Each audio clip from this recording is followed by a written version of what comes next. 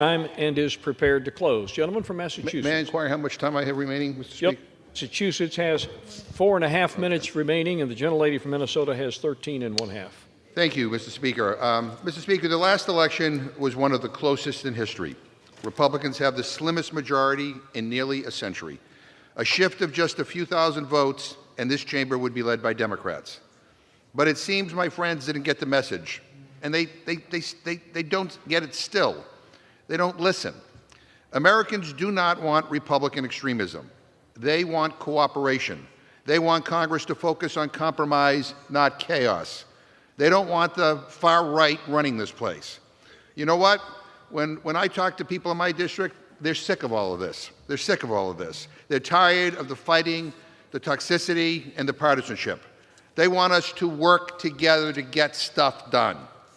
And the very first thing that Republicans are doing, they're making this place even more polarized, more toxic, and more dysfunctional. Republicans want to double down on the political infighting and the extremism. Even these rules are designed to ram through their extremism. Look closely at the bills that they are paving the way for. Anyone notice what is missing? They're not doing a single thing they promised to do. They ran on the economy. They talked about egg prices and gas. You know, where is that today? Nothing for workers, nothing to lower food prices, nothing about rent prices or helping people buy homes, nothing about inflation or prescription drugs, nothing on creating jobs, nothing on the economy. Someone should ask, what happened to all their promises? Was it all BS? And look at the people that they're putting in power. First of all, they're turning the White House cabinet into a junk drawer full of out-of-touch billionaires and insiders. Nobody who understands the struggles of regular people. His Treasury Secretary, a billionaire. His Education Secretary, a billionaire. All of his top secretaries, Health and Human Services, Energy, Interior. I mean, come on. This is a cabinet of millionaires and billionaires. These people don't pump their own gas. These people don't buy their own groceries. These are total trust fund babies that take helicopters to work, totally out of touch with reality. That's who Republicans are putting in charge. And here's the deal, and here's the reality. Democrats didn't win the last election, and we need to own that. We need to make changes from the ground up. We need to make sure we are of, by, and for the people. We need to do a better job of taking on corporate special interests. But let me be clear, we are not giving up. We are going to show up, and we are going to do what we were sent here to do. We will work with Speaker Johnson when we can, but we will not allow this House to become a rubber stamp for his extremist policies that help insiders and benefit millionaires and billionaires at the expense of everyone else. The American people deserve a hell of a lot better. And I promise you, Democrats will fight for a Congress that works for everyone, not just the powerful, not just the wealthy or the well-connected, but for everyone. That is our commitment and that is our promise. I yield back my time, Mr. Speaker, and I urge a no vote on this package. Gentleman, Republicans are bringing up a rule for two bills that will be debated on the floor this week. I look forward to that debate. But I feel compelled to focus on this majority's screwed-up priorities, which now include handing a get-out-of-jail-free card to KKK members, Proud Boys, and other criminals who violently beat cops within an inch of their lives on January 6, 2021. I mean, I thought this election was about lowering costs. What the hell happened? I thought it was about securing the border. I thought it was about making sure that our communities are safe. Not whatever the hell these pardons are. These pardons are sick. They are offensive. They are un-American. And I don't ever want to hear about law and order from your side again, Mr. Speaker, when your side is letting criminals back on the streets. Criminals who beat cops and tried to overthrow our government. 1,500 criminals, including over 600 who were charged with violently assaulting police officers. And I'm here to talk about that on the floor because I think it's disgusting. I think it's a disgrace. The people Trump let out broke through windows, beat up cops, and desecrated this beautiful symbol of our country. A building, by the way, that terrorists tried to destroy on September 11, 2001. They couldn't get here because they were stopped by the courageous people on board Flight 93. But the crowd that Donald Trump sent here breached the building, and they attacked it in a way that had never been done. It was a horrible, awful thing, what happened that day. I was in this chamber. I was in this room. I was in your chair, Mr. Speaker. I took over for Speaker Pelosi when she was evacuated. I was one of the last people off the floor, and I exited through those doors. And I saw the faces of the rioters smashing windows to try to get at us. They wanted to kill people, kill police, kill us. And I saw the walls they covered with feces. I saw them use flagpoles to beat police officers. I saw the fear in the eyes of my Republican colleagues as they cowered that day. And I saw the bravery of law enforcement that protected us. Mr. Speaker, how the hell do you guys walk into this place every day? How do you look the police officers in the eye? How do you do it, knowing the people who tried to kill them will walk free thanks to Donald Trump? These were brave officers who tried to hold the line against a violent mob. And let me tell you, they were outnumbered and they were overwhelmed because Donald Trump refused to lift a finger to help. The people he sent were not peaceful protesters. They were criminals, violent, angry, vicious people. They beat cops into the ground, leaving them bruised and battered. And now Donald Trump let them out of jail. And now he calls them heroes. He wants to invite them to the White House. We even had colleagues here who went to a D.C. jail to celebrate their release and complain they weren't being let out fast enough. This is unbelievable. This is an insult to every police officer in this country. It is an insult to the families of the people who died because of what happened, and an insult to the millions of Americans who believe in law and order, democracy, and decency. Trump is abandoning the blue. He could have chosen to let out only the nonviolent offenders, but he let out people who beat the cops, and that tells you all that you need to know. And I think my Republican colleagues owe it to us during this debate, the first time we are debating on the floor since the pardons, to come down and explain themselves. They owe America an explanation, because the people I am talking to think those pardons are shameful and disgusting and wrong. And I'll wait for an answer, and I reserve my time.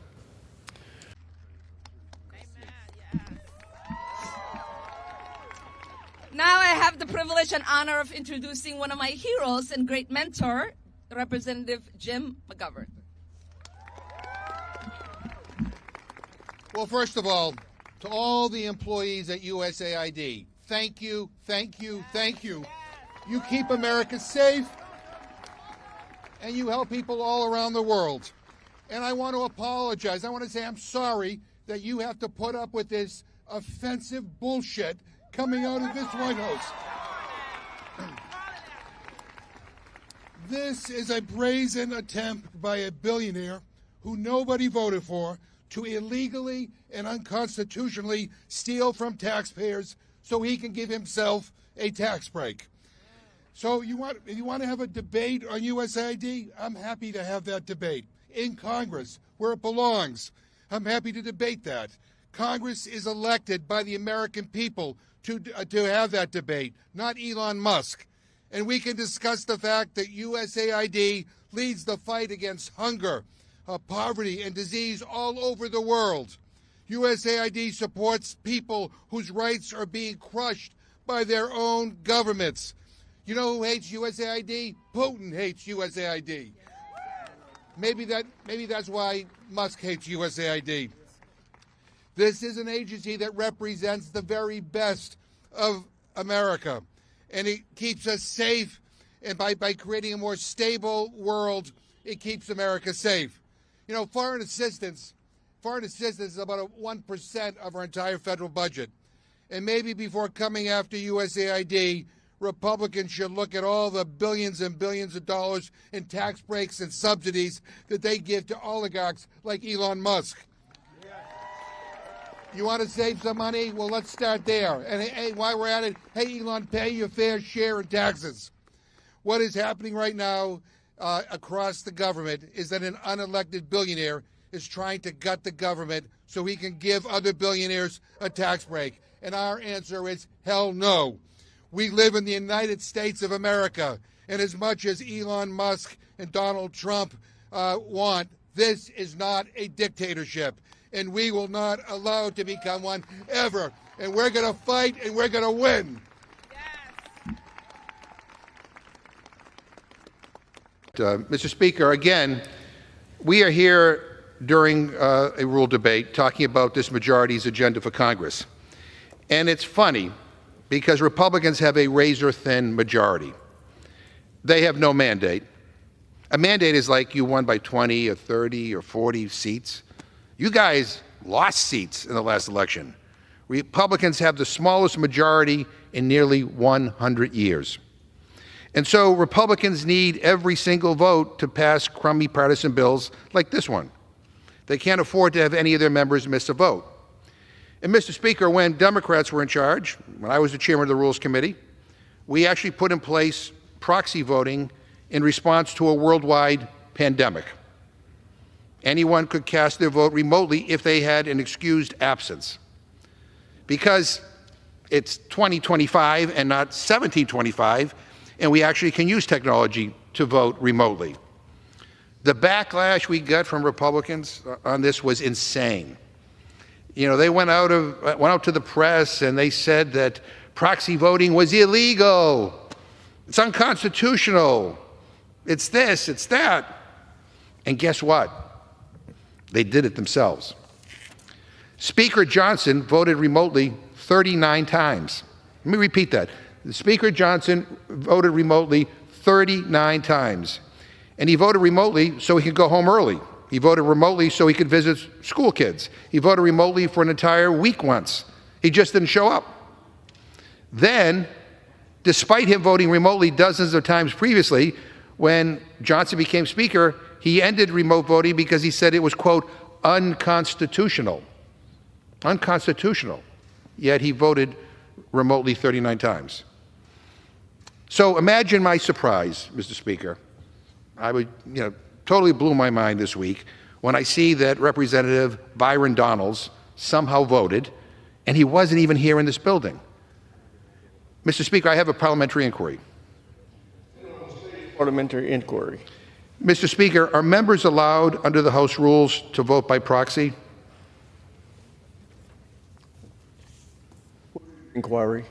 Are members allowed under House rules to vote by proxy? Rule 3, a member may not authorize another person to cast their vote, and members are also prohibited from casting a vote on behalf of another member. So further parliamentary, Mr. Speaker, are members allowed to vote by proxy if they have a TV appearance in California that they really want to go to? Under Clause 2 of Rule 3, a member may not authorize another person to cast their vote, and members are also prohibited from casting a vote on behalf of another member. Right. So this is really interesting now, because last week Congressman Byron Donalds was at HBO studios in California, not on the House floor. But somehow news reports say he also voted here on the House floor at the same time.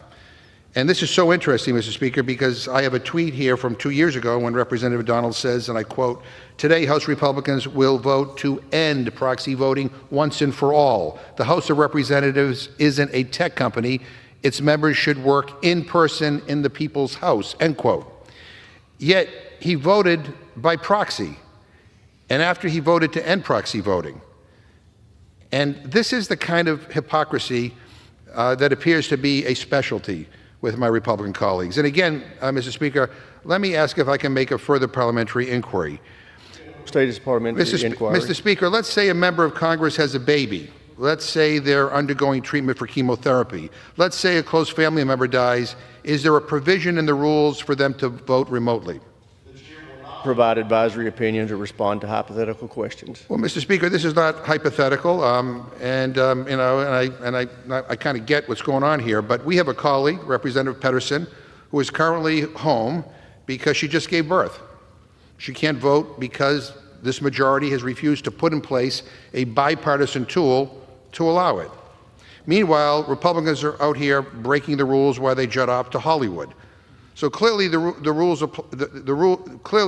apply and are held so sacrosanct by the majority that they can't be changed for new moms, but somehow they can be changed for interviews in Los Angeles. So, let it apply to thee and not me. Mr. Speaker, further inquiry: were Representative Donald's votes recorded as if he cast them properly, or has his absence been recorded? The chair would direct the gentleman to Clause 2 of Rule 3. So if I understand that correctly, they were recorded, even though he wasn't here in person. The gentleman is free to consult the records of the House. Okay. I have, and his vote was recorded even though he wasn't here. So let's just call this what it is. It's voter fraud under the rules that the Republicans have put into place. Let's not even get started about who used Donald's card to vote for him. They are fraudulently casting votes on the House floor to make sure they win every time, whether or not they have enough members here. But apparently the voter fraud is okay if they do it. This is unbelievable. I reserve my time. Gentleman reserves. The gentleman. And let me just begin by saying I actually read the budget. And it will come as no surprise to anybody here that I've come to a different conclusion about this budget than the chair of this committee. The sheer magnitude of the cuts that are proposed in this budget are going to hurt regular people and a lot of the people that I represent. So today we're here to discuss the Republican budget, a budget, in my opinion, that is a betrayal of the middle class. There is nothing America first about this budget. This is about gutting programs that help everyday people so that Republicans can give more handouts to billionaires and special interests. I mean, I keep hearing Republicans run these ads about how their budget is going to put money in regular people's pockets. Talk about misleading. You conveniently forgot to mention that billions and billions this budget gives away to the ultra-rich. And you forgot to mention that you're stealing from regular people to do it. People will see their costs go up. In other words, everyday people, teachers, nurses, firefighters, police officers, farmers, plumbers, laborers are going to get screwed. And I've seen this before. I saw it in 2017, the last time Trump was in the White House. Republicans love rigging the economy for the ultra-wealthy. And today, here they are, keeping the gravy train rolling for billionaires, making it possible for them to pay a lower effective tax rate than the working people of this country. And by the way, you know who else loves this budget? The price-gouging corporations that have been squeezing families at the grocery store, at the gas pump, and on their rent checks. A lot of them pay nothing in taxes. They pay nothing. In fact, nearly 50 companies in the S&P 500 reported paying no income tax expenses in 2023. And you wouldn't dare do anything about that. And then Republicans have the nerve to lecture us about fiscal responsibility. They claim they care about the deficit, but they can't help themselves because this budget blows a massive hole in the deficit. You have $2.7 trillion, that's trillion with a T, in tax giveaways for the ultra-rich contained in this budget. And in the same breath, they're slashing programs that help everyday people. Oh, they're coming after Medicaid, and they're coming after Social Security, and they're coming after Medicare, and they're coming after SNAP, a program that ensures that kids and seniors do not go hungry. I mean, how cruel is that, to take away food from hungry people? And they don't care. They're coming after every single thing that matters to people who work hard and keep this country going. In short, this bill is not about helping regular people. It's about helping the billionaires and price gougers who funded Republican campaigns. Wages for working people have been stagnant for decades. Everything from gas to groceries keeps getting more expensive. Eggs are like $10 a dozen in some places, and we haven't seen a damn thing to bring down costs. It's all handouts to their donors while everyday people fight to just stay above water. This budget does not invest in working families, it robs them. It doesn't strengthen our economy, it weakens it by making it harder for regular people to get ahead. Plain and simple, Republicans are betraying the middle class. Democrats have a very different vision, one that puts regular people in front of billionaires. We care about working people who can't afford rent. We care about the people who get their hands dirty on the job and are pissed off that billionaires are able to pay lower effective taxes than they do. And we care about the nurses and the teachers and the police officers and the firefighters and the waiters and waitresses and cashiers who deserve better than this Republican budget that screws them over. It is insulting. It is insulting. Democrats want tax relief for workers, not the ultra-rich. Democrats believe in protecting Social Security and Medicare, not gutting them to pay for corporate tax handouts. And Democrats support Medicaid and SNAP because we know these programs are essential for keeping millions of Americans who live on the brink from falling off the cliff. And we all know trickle-down economics doesn't work. After the last round of Trump tax cuts that gave companies billions in tax breaks, those companies didn't spend that money on their workers or building new infrastructure. They spent it on stock buybacks to enrich their wealthy shareholders. For example, T-Mobile almost paid nothing in federal income taxes in 2023, but spent $13 billion on stock buybacks, which is why we should grow our economy from the bottom up and not the top down. This Republican budget is about choices, and they're choosing billionaires over teachers and nurses, for God's sakes. They're choosing corporate greed over struggling families. They're choosing to make life harder for the people who do the real hard work in this country. And they're blowing up the national debt while they're at it. Only these guys, Trump and Elon and the MAGA clown show in Congress, could find a way to cut hundreds of billions of dollars in spending on critical and essential programs that help people, and yet still blow up the national debt. I mean, you can't make this stuff up. The American people deserve better. They deserve a government that works for them, and not just the wealthiest elite and those at the top. I ask my colleagues, have any of you been in your districts lately? Have you talked to people? I mean, real people, as opposed to just political donors? This is not what people want. I promise you, this is not what people want. And Democrats are going to expose this corruption and grift, and we're going to fight like hell to stop it. I yield back. Thank you, Mr. McGovern. Without objection, any prepared statements that our witnesses may have will be included in the record. I welcome our first panel, Chairman Arrington and Ranking Member Boyle from the House. The clerk will report the total. 4 yeas, 9 nays. The noes have it. The amendment is not agreed to. Is there any further discussion? Yes, Madam Chairwoman. I have an amendment to the rule. The gentleman will. And again, I just want to make clear for the record, we support tax cuts for working families. We just don't support tax cuts for the very wealthy in this country, the millionaires and billionaires and big corporations. So I have another amendment to the rule. I move the committee make an amendment number 78 offered by myself, which prevents tax cuts for people earning over $1 million per year. So Republicans on this committee have made it clear that they're looking out for the interests of billionaires ahead of regular people by rejecting the last amendment, which would have prioritized working and middle-class people. You talk about the deficit and making tough choices all the time. I get it. But if you're truly concerned about the deficit and the debt, I think we can start by making the richest people in this country pay their fair share. So I'm offering this amendment, which is very simple. It prevents tax cuts for people earning over $1 million per year.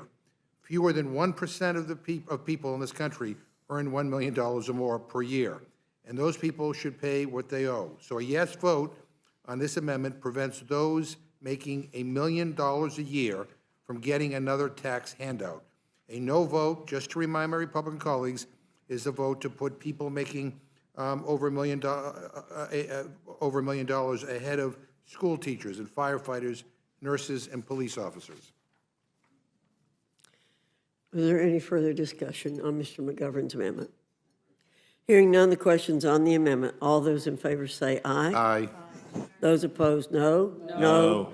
In the opinion of the chair, the noes have it. The amendment is not agreed to. Mr. McGovern requests roll call. The clerk will call the roll. Mrs. Fishbach? No. Mrs. Fishbach, no. Mr. Norman? No. Mr. Norman, no. Mr. Roy? No. Mr. Roy, no. Mrs. Houchin? No. Mrs. Houchin, no. Mr. Langworthy? No. Mr. Langworthy, no. Mr. Scott? No. Mr. Scott, no. Mr. Griffith? No. Mr. Griffith, no. Mr. Jack? No. Mr. Jack, no. Mr. McGovern? Aye. Mr. McGovern, aye. Ms. Scanlon? Aye. Ms. Scanlon, aye. Mr. Neguse? Mr. Neguse, aye. Ms. Leisure Fernandez? Aye. Ms. Leisure Fernandez, aye. Madam Chair? No. Madam Chair, no. The clerk will report the total. 4 yeas, 9 nays. The noes have it. The amendment is not agreed to. Any further discussion? Madam Chairwoman, okay, hard to believe that last vote, but I have an amendment to the rule. I move the committee make an order amendment number 79, offered by myself, which prevents tax cuts for people earning over $100 million per year. Madam Chair, every Republican just voted in lockstep to keep our unfair tax system where billionaires pay a lower effective tax rate than working people. But I want to highlight how out of touch my friends are. Let's go from people earning $1 million a year to $100 million a year. I mean, surely you must think if someone makes $100 million a year, you shouldn't pay less in taxes than an average worker, right? Now, I did some research, and there are less than a dozen CEOs in this country who earn that much. Again, a yes vote on this amendment prevents people earning over $100 million per year from getting another tax break. So you should vote no if you want to side with the millionaires and billionaires over working people. Is there further discussion? Hearing none, the question's on the amendment. All those in favor signify by saying aye. Aye. All those opposed, no? No. In the opinion of the chair, the noes have it. The amendment is not agreed That's to. for a roll call. The gentleman asked for a roll call. The clerk will call the roll. Mrs. Fishbach? No. Mrs. Fishbach, no. Mr. Norman? No. Mr. Norman, no. Mr. Roy? No. Mr. Roy, no. Mrs. Houchin? Mrs. Houchin, no. Mr. Langworthy? Mr. Langworthy, no. Mr. Scott? No. Mr. Scott, no. Mr. Griffith? No. Mr. Griffith, no. Mr. Jack? No. Mr. Jack, no. Mr. McGovern? Aye. Mr. McGovern, aye. Ms. Scanlon? Aye. Ms. Scanlon, aye. Mr. Neguse? Aye. Mr. Neguse, aye. Ms. Leisure Fernandez? Aye. Ms. Leisure Fernandez, aye. Madam Chair? No. Madam Chair, no. The clerk will report the total. 4 yeas, 9 nays. The noes have it. The amendment is not agreed to, and I make one more quick comment about taxes. It's true the share of taxes paid by the top 1% actually hit new heights after the TCJA was enacted. Is there further Yes. discussion? I have an amendment to the rule. I move the committee make an order amendment number 80, offered by myself, which prevents tax cuts for people with a net worth over $1 billion. Republicans on this committee just voted to protect tax breaks for people earning over $100 million per year. So I want to see how far they'll go. Will my Republican colleagues join Democrats to prevent tax breaks for billionaires? I mean, billionaires? There are 748 billionaires in the United States. That's it. And a lot of them pay a lower effective tax rate than the people we represent because of all the loopholes that you've been successful in getting into the tax code. So I ask my colleagues, who do you stand with? Your constituents or the billionaires? So a yes vote on this amendment means you stand with your constituents. A no vote is to vote to protect the 748 billionaires in this country from paying what they should pay in taxes. Madam Chair, Any further? Yep, Mr. I Scott. would just like to point out that municipal bonds, those people own a tremendous amount of municipal bonds, and the gamesmanship in their actual tax rate, a lot of it comes from the fact that they're the ones that are actually buying the bonds to build the hospitals, the water systems, and everything else. Now, if you want to take away tax-exempt bond interest, then let me tell you something. You want to hurt a lot of the people in this country, take away the tax-exempt bonds from them. My heart is aching for the billionaires who, by the way, keep a lot of the money to themselves. So again, this is about whether The money goes to build hospitals, schools. Yeah, just the facts. I know they get in the way sometimes. Well, I disagree. So this is very clear. You can try to explain that to your constituents at a town hall. Madam Chair, Mr. Griffith. Madam Chair, I'm just wondering, I don't know of any agency that keeps track of our net worth. So this would actually require expenditures in order to have an agency determine what the net worth of every American is. I think that's bad policy. I yield back. But, and I also don't know how Mr. McGovern knows that these people pay less than other people. I'm not sure how you get that kind of information. I can give you, I'm going to insert in the record a number of articles that will help explain that to all of you, okay? Well, they're not government agencies, They're I would not. submit. That's right. Therefore, we'd have to create a government agency to determine the net worth of all Americans in order to make this amendment in order or proper. Okay, I'm going to call the question. Well- I'm going to call the question. Well, there's some people who want to debate. There's Well, debate. you- There's this debate. is I'd like to debated. have debate. You're going to cut off debate on this? I will shortly. Mr. Neguse? I thank the chairwoman for her indulgence. I would just say, Mr. Griffith, again, let's just have an honest debate. Your concern cannot possibly be that you are worried that this will require an expenditure to create a new government agency to calculate the net worth of 740 people in a country of 330 million people, 740 billionaires, whom Mr. McGovern has made a reasonable amendment to simply suggest that perhaps these tax cuts shouldn't go to the 740 richest people in a country of 330 million people. None of these people are your constituents, I suspect. That the 740 billionaires in this country don't live in your district. There are a lot of people in your country, in your constituency, earning a living wage. And those are the people that Mr. McGovern seeks to protect. So you can take the stance that Mr. Scott did regarding municipal bonds, and I appreciate his point on that. I disagree with him, but nonetheless, that's a reasonable position to take. But this notion that the government is incapable of calculating net worth of billionaires and therefore we should let them off the hook and have whatever tax cuts they please, spare me, please. I mean, I yield back. Thank you for yielding back. Ms. Madam Leisure Chair. Fernandez. Yeah, I'd like to cede time to the ranking member. I just want to ask unanimous consent to insert in the record from the Oxford Review of Economic Policy, what is the average federal individual income tax rate on the wealthiest Americans? And also the secret IRS files, trove of never-before-seen records reveal how the wealthiest avoid income tax in our country. And you know what? We should actually do a hearing on how people hide their wealth and how they play games. But I mean, there's a list of here, from Warren Buffett to Jeff Bezos to Michael Bloomberg to Elon Musk, shows what their true tax rate they pay is. And quite frankly, their effective tax rate is oftentimes less than a police officer or a nurse. There's something wrong. Without objection. Miss. Okay. Okay, and, I think we need to remember that it is the job of the Internal Revenue Service to receive and to determine what the taxes are. And we are passing a resolutions that's going to set up a tax cut for those billionaires. And with regards to who we represent, Mr. Griffith, I would note that you represent the most people utilizing SNAP to put food on the table for their families, and the second highest number of people on Medicaid in this committee. And so the question is, are you going to be standing with those 740 billionaires and saying, I don't think they deserve this tax cut when it's going to come out of SNAP and Medicaid? I think that's what the amendment is going to, is are we going to be standing with the 740 billionaires, many of whom are constantly cheating on their taxes, which is another issue. But I think that that's the point that this amendment is making, is who are you standing with? Your own constituents, it's 156,146 constituents on Medicaid, 57,000 constituents on SNAP, or those 740. With that, I yield back. Let's not let this mystery go very long. We'll find out who's voting how.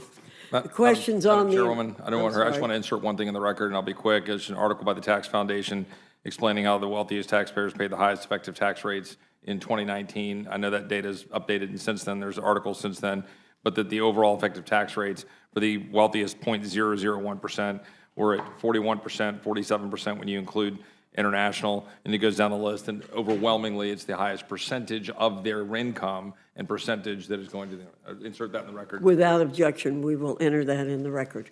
The question is on the amendment. All those in favor say aye. Aye. Those opposed, no. No. In the opinion of the chair, the noes have it. The amendment is not agreed to. Ask for a recorded vote. Clerk will call the roll. Mrs. Fishbach? No. Mrs. Fishbach, no. Mr. Norman? No. Mr. Norman, no. Mr. Roy? No. Mr. Roy, no. Mrs. Houchin? No. Mrs. Houchin, no. Mr. Langworthy? No. Mr. Langworthy, no. Mr. Scott? No. Mr. Scott, no. Mr. Griffith? No. Mr. Griffith, no. Mr. Jack? No. Mr. Jack, no. Mr. McGovern? Aye. Mr. McGovern, aye. Ms. Scanlon? Aye. Ms. Scanlon, aye. Mr. Neguse? Mr. Neguse, aye. Ms. Ledger-Fernandez? Aye. Ms. Ledger-Fernandez, aye. Madam Chair? No. Madam Chair, no. The clerk will report the total. 4 yeas, 9 nays. The noes have it. The amendment is not agreed to. Noes have it. The amendment is not agreed to. Is there another amendment or discussion? Madam Chair, I have an amendment to the rule. I move the committee make an order amendment number 77 offered by myself, which extends tax cuts only for people making under $400,000 per year. You know, when they talk about their awful tax scam enacted during the last Trump presidency, my Republican colleagues like to leave out the fact that the richest people in this country, millionaires and billionaires, got 288 times more of the benefit than regular working-class people, like teachers and firefighters. Let me repeat that. The richest in this country are getting 288 times more tax cuts than the average worker. That is wrong. This amendment is very simple. It extends tax cuts only for people making under $400,000 per year. It's a chance for my Republican colleagues to put their money where their mouth is. If you want to have a tax system that puts middle-class families ahead of billionaires, you should support this amendment. The yes vote on this amendment extends only the tax cuts for middle and working-class families. A no vote continues our unfair tax system that rewards billionaires over regular people. Is there further discussion on Mr. McGovern's amendment? I think Mr. Neguse. Yeah. Mr. Neguse? Yes, I thank the chairwoman. I certainly support the ranking member's amendment, which I think is thoughtful and clarifies for the public what this debate really is all about. I was remiss in missing some of the debate earlier on this bill, and so I thought I might just offer a colloquy if my colleague from the good state of Texas is willing to engage me. But our good friend and former Rules Committee member, Mr. Massey, I think offered perhaps the most salient indictment of the Republican budget resolution thus far, when he released a statement earlier today on X saying, quote, "If the Republican budget passes, the deficit gets worse, not better." And I just wonder if there's, perhaps this is already debated at great length. Okay, I missed the fun. It wasn't debated at great length. It wasn't debated? Well, at this point, we have an opportunity, if Mr. Roy or Mr. Norman care to opine on that. But having great respect for Mr. Massey and enjoying my service with him on this committee, I would be remiss if I didn't give the two of you an opportunity to explain your change of heart and why you've become pro-deficit all of a sudden. I mean, or is this inconsistent with Mr. Massey? Happy to yield to the gentleman. No, I'll just say, we debated this earlier and had a significant amount of conversation about it. Mr. Massey is not here to make his point. He'll be able to make that on the floor, should he wish. And as it's not surprising, I have a lot of respect for Mr. Massey and a lot of agreement in many respects with Mr. Massey on a lot of different issues, including concerns about what we do with respect to spending and tax policy. If Mr. Massey were here, we would have engaged in a colloquy between the two of us and with you about these issues. We explained earlier when Mr. Arrington was here about my belief that assumption of 2.5% growth pegged between historic 3.2 and CBO 1.8, which is basically the middle spot of there. That plus the spending cuts, which I understand there's some disagreement on spending reductions on the other side of the aisle, those two things combined, I believe, gets it to deficit neutrality. Would I like to go further? Absolutely. But this is a effort to move the ball forward. And I would note that we worked hard, including Mr. Norman and I, to include a tie between the tax policy and the spending policy, which was an important provision for us in the Budget Committee, so that there would be requirements of spending restraint and that any tax restraint would be tied to that spending restraint, which was a fairly significant change. I yield back. Well, I appreciate the gentleman's response. I would just simply say, as you said, and you're right to note, Mr. Massey is not here. He no longer serves on this committee, and I think we know the reason why. If he were here, he'd be speaking truth to power with respect to his views on this particular bill, as he made clear to the American public by virtue of his post.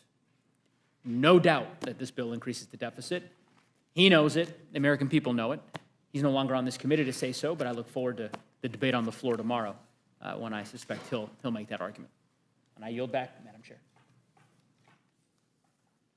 Thank you. Is there any further discussion on the amendment? Madam Chair, I would just, Yes, I would Ms. just like to Leatherton. point out that this amendment asks the Republicans and Democrats on the committee, who do you stand with?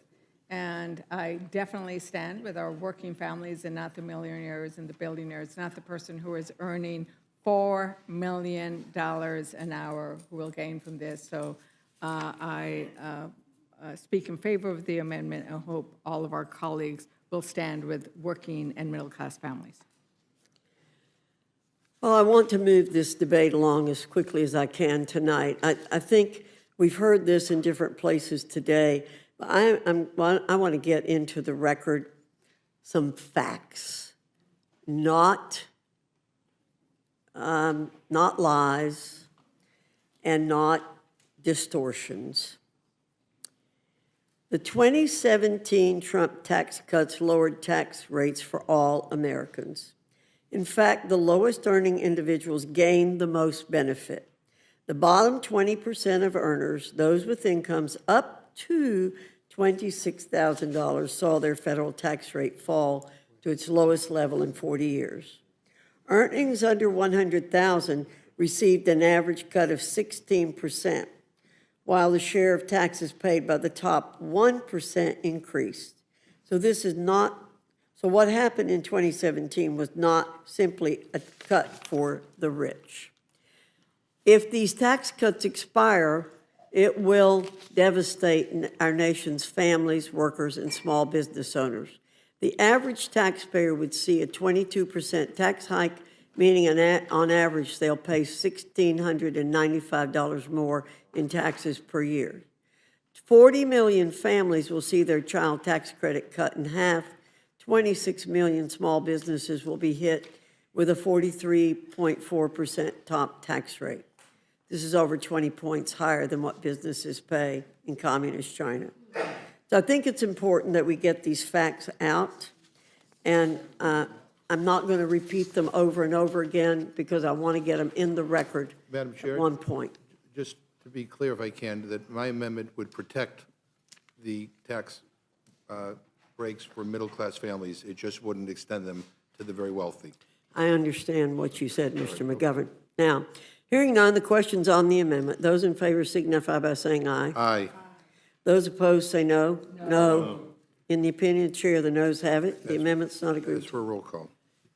The gentleman, the clerk will call the roll. Mrs. Fishbach? Mrs. Fishbach, no. Mr. Norman? Mr. Norman, no. Mr. Roy? No. Mr. Roy, no. Mrs. Houchin? Mrs. Houchin, no. Mr. Langworthy? No. Mr. Langworthy, no. Mr. Scott? No. Mr. Scott, no. Mr. Griffith? No. Mr. Griffith, no. Mr. Jack? No. Mr. Jack, no. Mr. McGovern? Aye. Mr. McGovern, aye. Ms. Scanlon? Aye. Ms. Scanlon, aye. Mr. Neguse? Mr. Neguse, aye. Ms. Ledger-Fernandez? Ms. Ledger-Fernandez, aye. Madam Chair? No. Madam Chair, no.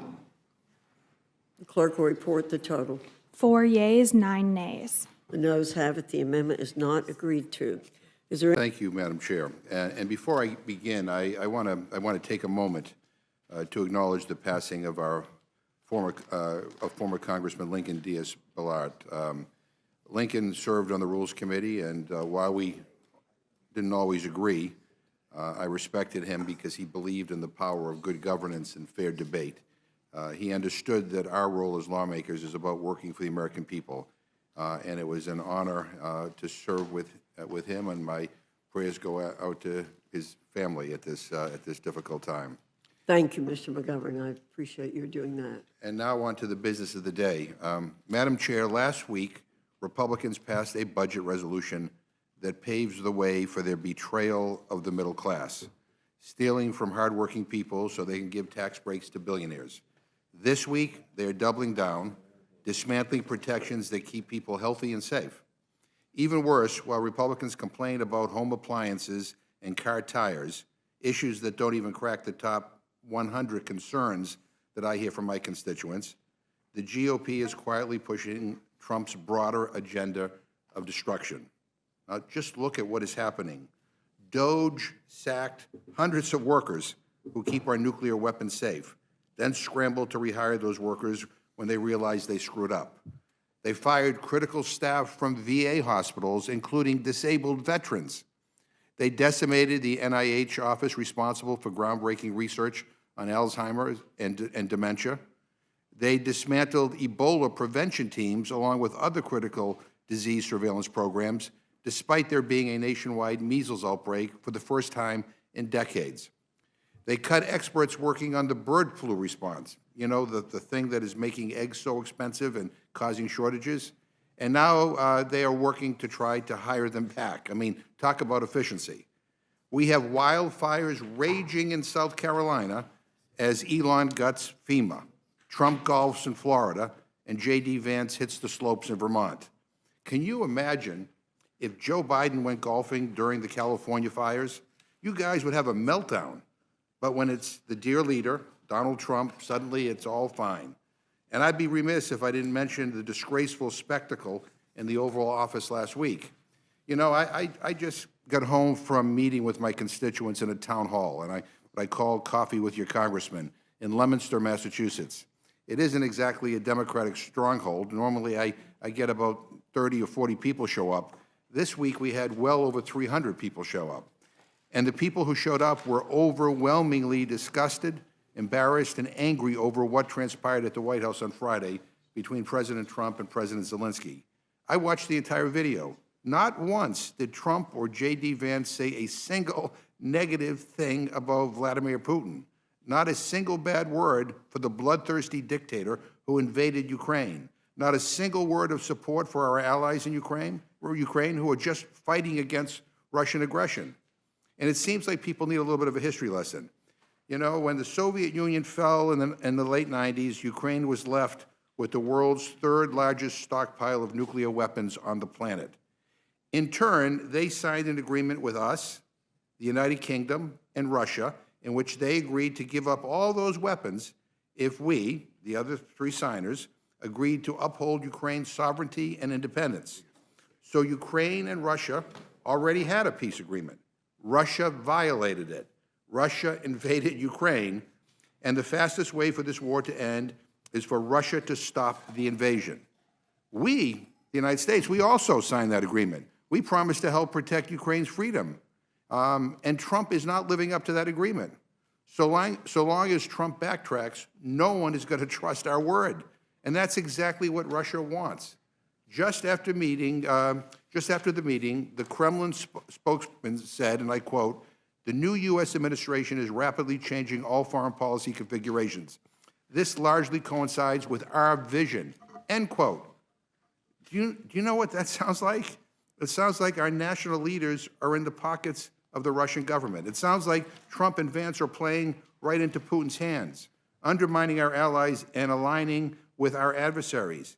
In fact, just for the sake of argument, let's say we had a president who was doing Putin's bidding, who was secretly trying to undermine the United States, and that president wanted to destroy us from within. You know what they would probably do? Well, they would dismantle our professional civil service. They would withdraw from the world and threaten to leave NATO. They would shut down foreign aid. They would turn their backs on our allies and embrace our adversaries. And they might weaken our ability to fight off Russian cyber operations against U.S. critical infrastructure. Do those things sound familiar? Because I think they do. And let's be clear, everything I have mentioned, dismantling regulations, destroying institutions, abandoning our global commitments, makes Americans less safe, not more. And let me make one more thing clear. Republicans own this. You control the House, you control the Senate, and you control the White House. We do not live in a dictatorship. You can stand up to this stuff, but you don't. You can provide oversight on the very real, very massive scandals happening right now, but you won't. You could pass real policies to bring down the cost of food, stop the egg shortage, help middle-class families, and protect this country, but you're not. Instead, you're stealing from the middle class to enrich billionaires, trying to overturn Biden-era rules no one has ever even heard of, and offering the Western world on a platter to dictators. So, well, we're not going to stand by while extremists dismantle our government and hurt everyday Americans. The Republican agenda comes at the expense of the people we were all elected to serve. Enough is enough, and I yield back my time. Thank you, Mr. McGovern. Without objection, any prepared statements that our witnesses have will... I yield back. Thank you. Ranking Member McGovern. Mr. Plone, do you want to respond to any of that? Yeah, I thank you. Again, you know, part of my concern here that I expressed is that with both of these rules, no hearing in subcommittee, no markup in subcommittee, no markup in full committee, which is regular order. And I think, you know, Mr. Griffith, you mentioned, you know, that we don't really check what we're doing. I think that that's the problem here. In other words, look, my understanding is that Yokohama, did I pronounce it? Yeah. Isn't even covered by this EPA rule or by this resolution, because the EPA rule, as I said, doesn't apply to the entire rubber tire manufacturing industry, just a handful of facilities that process rubber, as I said, who have years to comply. And that is the case with Yokohama. They're not actually covered by the rule. And I don't even know if Yokohama is part of this group, but as I mentioned, the Association of Home Appliance Manufacturers has said that they have no problem with this EPA rule. Maybe Yokohama is not part of that group. I have no idea. But I just feel that, you know, it's kind of like the same thing. A gentleman from Georgia last week on the home water heaters, you know, talked about his company, this Japanese company that was manufacturing these things in his district, and it turned out they were the only group that opposed this. And what we found out was that all they had to do was spend, I don't know how much, I think it was about $10 million, and they were making so much money in order to do what the American manufacturers were doing, and they refused to do it. And so they were the ones that were saying, well, we should get rid of this rule. So again, I don't know what to say. I think if we had an opportunity to look at this, we would find out who isn't impacted. Yokohama is not impacted based on what I've been able to find out.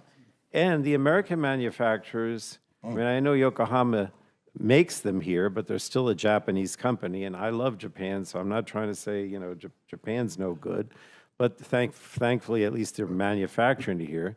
But the bottom line is, these resolutions come before rules without having any input from Energy and Commerce. Examples are being brought up, which I don't think the rule applies to, and with the exception, maybe no exceptions, the American manufacturers have no problem with it. Well, I don't know what to say, You just made Mr. the Chairman. case why hearings are important, and hopefully in the future, my Republican colleagues will actually take the time and do hearings and bring these bills to the floor under regular order. Chairman Guthrie, as you heard in my opening statement, I just find it really hard to believe that these are the most pressing items on your agenda as the chairman of the committee with broad jurisdiction over this country's health care system.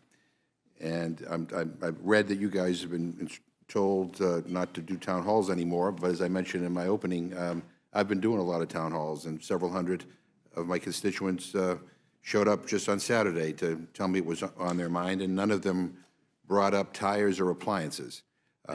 But they did bring up how disgusted they are with DOGE cuts, and they objected to the awful budget that you guys jammed through, which goes after Medicaid. So I just want to ask you some questions about some things that actually matter to a lot of Americans.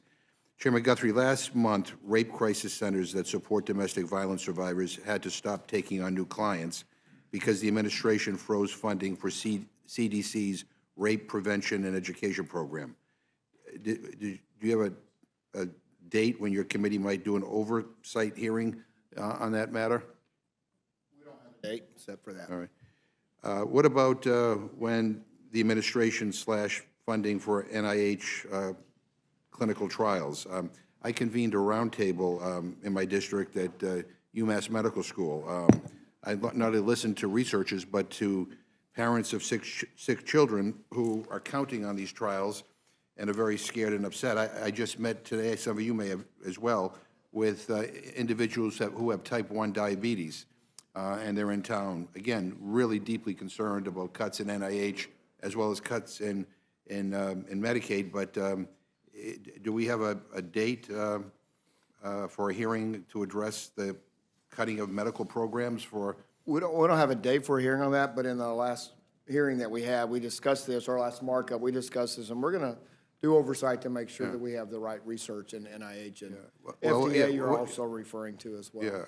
Yeah. What about the fact that 1/10 of the workers have been let go at NIH's Center for Alzheimer's and Related Dementias, including leading Alzheimer's researchers who have, again, I mean, it would seem to me that that's urgent enough when there should be hearings scheduled on that at the very least. You know, and let me ask you about what's on everybody's minds, and that is the cuts that are proposed to Medicaid, which would threaten 80 million children and adults who receive health care through Medicaid and CHIP. I mean, will your portion of the reconciliation bill cut Medicaid? My assessment, we haven't sat down and had our markup yet, but you won't have children that are, what we will offer will not affect children, disabled, people in the traditional Medicaid program. Who will? Able-bodied working adults. So you're going to cut, I mean. When we won't cut, we'll ask them to work. Yeah, I mean, and Mr. Pallone, how much does the budget propose to cut Medicaid? Well, 880 billion, but that was instructions to the Right. committee, but my understanding is they're looking for another 500 billion across all the committees, and so it'd probably be over $1 trillion for us. But we have broad jurisdiction, so it's not all going to be in Medicaid. But this is actually good news. If you're going to tell me that you're going to find all those savings and nobody is going to lose their health care, no one's. Chairman Guthrie mentioned work requirements. First of all, in Georgia, which is the only state that has it right now, we found out that nobody was eliminated. With the work requirements, all they did was eliminate people that were already working. Right? It's just that the paperwork prevented people from actually filing the paperwork, and they lost their insurance. But even if you did that, and you had that across the board in every state, and everyone lost their insurance because they didn't file the paper, you're talking less than $100 billion. So where's this trillion coming from? But put me down as skeptical that somehow you're going to make these cuts and there's going to be no adverse impacts. But as we speak, and the reason why I am skeptical is because as we speak, people are beginning to feel the actions of this administration.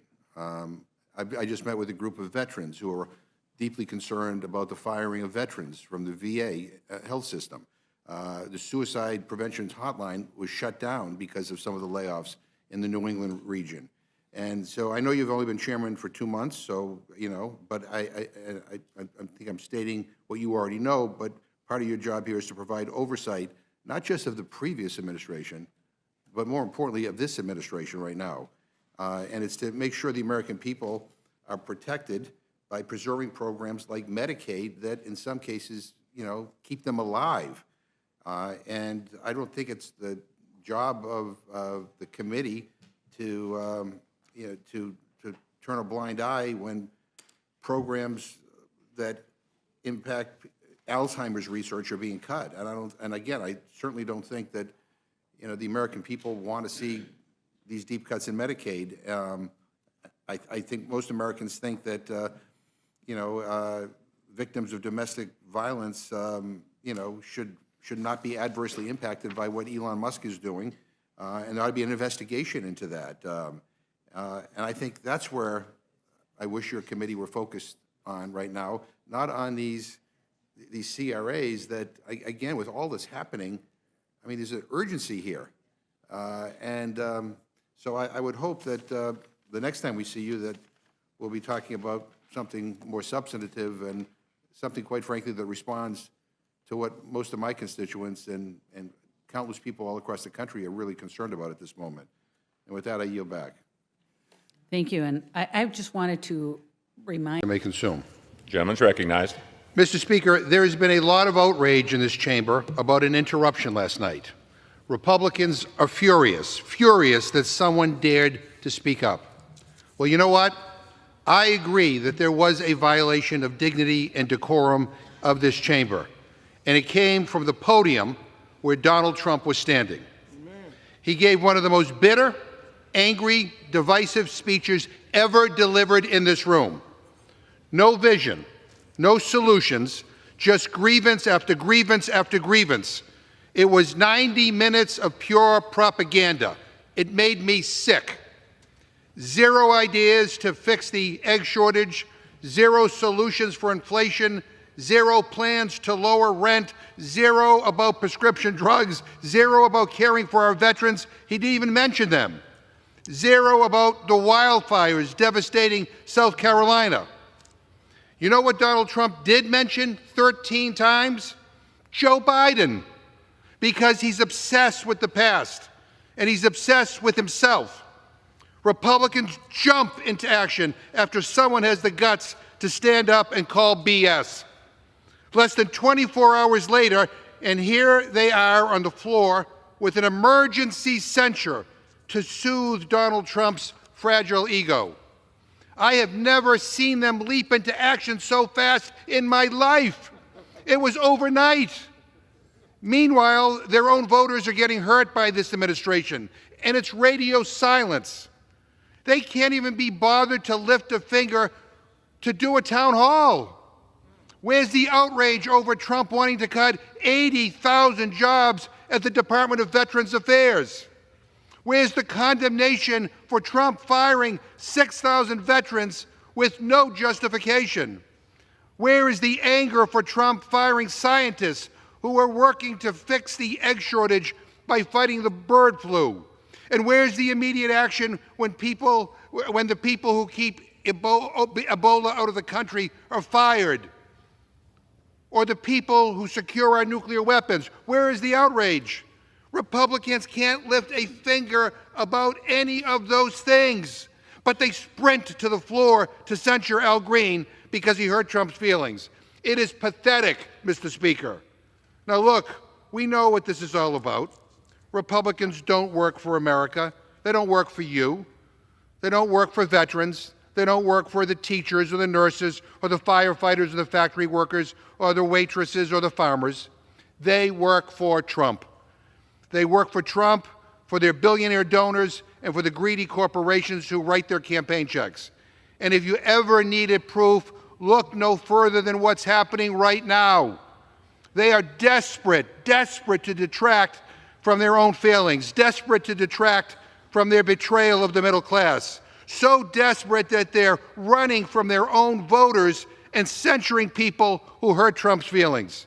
Give me a break.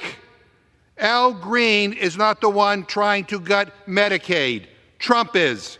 Al Green is not the one trying to gut veterans' benefits. Trump is. Al Green is not the one cozying up to dictators and screwing over our allies. Trump is. I reserve my time. Gentleman reserves. Gentleman from. Well, thank you, Madam Chair. And I've really got to say that I'm so glad that Republicans are finally tackling a major issue that everybody, and I mean everybody, is talking about all the time: commercial walk-in freezers. Oh my God. I mean, coming off your recent deep dives into pool heaters and hot water tanks, I've got to hand it to this majority. You're really zeroed in on what's most important to the American people. Keep at it, because nothing says we're listening like congressional action on commercial refrigeration equipment. But if you happen to find a little extra time moving forward, maybe you might want to talk about something that I'm actually hearing about from my constituents, like how Donald Trump is openly using the Department of Justice to go after his political enemies, or how he's dismantling entire federal agencies, purging civil servants, and replacing them with loyalists. Maybe you could talk about how he and Elon are threatening to screw around with Social Security, even as people's retirement accounts are tanking because of chaotic economic proposals and reckless trade wars, or how his tariffs are already driving up prices for for everyday goods again, hitting working families with a hidden tax while he pretends to stand up for them. And maybe you could discuss how he's telling people to buy Tesla stock while whining and dining Elon Musk at Mar-a-Lago. That's called corruption. Or how he's turning the presidency into his own get-rich-quick scheme while claiming to speak for the working people. I dare you to hold a town hall and tell your constituents what Republicans are using this committee to do. Hold hearings on commercial appliances while Donald Trump burns down the government. And as if wasting time on commercial freezer bills isn't bad enough, you're bringing up H.R. 1048, the Deterrent Act. Now, let's be real. This is all about handing Donald Trump and his cronies another tool to go after schools, students, and faculty who dare to challenge their ideology. This is about punishing higher education institutions, and maybe you guys think that learning is a liberal conspiracy. Because the bottom line is this isn't about policy, it's about fear. You either toe the line, you either say what we want you to say, do what we want you to do, or you'll be punished. It's also about gutting the Department of Education and making it so that the only people who can afford college are the ones already at the top. Gutting the Department of Education means larger class sizes. It means fewer teachers. It means higher tuition. And it means devastating cuts to research and innovation, research that leads to medical cures, climate solutions, and economic growth, all to bankroll tax cuts for billionaires and appease the whims of a man who thinks democracy is an inconvenience. Well, Democrats believe in something better. We believe government should work for all people, not just the wealthiest few. We believe in investing in education, healthcare, housing, clean air and water, and jobs. We're ready to work with anyone serious about delivering results for working families, but we will not stand by while Trump and his Republican enablers try to turn the government into their own personal ATM and a weapon for retaliation and revenge. I yield back. Thank you, Mr. McGovern. Ranking member of the Committee on Rules, Mr. McGovern. Gentleman is recognized for 4 minutes. Mr. Speaker, today House Republicans are wasting time talking about walk-in freezers and refrigerators. That's what Republicans think is urgent, commercial freezers and refrigerators. You know what I think that is? I think that's insane. I think it's unhinged. It's not what I'm hearing at my town halls. I've done 6 town halls. Thousands of people have shown up. Maybe if Republicans actually held town halls and listened to people, they would know what the hell is going on right now. People are not worried about commercial walk-in freezers or refrigerators, Mr. Speaker. They're pissed at Elon and his unelected, unappointed bureaucrats for blowing up the Department of Education. That's what they're worried about. They're demanding resignations because Trump's national security team recklessly mishandled classified information on unsecured phones. They might as well have mailed a copy to the Kremlin, for God's sake. People are mad as hell that you guys are going to try to kill Social Security. Mr. Speaker, you can say whatever you want, but that's what Republicans want to do. They want to kill Social Security. That's a fact. They want to raid Social Security like a piggy bank so Elon can steal people's money and give more tax breaks to billionaires. I was at a retirement community in my district on Friday, and seniors are scared out of their minds. They're not stupid. They know what's happening. It's crystal clear. They see through all the BS, and they know Elon and Trump are trying to sabotage Social Security so they can start kicking people off. The Social Security website crashed 4 times this month. Millions of Americans couldn't log into their accounts. Elon fired so many people that there's nobody to answer the phones at some Social Security offices. The lines keep ringing and ringing and ringing. We don't even know how long wait times are because, get this, they eliminated the program to track customer satisfaction. And Elon is still lying, saying millions and millions of dead people are collecting Social Security checks and calling Social Security a Ponzi scheme. Mr. Speaker, that's a lie. It is not true, and he knows it's not true. And we heard Donald Trump parrot that same propaganda in this chamber because President Elon told him to, because they want an excuse to cut seniors off of Social Security. These guys are rich, out-of-touch billionaires who just don't get it. They're having champagne and caviar at Mar-a-Lago while senior citizens wait for hours on the phone to talk to somebody. Trump's Commerce Secretary said if Social Security didn't send out checks for a month, his 94-year-old mother-in-law would not complain. Well, good for her. But he's a billionaire, for God's sake. Must be nice to have one in the family. But guess what? Most people are not so lucky. When I talk to seniors, they tell me one missed Social Security check means going hungry. It means falling behind on rent. It means skipping medications. People out there can't afford groceries, but Trump's team is telling them to go buy Tesla stock. That's their retirement plan. I mean, these people are nuts, Mr. Speaker. The bottom line is that for Republicans, Social Security is just another thing they can cut to pay for billionaire tax breaks. Well, guess what, Elon? We are not letting you get your greedy, grubby billionaire hands anywhere near Social Security.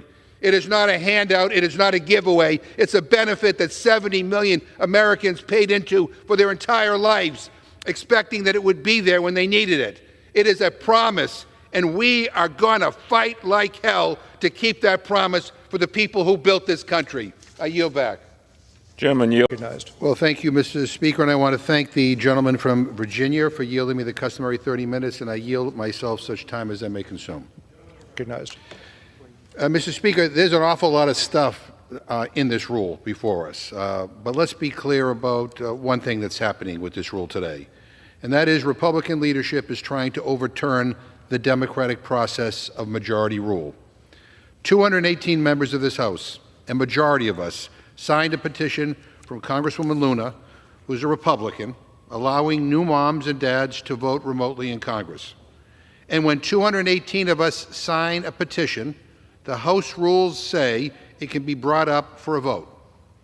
But a backdoor provision slipped into this rule is being used to shut down that process, an unprecedented step.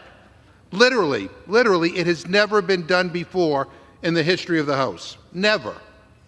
So if you sign Representative Luna's discharge petition, if you agree it deserves a vote, if you agree that a majority of the House should have the ability to bring up legislation through the discharge process, then you have to vote no on this rule. It is that simple. Let's go back to the drawing board, drop this provision. And by the way, this isn't remote voting for everyone. It's very simply about giving new parents the option to vote remotely if they so choose. That's it. That's what the Republican leadership is killing. And when we get to the actual bills Republicans are advancing here, Mr. Speaker, who wrote these Republican bills? A Wall Street lobbyist? You know, one of them is literally about letting big banks raise their fees. Who the hell asked for that? The CEO of Goldman Sachs? I mean, people are getting screwed by big banks, by Bank of America, by Morgan Stanley, by Wells Fargo. This is about whose side you're on. Republicans, at least these guys are upfront about it, they want to help Wall Street. Democrats fought to make sure overdraft fees are capped at $5. And these guys come down here with a straight face telling America what? That letting banks raise fees is a good thing. I mean, Republican math is that higher fees are good for you. Really? I mean, you know, that somehow we all should want to pay more fees to big banks? I mean, is this a joke? Is this a bad joke? I mean, this next measure that they have in this rule lets big tech off the hook when people get ripped off. I mean, did Elon Musk write this one?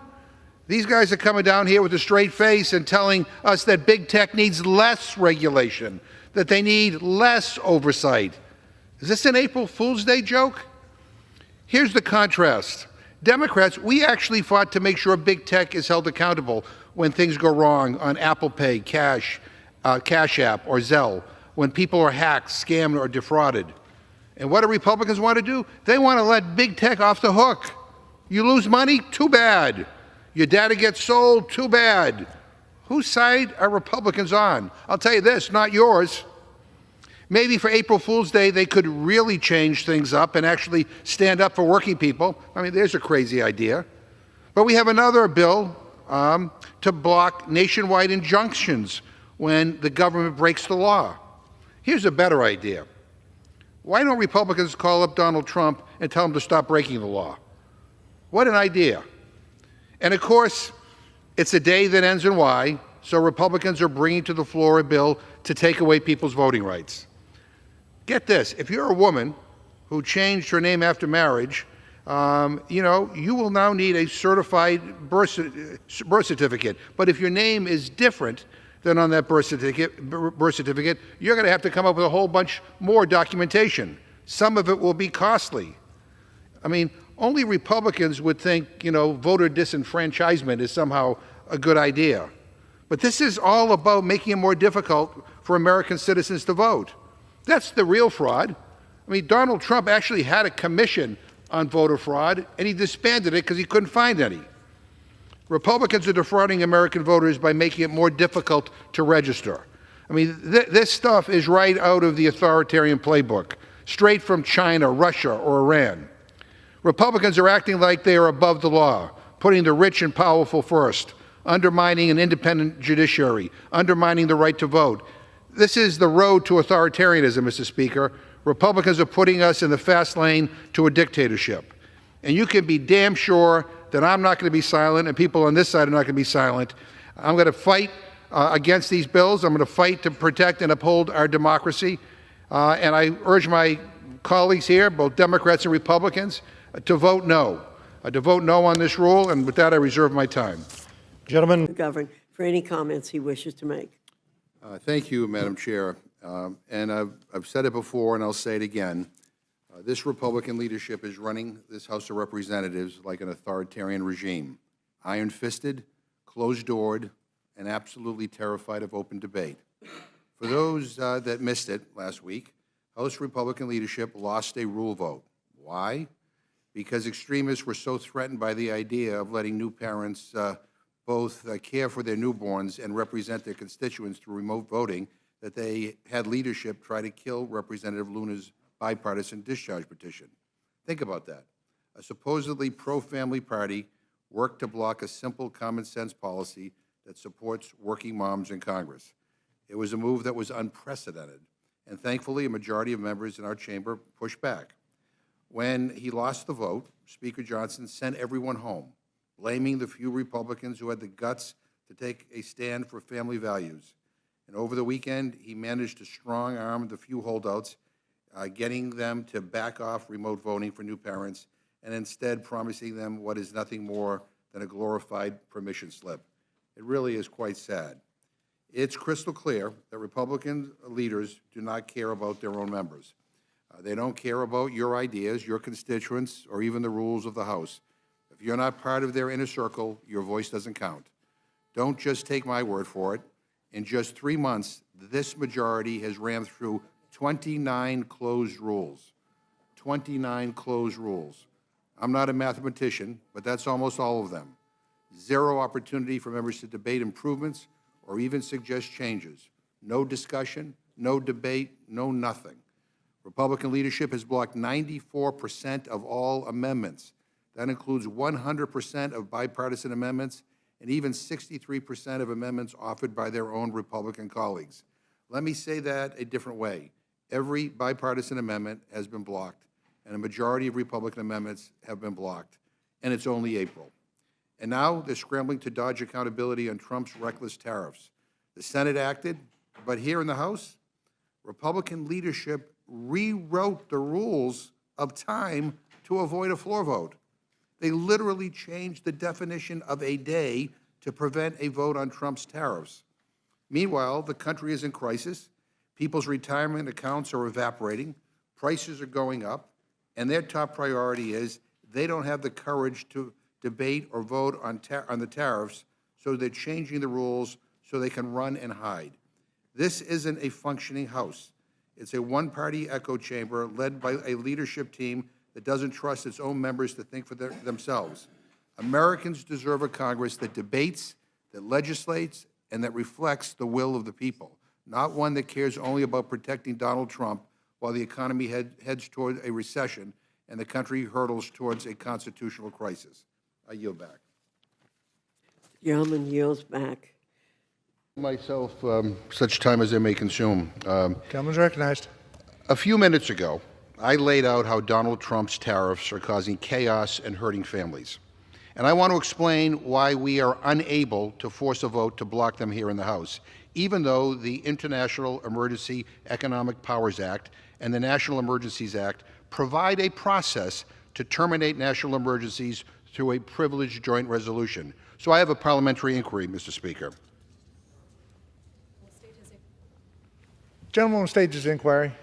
Mr. Speaker, the House Rules Manual says here, and I quote, a privileged motion to discharge a committee from further consideration of a joint resolution terminating an emergency is available after the measure has been referred to committee for 15 calendar days. And a member of this House, Ranking Member Meeks, introduced House Joint Resolution 72, terminating the national emergency, imposing tariffs on Canada 34 days ago. And earlier, I offered a motion to discharge his joint resolution from committee and bring it to the floor. Why wasn't it allowed?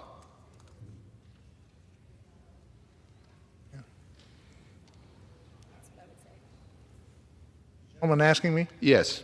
Gentleman's inquiry is not relevant to the current proceedings. Yeah. Well, what I'm just trying to figure out is whether it is in order in the House to move to discharge House Resolution 72 or HJ Res 73 from committee so they can be considered on the floor.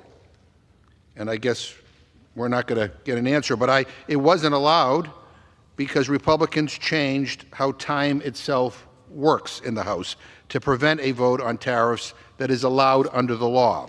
Now, I just want to be clear here, Mr. Speaker, because the stakes are very high. We're talking about whether this House has the authority under the current rules to stop the President of the United States from imposing disastrous, calamitous tariffs that are causing economic chaos, raising prices for regular Americans, and causing uncertainty for businesses. A motion to discharge Ranking Member Meeks' resolution is not allowed because Republicans literally changed the definition of what a day is to protect themselves from voting on tariffs. Now, we should have been able to call it up after 15 days, but Republicans are pretending 34 days is less than 15 days. Republicans rigged the rules to protect Donald Trump, Mr. Speaker, and to protect themselves from voting on his tariffs.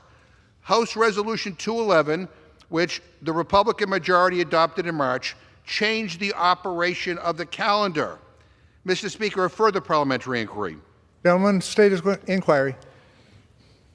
I have the resolution in front of me, and it says that each day for the remainder of the first session of the 119th Congress shall not constitute a calendar day for purposes of Section 202 of the National Emergencies Act with respect to a joint resolution terminating a national emergency declared by the President on February 1, 2025.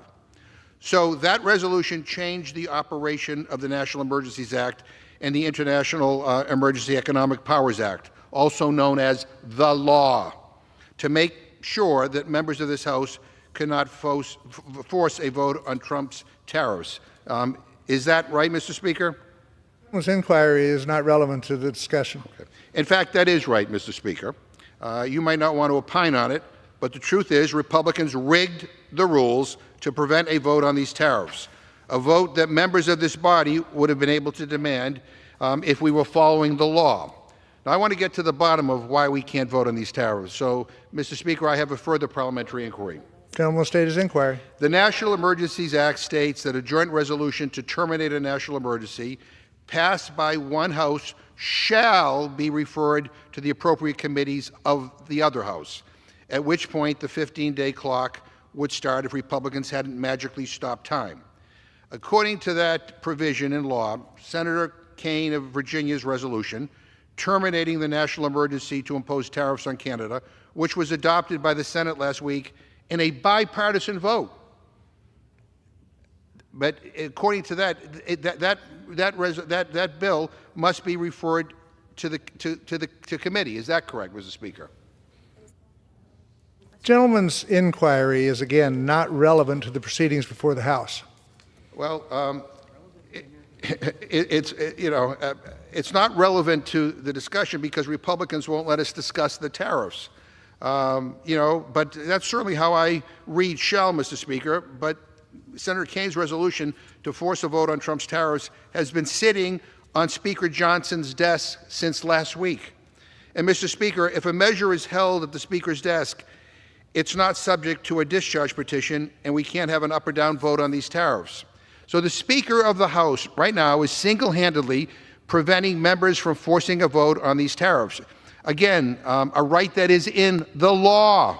Further parliamentary inquiry, Mr. Speaker. Gentleman will state his inquiry. I just want to make sure I understand this, Mr. Speaker. Why are Republicans rigging the rules to prevent a vote on Trump's tariffs? A proper parliamentary inquiry. Well, Mr. Speaker, you might not want to answer, and you might not like that I'm pointing it out, but that's exactly what's happening here. Republicans have rigged the rules by literally redefining the definition of a day to prevent us from voting on Trump's tariffs. And the Speaker of the House is locking the Senate resolution in his desk. These are the types of procedural tricks that Republicans try to bury in the rules and hope that no one ever notices because they're too confusing or too in the weeds. Not only did we notice, Mr. Speaker, but we are going to make sure that the American people notice too. And one way or the other, the American people are going to render a verdict on what is happening here in this chamber. And if it doesn't happen on this floor, you can be damn sure it's going to happen at the ballot box. These tariffs are going to be a disaster. And the fact that Republicans are too scared to stand up and vote for or against them just proves my point. This is a disgrace. I mean, this is the people's house. We're supposed to debate serious issues on this floor.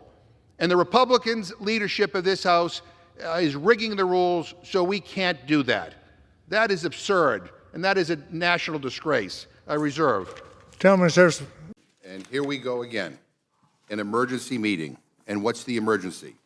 Not the tariffs that are tanking our economy, not the urgent need to bring down prices, not the fact that we have 47 million hungry people in this country. No, the big emergency is that it's now time to jam through Trump's disastrous budget. A budget written by the rich, for the rich, to help the rich get richer. That is what this is, a massive transfer of wealth from those at the bottom to those at the top. It's like Robin Hood in reverse. This budget steals from the poor to give to the rich.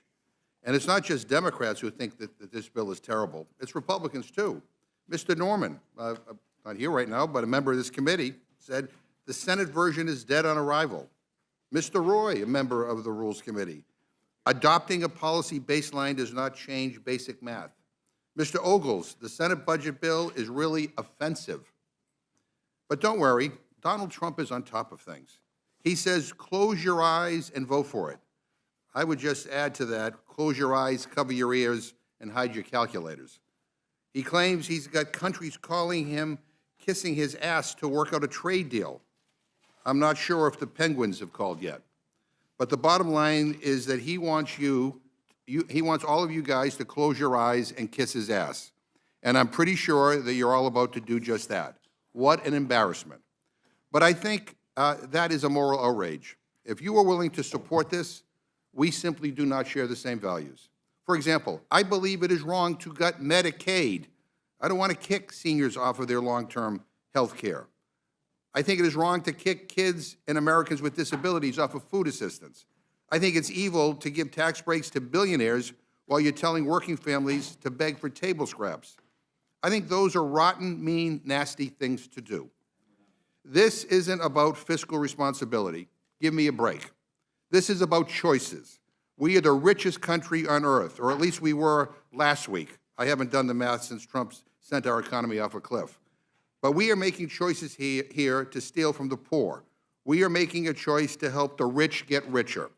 My Republican friends want to talk about fiscal responsibility. This budget adds to the national debt. There are so many tax breaks for billionaires in here that estimates say that this package could inflate our deficits by more than $5 trillion. That's trillion with a T. So this is not just immoral, it is financially reckless. Budgets are moral documents, And this one tells hungry kids, sick seniors, working parents, too bad. All because Republicans in Congress care more about their rich donors than kitchen table issues. Because of this budget, kids will become malnourished. Because of this budget, grandparents will have to sell their houses to afford medical care. Because of this budget, more veterans will be homeless. Because of this budget, our nation will fall behind and our future will be less prosperous and worse off. Well, I won't be silent while Republicans turn their backs on the American people. This economy doesn't work for most people. It hasn't for a long time. And it hasn't because of budgets like this, where the rich get handout after handout. And I think, plain and simple, that is wrong. Madam Chair, someday we're all going to be gone. And history won't judge us by the size of our bank accounts. It won't judge us by how many tax breaks we gave to Wall Street billionaires. It'll judge us by our decency, our compassion, our kindness, and yes, by our work to ensure that we build a society where everyone can get ahead and nobody is left behind. This is an immoral budget, and I want the American people to know Democrats do not share these values. We reject this budget, and I would urge my colleagues to open their eyes, to read the budget, read the CBO score, and use your own judgment. Make up your own mind, and don't follow Trump over a cliff like our economy. With that, I yield back. Without objection, any prepared statements that our witnesses may have will be included in the record. Gentleman yields back. Gentlelady from Indiana reserves. Gentleman from Massachusetts is recognized. Gentlelady have any other speakers, or is she the final speaker? I'm prepared to close. And may I ask how much time I have, Mr. Speaker? Gentleman has 5.5 minutes. Gentlelady has 4 minutes. Mr. Speaker, one of the previous Republican speakers got up and said Rome is burning. I hate to tell him, but Republicans are in charge. And Trump is your Caesar. And so, CBO just did an analysis of this budget, and they did an analysis of how it impacts the bottom 10% and the top 10% income earners in this country. And guess what? The bottom 10% get screwed, and the top 10% get a big raise in terms of revenue, in terms of tax breaks. So let me end where I began, Mr. Speaker. This is about whose side you are on. Whose side are you on, Mr. Speaker? Because from where I stand, it looks like you and the entire Republican Party betrayed the American people to side with the billionaires. People are so tired of getting screwed over by a system that doesn't work for them. They are fed up and they want change. They want us to make things better for regular, hardworking people, not just the rich and the powerful. And what Republicans' big, ugly bill does is the exact opposite. Our colleagues in Trump are perpetuating the exact broken system that people hate and despise. More tax breaks for billionaires while regular people get screwed. More giveaways for the rich and powerful while moms and dads struggle to get by. More loopholes into the tax code for Wall Street while working families fall further and further behind. That's the Republican agenda. That's what you guys think is big and beautiful. Greed, corruption, and tax breaks for billionaires. You know, my state of Massachusetts funds states like Indiana, where the gentlelady is from. We get back less than we give. And so how dare she or anybody else vote to steal our tax money and give it to billionaires? So no, we will not go quietly. And no, we will not give up.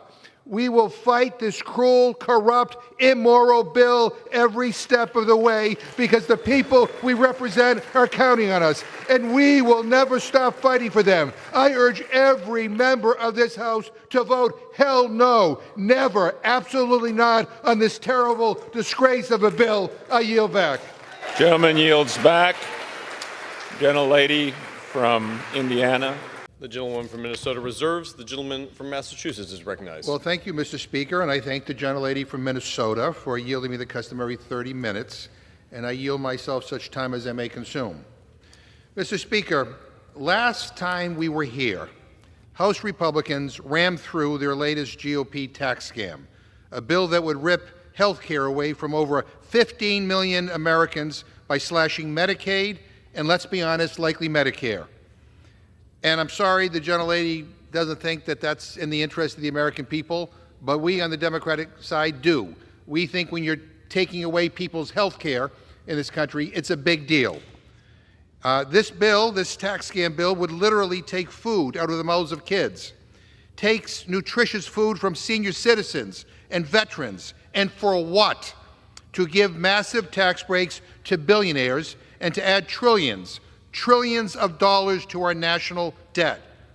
Mr. Speaker, their ugly big bill is a disgrace, and it does not serve working people.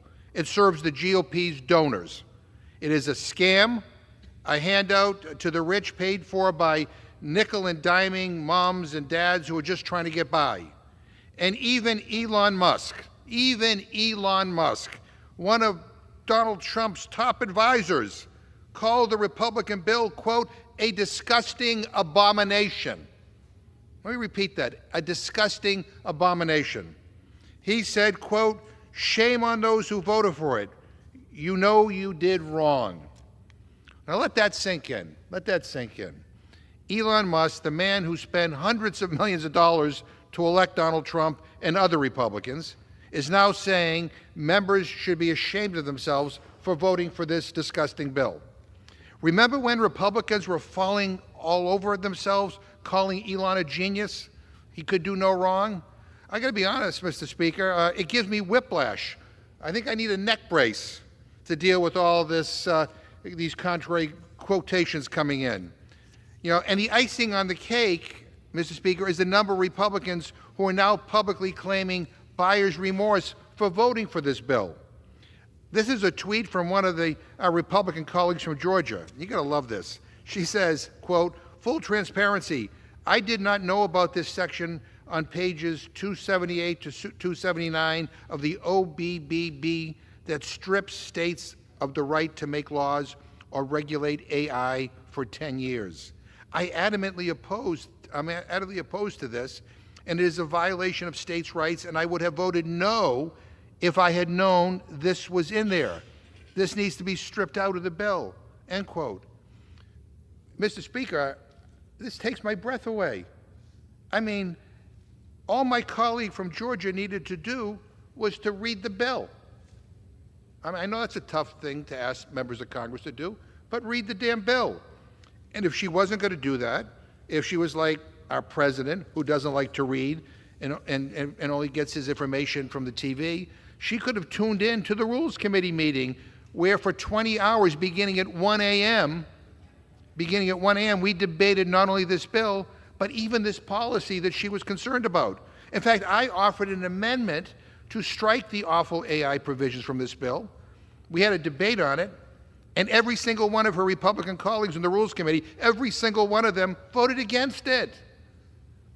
And get this, according to this article in the New York Times entitled, After Muscling Their Bill Through the House, Some Republicans Have Regrets, our colleague from Georgia wasn't the only Republican who didn't read the bill before voting to pass it. Another one of our conservative colleagues from Nebraska admitted he did not know the bill makes it harder for the courts to hold the Trump administration officials in contempt for defying a court order. And get this, he claims he would have voted against the bill had he known it was in the bill. I mean, you can't make this stuff up. And we had another conservative Republican colleague from Pennsylvania tweet, quote, so Elon Musk is right to call out the House leadership. I wish I had a nickel for every time the Freedom Caucus sounded the alarm and nobody listened, only to find out the hard way that we were right all along, end quote. Right all along? I mean, from what he just said, you would have thought that he voted against the bill, or that the entire Freedom Caucus voted against the bill. But he voted for it, and so did the Freedom Caucus. I think every Republican but one voted for the bill. So here's the deal. Republicans are really good about making statements and speeches, but that's about it. But where is their backbone? And if they believe some of this stuff is bad, why didn't they vote against the bill? I mean, one by one, they caved. The budget hawks wanted a bill that wouldn't add to the debt. Well, this bill adds trillions to the debt, and they caved. Moderates who said they wouldn't vote for a bill that slashes Medicaid and threw people off of health care, well, this bill did that, and guess what? They folded. They folded. Now, where I'm from in Massachusetts, that's what we call a cheap date. Republicans from across the ideological spectrum caved and got nothing. And they listened to Donald Trump. They closed their eyes and they just voted for it without reading it, without a CBO analysis. Whatever Trump wants, Trump gets. And Mr. Speaker, quite frankly, it's embarrassing. It's embarrassing for this institution, and it's embarrassing for our country. It is making a mockery of this House of Representatives. Republicans should be ashamed of themselves. I thought all of us ran for Congress, regardless of party, to try to help people. And what Republicans did a little over a week ago was about not only hurting people, but screwing them over. And that's sad. And then look at today. Some of the bills at one time were bipartisan. I mean, H.R. 2483 reauthorizes funding for programs that help communities fight the opiate crisis, something I support, something I voted for in the past. You know, Mr. Speaker, over 20,000 lives have been lost in my home state of Massachusetts alone to this crisis over the past decade. But in Massachusetts, we actually saw a 33% drop in fatal overdoses for the first time last year, showing that public investments that we all voted for, public investments in treatment and in prevention, are actually starting to make a real difference. And so I am horrified, and I am outraged that Trump is actively dismantling our ability to respond to the opiate crisis moving forward. The administration recently sent over more details about Trump's, quote, skinny budget, which proposes very large cuts to health programs that American families rely on. And these include eliminating programs of regional and national significance at the Substance Abuse and Mental Health Services Administration, otherwise known as SAMHSA, which encompass nearly all programs aimed at substance use and mental health, including the ones in the bill before us today. I mean, it is hard to take Republicans seriously when they are actively dismantling the very programs and the very agencies that this bill is trying to reauthorize. I mean, if they were serious about this crisis, they would stop undermining the solutions. I mean, I guess maybe the rationale for Republicans bringing this bill to the floor is to have some cover as Trump basically undoes all the programs that are authorized under this bill. But what a cynical thing to do. And it's going to cost lives. I mean, this isn't a game we're playing, you know, and this really, at this point, shouldn't be about pleasing the guy in the Oval Office. This should be about serving your constituents, you know, and supporting what is already working and showing some promise. And then Republicans claim the other three bills in this rule support small businesses. But you know what? No surprise, they do the exact opposite. DOGE already shuttered an SB office in my district in Massachusetts, forcing a lot of rural small business owners have to drive hours to get to the office in Boston. Now, under this bill, if Republicans force the closure of the Boston office out of political spite, which they seem to be really good at, it will leave small businesses in Massachusetts with nowhere to turn. But it's not just Massachusetts, it's a whole bunch of other states that will fall under under these cuts. It will also have a disastrous long-term consequences for the rural entrepreneurs and working class families in my home state who rely on the SBA to navigate federal assistance and recover from economic setbacks, like the increased costs they're facing because of Trump's reckless trade war. I mean, while we're having this debate and Trump's having tantrums day in and day out and tariffs this and tariffs that, you know who's paying the price? Small businesses. You know what's happening in this country? People are beginning to get laid off. And again, silence from the other side. Because let's be clear, Trump's tariff chaos does in fact punish small businesses the most. And unlike the mega donors who bankroll Republican campaigns, small business owners can't hedge against the kind of volatility that we see playing out in the economy right now.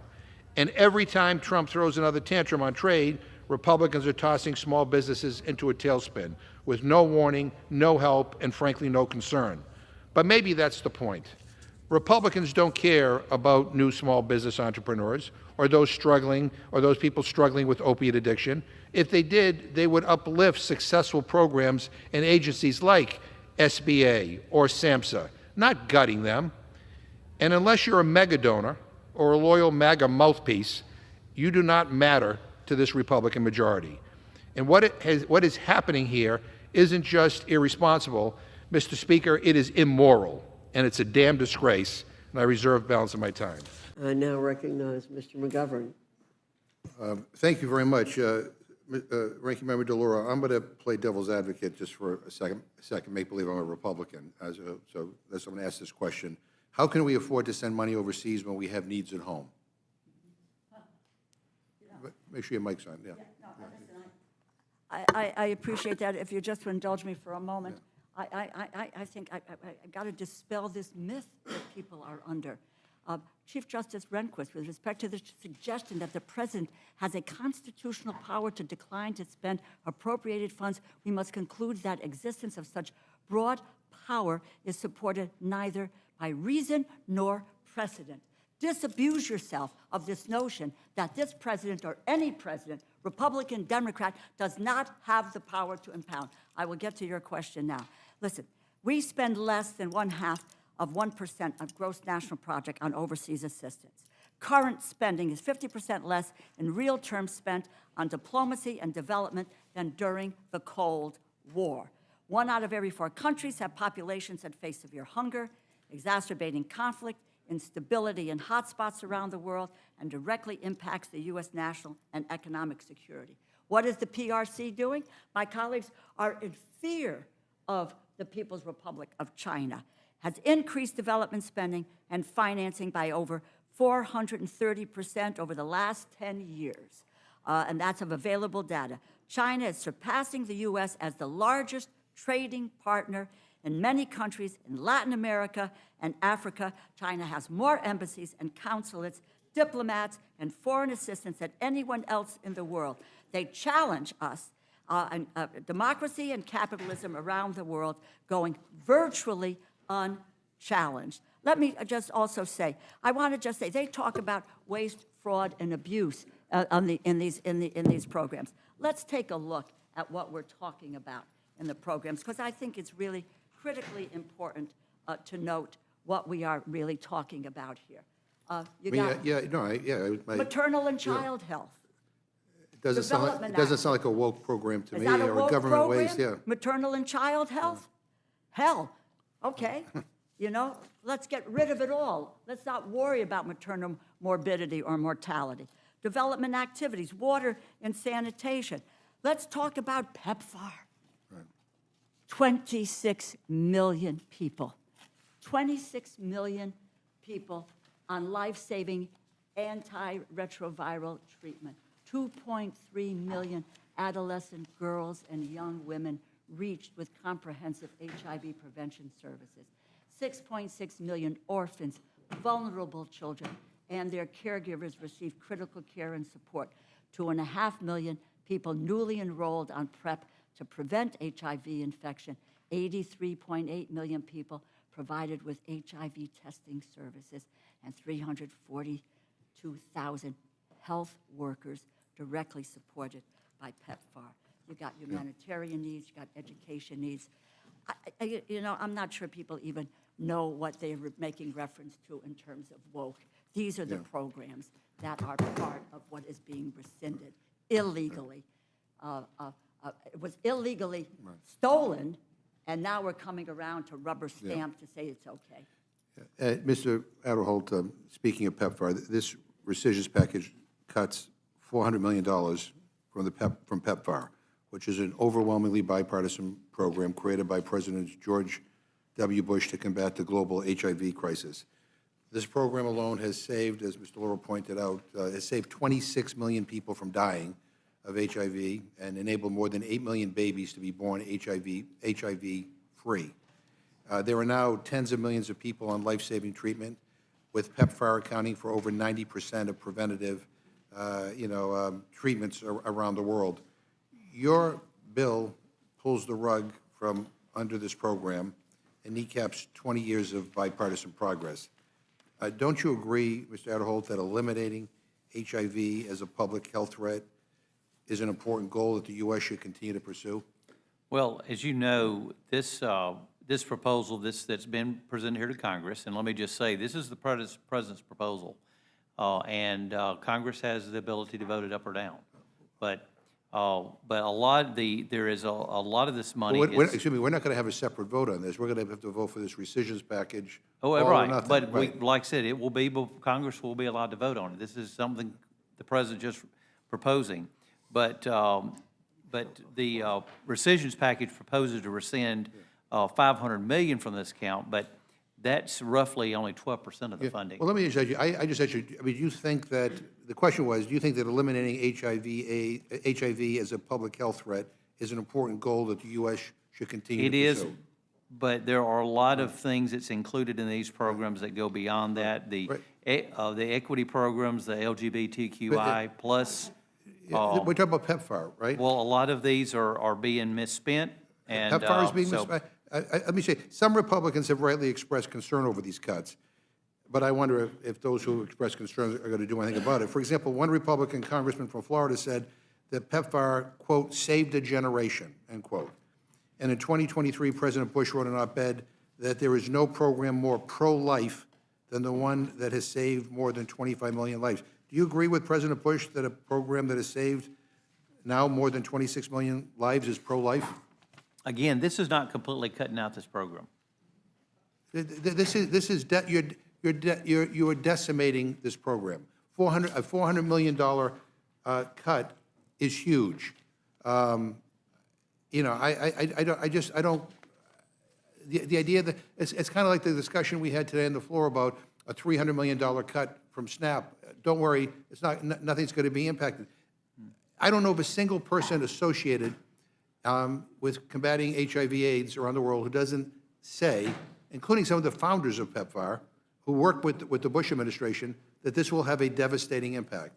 And what are you basically saying? We can all work around this, and there'll be no impact? I think my understanding of what the president was requesting to restore the integrity of these programs and trying to get out the waste, fraud, and abuse that we've seen in it. And well, I haven't seen the administration's statement of the waste, fraud, and abuse in PEPFAR.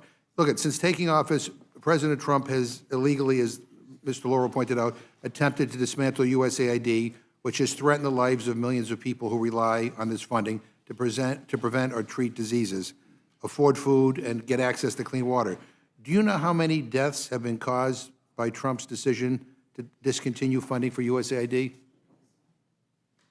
I'm assuming you tell me. Yeah, well, according to Boston University School of Public Health, which is tracking the impact of these cuts, over 106,000 adults and over 200,000 children have already died due to the illegal termination of these programs. Do you know how many have died of HIV due to the disruption of PEPFAR already? More than 50,000 adults and 6,000 infants. Do you know how many children have died of malaria? More than 29,000. Do you know how many people have died of tuberculosis as a result of these cuts? More than 25,000. I mean, global health programs, I hate to, burst the bubble of my Republican friends over here. I mean, global health programs are not some woke initiative. These are a good investment. I mean, this rescission would eliminate public health, security, global cooperation, and America's reputation as a principled and effective leader. Ranking Member DeLauro, isn't it true that poorly controlled outbreaks can have severe economic and social consequences? Like, what happens if the U.S. no longer has staff embedded within other countries and we're not notified that a disease needs to be addressed? Won't that increase the likelihood of that disease coming to our districts, the United States? That's precisely right. These illnesses don't know borders. If we are not on the ground doing what we need to do in global health, then we are at risk. We are gravely at risk, whether it is a pandemic, whether it is Zika, whether it is Ebola or anything else. If we do not have people on the ground, if we do not have the CDC people who are there or others who are there who can really translate for us what is happening and deal with prevention, these diseases cross borders. They don't say, okay, stop, I'm not going to the United States today. You know, it is so foolish what is being done to not only isolate the United States, but put us health-wise in great jeopardy. And there's no rationale for it, to take away these opportunities for us to Right. safeguard the health security of the United States. If you can't think about others or whether they're going to live or die, think about the health security of the people in the United States. Yeah, and let's be forthcoming here, that the administration has already withheld money from a lot of these programs. That's why people are already dying as a result of these companies. Let me just... Food and humanitarian assistance rampant. Yeah. Let me just add, maybe do a little math here. Mr. Adderhold, under the Republican tax scam, CBO says the deficit will increase by $3 trillion. How much bigger is $3 trillion in tax cuts than the $9.4 billion that you're rescinding in this bill? It's 320 times bigger. To kind of put this, what we're doing here in perspective. And under the Republican tax scam, CBO says the top 5% of earners will get a $1.6 trillion tax cut. How much bigger is the $1.6 trillion in tax cuts for the wealthy than the $9.4 billion that Republicans are rescinding in this bill? 170 times bigger. Look, it is clear that this rescissions package is a moral failure masquerading as fiscal responsibility. These so-called savings are a drop in the bucket compared to their giveaways for the wealthiest among us. It's a drop in the ocean. And at what human cost? These aren't, PEPFAR is not a woke program. I mean, it is one of the most successful programs that has ever been created to combat, a public health emergency. And before the rescissions in this bill, the FY25 funds were already $10 billion below the total humanitarian resources in the prior year. And this rescission would pull back $1.3 billion in funding to the most vulnerable people in the world: malnourished children, refugees, people fleeing violence. The historic level of humanitarian need flies in the face of this rescission. By mid-2024, nearly 123 million people had been forcibly displaced by conflict and violence, marking the 12th consecutive annual increase. And the United States is helping to support displaced populations from Afghanistan, Burma, Ethiopia, Iraq, Somalia, Sudan, South Sudan, Syria, Ukraine, Venezuela, Yemen, and elsewhere. Ranking Member DeLauro, how can the administration make the argument that these funds are not needed? And in particular, how would the rescission package affect Ukraine? Well, first of all, let me just say the one thing you mentioned: support through programs like Gavi that have vaccinated more than 1.1 billion children and prevented more than 18.8 million future deaths. You talked about malnutrition. Costs the world $3.5 trillion in lost productivity and healthcare costs each year. According to UNICEF, at least 14 million children are now expected to face disruptions to nutrition from the cuts already made by donors. Tell me, Ukraine is to walk away from the assistance for Ukraine. Ukraine is that flagship that says we will hold democracy sacrosanct in our world. Ukraine. And to fritter around, and whether it is the kind of social service help that we provided, security assistance that we provided, if we are not providing that, then we should stand back and say, go ahead, Mr. Putin, take it all, take it on. I mean, we're supposed to be a leader in the world, and being a leader in the world has to mean more than just sending bombs to every country in the world. What is it that they use? It says everything is Let me equality. just close with this one thing. So today on the House floor, Ms. Houchin and I got into a debate over the reconciliation package. And she went through a list of all the reasons why the big, ugly bill was such a good thing for us to pass, and bragging about all the things that were in the bill, including the fact that the bill removes the tax on gun silencers that has been on the book for a century. And according to the Independent Joint Committee on Taxation, ending the tax on gun silencers costs $1.5 billion. $1.5 billion.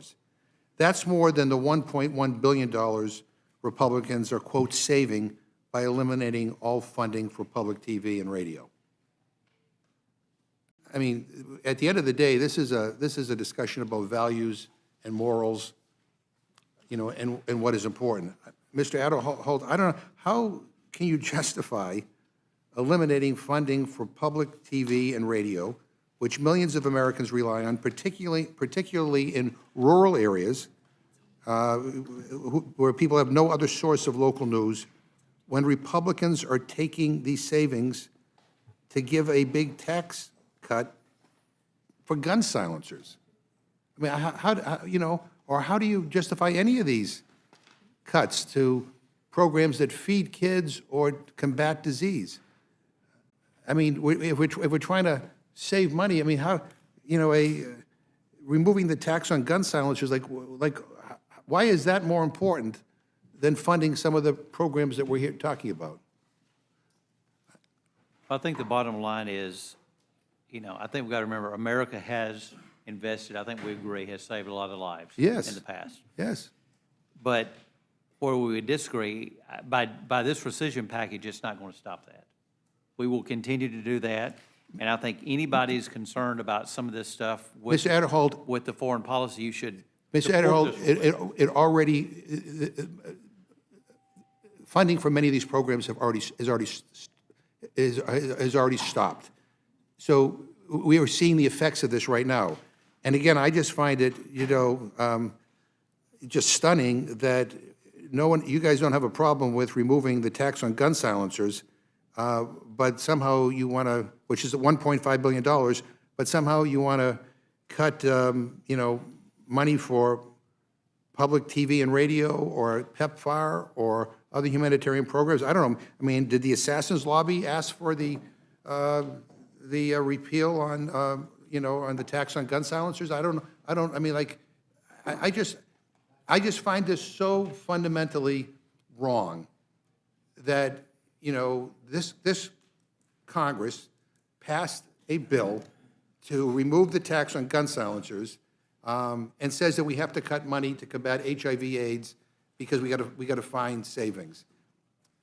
I think that's a moral failing, and I'll yield to Mr. Lauro for his last word. I would just say to you, you asked about Ukraine, but is the elimination of all of the civilian funding intended to support Ukraine and other partners in Eastern Europe and Central Asia who are all facing aggression from Putin. You can't say at the one side, we've got to, stop Russia, stop Putin, and then open the door for Putin to come in and to take over in these places. I think, just as a final point here, I have to go back. This debate, we shouldn't be having this debate because there is no legal basis for stealing congressionally directed taxpayer funds. That has been established in law and in our Constitution.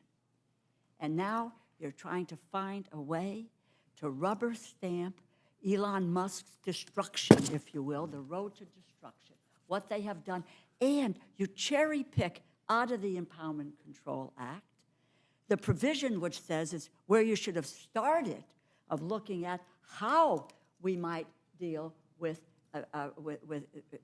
looking at rescinding money with the 45-day limit And you want to cherry pick that and then say, okay, that's what we're doing, and we're going to codify these.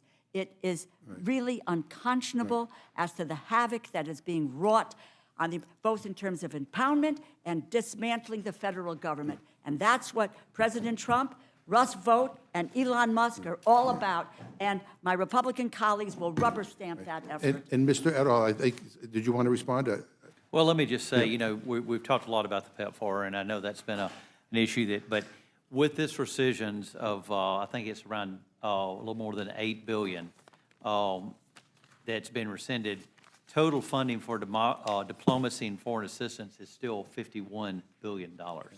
So it's, I don't think we should get the picture that there's going to be like $100. Because of what has already been withheld, I went through a list of the number of deaths that have already occurred, all right? And that is just going to get worse with this additional cut. And I'll just close with this. I have always believed America's greatness is in our humanity. And I think what we see here is that my Republican friends somehow think our greatness is in our inhumanity. I can't believe we're doing this. I cannot believe we're doing this. And by the way, this is the tip of the iceberg. Wait till we get to some of the other programs that are being unilaterally halted right now, like the McGovern-Dole school feeding program, feeding poor kids in school settings, one of the most successful anti-hunger programs we have. But in any event, I don't want to belabor this point. Well, Mr. Vought said that this is the first of a rescission package. Yeah, no, I know. And this is a test. Right. And then they're going to come back with more rescissions, Yeah, which is in violation, and people need to understand that. I thank you both. I yield back. And I now recognize Mr. McGovern. Yeah, thank you, Madam Chair.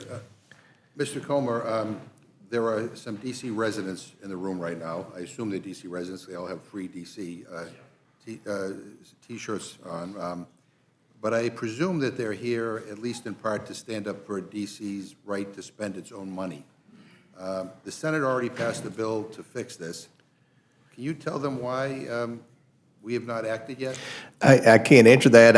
I support D.C. spending its own money. That has nothing to do with the legislation we're presenting today, but I've said publicly I believe Washington should spend their own money, and that was something that passed out of the Appropriations Committee, so it had nothing to do with the Oversight Committee. But I support Washington spending their own money. Well, that's good news, and since, it's your conference that's holding this up, maybe you can, since you're, you do a lot of, you focus a lot of attention on this, you might be able to put in a good word to say, release the money. Okay. I will. I appreciate that.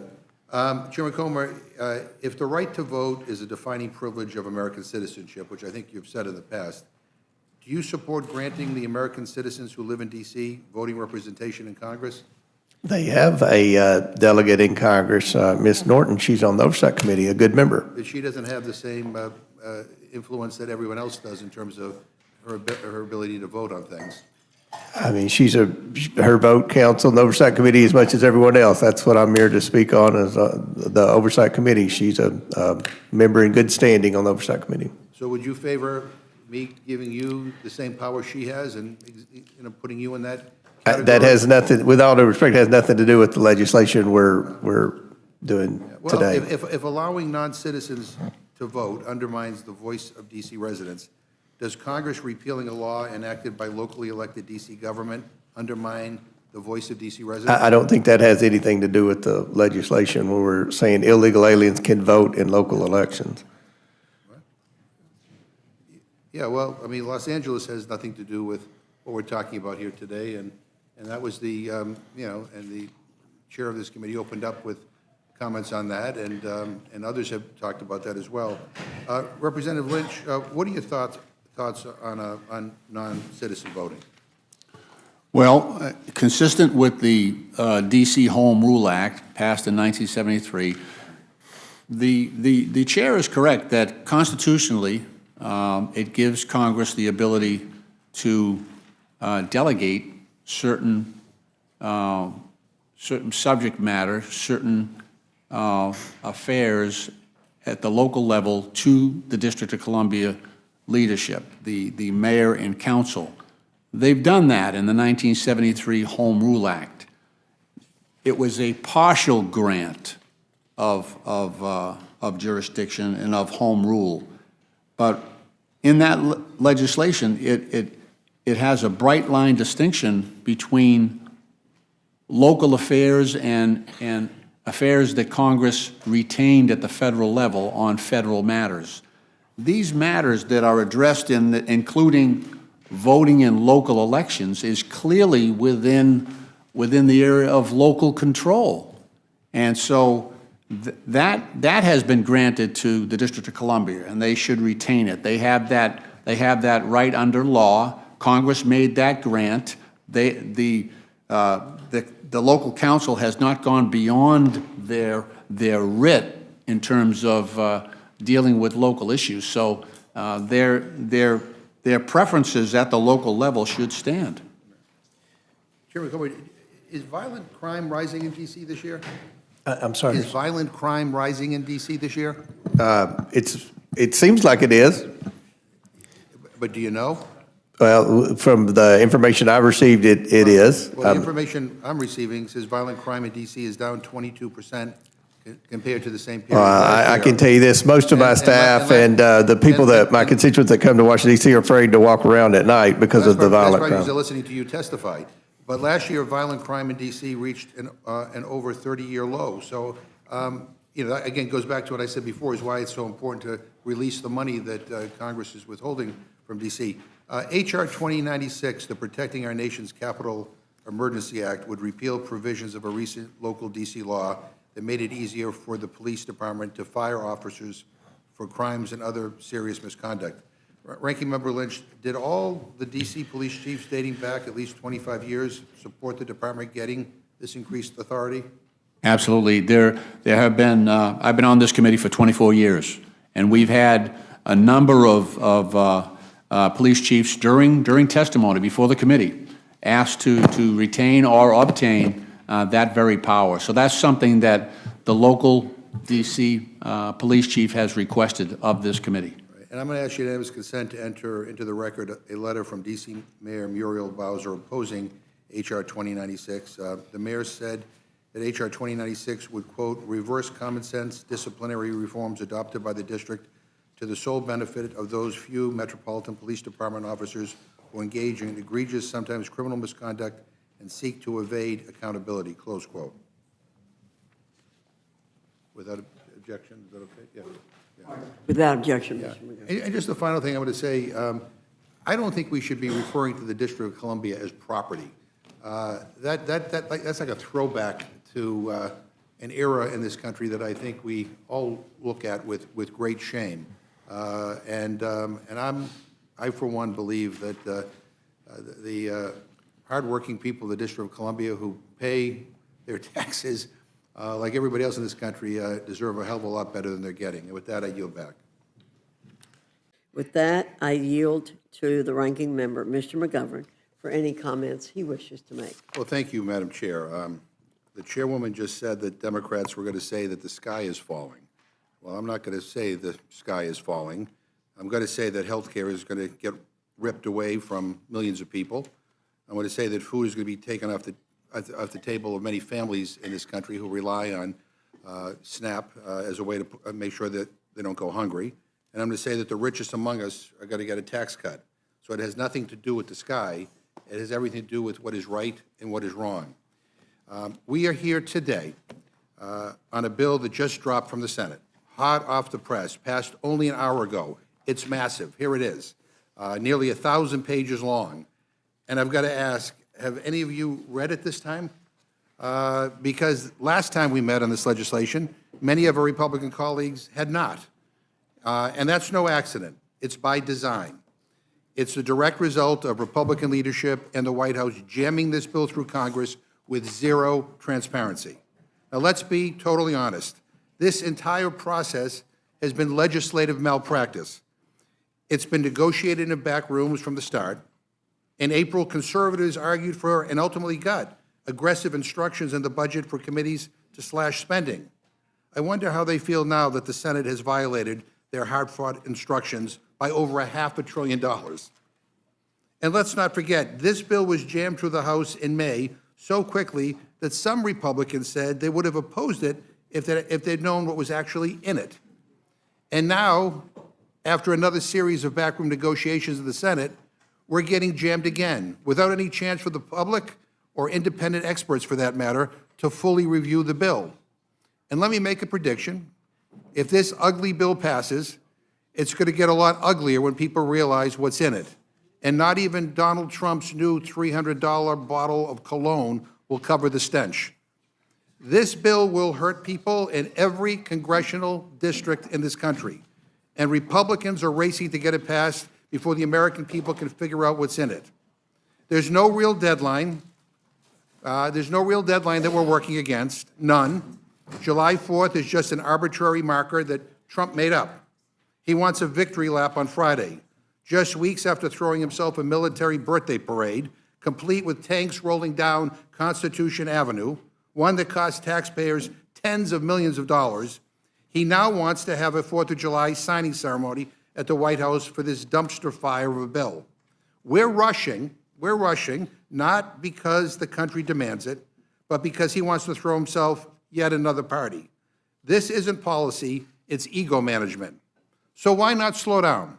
Why not actually do the work? Why not fix the problems instead of pretending that we're in the middle of some 5-alarm emergency? I mean, Vice President Vance just had to break a tie in the Senate. Many of the Republicans who voted for this bill acknowledge that that in its current form, it is seriously flawed. And listen to this quote from Senator Murkowski, who just caved and voted for this bill. And you got to love this. She said, quote, "My hope is that the House is going to look at this and recognize that we're not there yet," end quote. I mean, my question to her is, if you really believe that, then why the hell did you vote for this bill? It doesn't make any sense. It's a dereliction of your duty as a United States Senator and as a representative for the people in Alaska. I mean, when was the last time this current House of Representatives has fixed or solved anything? I mean, where have you been, Senator Murkowski? This Republican House is dysfunction on steroids. And let me say to my Republican friends, I understand that the Senate just jammed you, but you don't have to be complicit. I get it. I know the Republican leadership and Trump don't want scrutiny. They don't want the American people to understand what's really happening here. This bill is a middle finger to millions of Americans. It isn't just a bad bill, it is the most dangerous piece of legislation in modern history. Dangerous because of the very real damage it will do to real people, sick people, hungry kids, families just scraping by. If this is Republicans' top legislative priority this Congress, it tells us everything about where your values lie. And it's not with working families, not with struggling communities, but with mega corporations, billionaires, and Donald Trump. Madam Chair, I know that once I'm done, you will say, as you did at the beginning, that I'm fear-mongering. That Democrats, nonpartisan scorekeepers, analysts, experts in industry, doctors, children's hospitals, food banks, utilities, organized labor, and journalists, all what they say about this bill, every legitimate critique that we have heard about this bill, you will say that it is hyperbole. But just because you say that, it doesn't make it so. Facts still do matter, and the facts say that this bill is terrible. Now, we know Republicans are about to gut Medicaid and cut Medicare. That's a fact. That's not an opinion. This bill rips health coverage away from roughly 17 million people. Of those, 11.8 million will lose health care due to the Medicaid and Affordable Care Act cuts. Another 5 million will lose their health care because Republicans are allowing premium assistance to expire for those who qualify for help with paying for health insurance on the ACA exchanges. Now, that's not my opinion. That's the conclusion of the CBO and every single other credible budget expert across the country. The Joint Committee on Taxation, Penn-Wharton Budget Model, Yale Budget Lab, Tax Policy Center, and even right-leaning organizations like the Tax Foundation and researchers at the American Enterprise Institute. This bill will devastate rural hospitals, shut down nursing homes, hammer community health centers. It will punish people we ought to protect, the elderly, the disabled, low-income kids, and working families just trying to survive. It will end nutrition assistance for millions. We are the richest country on earth, and you will be taking away food from our own children. Why? To shovel tax breaks to billionaires and corporate executives? I mean, give me a break. This bill will kill thousands of clean energy jobs and raise Americans' energy rates while rewarding big oil with billions in subsidies. Because Republicans think welfare is okay if you're ExxonMobil, but not if you're a family struggling to pay your skyrocketing power bill, or a grandma who stays in assisted living, or our parents struggling to put food on the table. It gives $150 billion more to the Pentagon, not for peace or security, but to line the pockets of defense contractors. This is on top of record levels of defense spending that we already provide the Pentagon in our annual spending bills. For all you budget hawks out there, let me ask you, when was the last time the Pentagon passed an audit? The answer is never. You're worried about someone on SNAP who gets an average of $2 per meal, might get $2.75 per meal, but you couldn't care less when millions of dollars are wasted by defense contractors and cost overruns. There is $900 billion for giant corporations, corporations that are known to lay off hundreds of workers as they stash their inflated checks in offshore tax havens like in the Cayman Islands. And this bill showers the wealthiest Americans with tax cuts. Get this, a family making less than $50,000 per year, they'd get less than $1 a day in tax cuts. I mean, you can't buy a damn cup of coffee with that. But those making $1 million a year or more, well, they'll get more than $250 a day in tax breaks, or $96,000 tax breaks on average in a single year. I mean, that's even worse than the original House bill. That's how rigged this bill is to benefit the wealthy. The average millionaire gets more in tax cuts than most families earn in an entire year. And to be clear, there is deep support on the Democratic side for extending the middle-class tax cuts and passing no tax on tips. We'd be happy to work with you on something that delivers just that. But Republicans are holding bipartisan initiatives hostage to provide handouts to billionaires and gut Medicaid and SNAP. Now, meanwhile, the new standards for the child tax credit leaves 1 in every 3 eligible children behind. Because this bill doesn't invest in children, it abandons them. All this, and Republicans are adding more than $3 trillion to the national debt. You hear that? Over $3 trillion. Now, I know some of the Republicans on this committee consider themselves real fiscal hawks. Well, you cannot with a straight face say that you care about deficits and the debt if you vote for this bill, whether that's out of this committee or on the House floor. This bill even raises the debt ceiling by $5 trillion because Republicans know that policies in here will explode our debt. I mean, you can't make this stuff up. This is the biggest transfer of wealth in American history, stealing from the poor to give to the rich. This is Republicans' let them eat cake moment. It robs from the most vulnerable to pay off the already powerful. It tells every kid without wealth, this government has nothing for you, that the American dream is only for trust fund babies. And here's what baffles me. You all know the truth. You all know the truth. You know this bill is cruel. You know that it will hurt millions of Americans. But Trump wants you to fold. And the sad fact is that many of you will fold in a nanosecond. You'll vote for this even though you know it's bad for your own constituents. You're absolutely terrified that the guy in the White House will get mad and try to find someone to run against you in a primary. Like one of our Republican colleagues said this weekend on CNN, and I quote, "Everyone in the House knows the peril they're in if they vote no on this thing. They know that their jobs are at risk," end quote.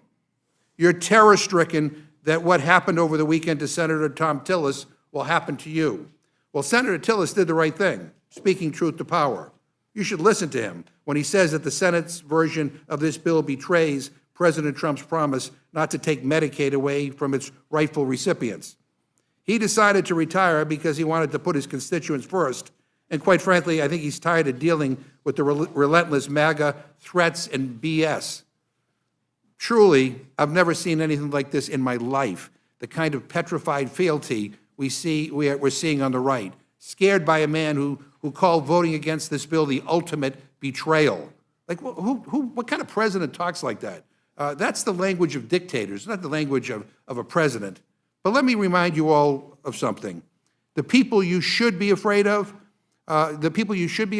betraying are not in the White House or dining at Mar-a-Lago. They're back home. The people in Boone, North Carolina, in Moorhead, Minnesota, in Rock Hill, South Carolina, in Austin, Texas, in Salem, Indiana, in Jamestown, New York, in Tifton, Georgia, in Abington, Virginia, in Noonan, Georgia. They're the ones who hired you.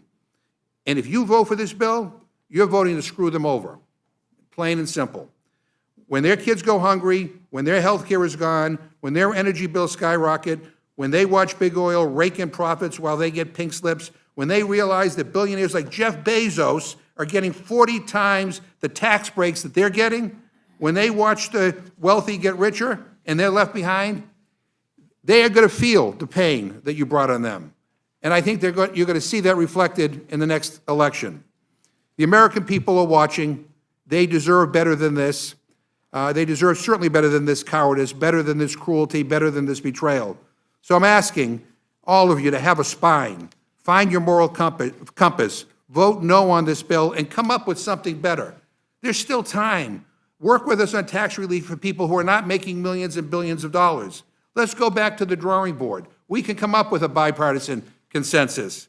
And so, Madam Chair, for a million reasons, from process to substance, and quite frankly, to give Republican members a chance to read their own bill, I move that the committee do now adjourn. I thank the gentleman. Well, thank you, Madam Chair. And I have questions for everybody. But before I do, I have a question for you, Madam Chair. I'm just reading some of the. This is a post from Fox News saying that Andy Harris, who's our colleague, the head of the chair of the Freedom Caucus, has said that he will vote no on the rule when this rule comes before the full committee. He said that he'll vote no on the rule for the big, beautiful bill. He said that I don't think it's going to be in the next couple of days, but it's going to have to be a compromise between the House and the Senate, basically saying we're not there yet. I guess if the head of the Freedom Caucus is now publicly announcing he's against not the bill but the rule, then what the hell are we doing here? Because if you lose 3 or 4 members, then we're spinning our wheels here. So do you have any information on how many Republicans are going to vote no on the rule? Because I can assure you every Democrat is voting no on the rule. No, sir. And as you know, we are the Speaker's Committee, and it's our task to hold this hearing on the bill, and we'll continue until we're given directions that there is no chance that the rule or the bill will pass. Okay, I just wanted my colleagues to know that, and I'll keep announcing as people on the Republican side announce that they're voting against the rule, because I think that's relevant information. But thank you, Mr. McGovern. I just want to say for the record, I mean, Chairman Smith said that Democrats said that this bill is only for billionaires. That's absolutely not what I said in my opening remarks. And I'll say it again, it is this bill mostly benefits the well-off, but I said I would support, some of the tax relief in this bill. The bottom line is that I support extending the tax benefits for the middle class. Told you I supported tax relief for, on tips. And so I think we have some consensus there. Where there is disagreement, I think on the tax stuff, is the millionaires and billionaires. And I don't know whether you felt you were constrained for time in your opening testimony or not, but you didn't say anything about the benefits, why we're doing, why there's tax relief for millionaires and billionaires. So you might want to. I'm happy to give you the time now to explain why do we need tax relief for millionaires and billionaires, especially when people are worried about increasing the debt and, people losing health care and SNAP benefits, but this is going to cost us. So why does Jeff Bezos need a tax break? Ranking Member McGovern, usually when you hear people say that we're cutting taxes for millionaires and billionaires, they point to Section 199A, which is the small business deduction. Almost 80% of all businesses in the United States are pass-through entities. And by making that permanent, that small business deduction, that is what helps create so many jobs. And that is where your side of the aisle continues to talk about the millionaires and billionaires. And the other section that you talk about is Jeff Bezos not getting a tax break in this bill? the other section that you all are talking about within tax cuts is that we're keeping existing tax rates as they are today, moving permanently. We're not reducing those tax rates. We're just keeping them the same. So the fact that we're keeping them the same, you're saying that we're giving Jeff Bezos a tax cut. But he gets a tax cut in this bill. I mean, I'm looking at at some of the statistics here. According to the way I interpret this bill, the top 1% get 22% of the benefit. The top 5% get 43% of the benefit. The top 10% get 52% of the benefit, and the top 20% get 66% of the benefit. And I don't know about your district, but most small businesses in my district are multimillionaires or billionaires. And you mentioned the child tax credit in your opening. The child tax credit goes down next year because Republicans designed it that way. You made it temporary, but you made tax cuts for corporations permanent. So that's why we're dealing with that. Republicans want to pretend that this bill provides meaningful tax relief to families through their child tax credit modifications. This is patently false. In fact, what Republicans are doing with the child tax credit in this bill is in many ways even worse than doing nothing at all. Under this backwards proposal, 1 in 3 children in America will be ineligible for the full child tax credit. That means millions of American citizen children will lose access to this life-changing assistance that they're currently receiving. In addition, families making more than $400,000 per year will be able to get the full value of the credit, but inexplicably, lower-income families will get nothing or just a fraction of that due to how Republicans structured the tax credit. So the official nonpartisan Joint Committee on Taxation estimated that next year, if this bill passes, 17 million American citizen children will be blocked from getting the full value of the credit. Now, Republicans claim that they want people to work, but that's just false, because this bill actually strips the child tax credit away from children whose parents do work, but just don't earn enough. So under your proposal, even if parents work full-time for an entire year, they'll earn too little to get the full credit if they're paid minimum wage. And again, this is all happening while some of us are astonished by the way that the tax benefits seem to go toward those at the top. And the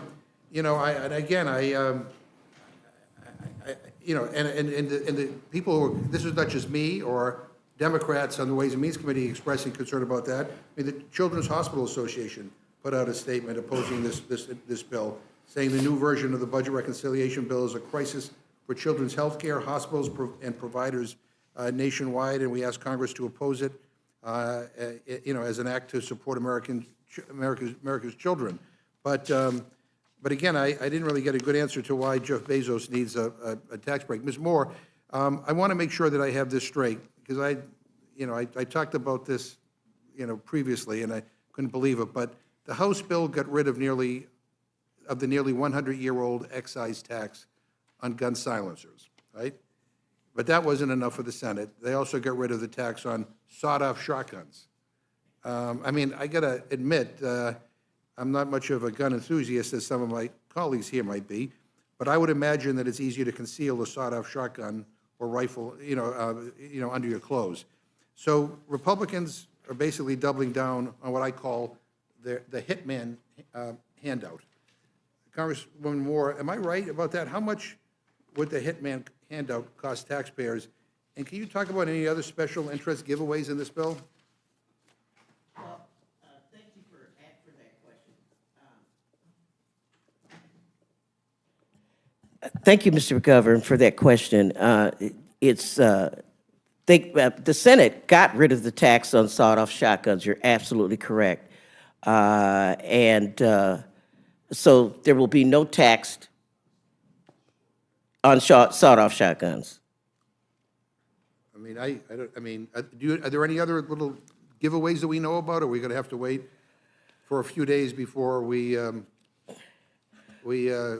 out if there are other? Well, I think that some other things that we're seeing is that while we're cutting educational opportunity for millions of people, we do provide a tax credit for the so-called choice program that will provide tax credits to those investors that invest in non-public education. We also see that there's a special carve-out for banks of certain loans that will not be taxed. Of course, we do see the protectionist movement toward fossil fuels. No, and I'm just saying, I think in the coming weeks, we're going to find, coming days, if this becomes law, we're going to find out more stuff. I know, Mr. Smith, I know you wanted to. Right, and of course, you remember the silencer. Oh, yeah, no, which is, you know, like, I don't, but Mr. Smith, did you want to respond to why Jeff Bezos deserves a tax cut? I would be happy to talk about the tax on suppressors and the short barrel rifles that you were asking. Yeah, but that wasn't my question, but you can, you know, if you want to talk about, explain to us, I think people want to know, like, why does someone like Jeff Bezos need a tax cut when all this other stuff is being cut? You know, and I think that's not an outrageous question. It's what's on a lot of people's minds. By the way, not just Democrats, but independents and Republicans. That's why all the polling, that's what the polling tells us, is that people don't quite get it. But if there's a quick answer as to why Jeff Bezos or people who earn what he earns deserve a tax cut, then I'm happy to yield to you. So I'll just say the reality is this legislation is specifically focused on delivering more jobs, permanent tax cuts, and bigger paychecks for hardworking Americans. That's why the no tax on tips, no tax on overtime, and the tax relief for seniors. He just spent $50 million on a wedding, and he's getting a tax cut. But whatever. But I didn't get invited. Mr. McGovern, I did find the answer to your question. The $2 billion tax cut on the sawed-off shotguns and so forth comes to about $2 billion. Thank you.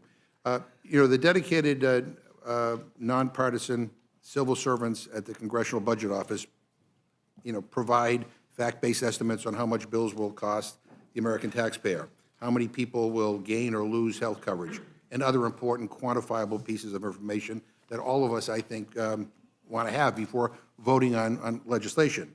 And we should be thanking them for the work that they do, and yet Republicans vilify them now. I don't know why.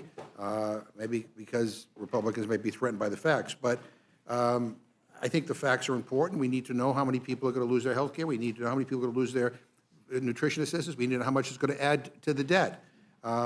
Chairman Arrington, I mean, do you agree with CBO's analysis that this bill will add $3.3 trillion to the deficit? Yes or no? No. Okay. As the current chair of the Budget Committee, do you agree with President Trump that CBO is, quote, run by Democrats? I think they are mostly Democrats, and most likely they're biased in that regard philosophically. Right. Well, in fact, the current director of the CBO is a Republican. Yeah. And that's according to a recent interview he gave with the Wall Street Journal. That's true. And do you know what you said about the current CBO director when he was reappointed to his position 2 years ago? Probably something good, I Yeah, hope. you did. You said he has the two key ingredients to faithfully execute the role as our nation's budget scorekeeper, objectivity and integrity.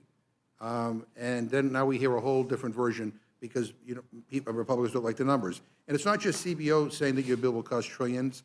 It's every budget modeling organization with any credibility.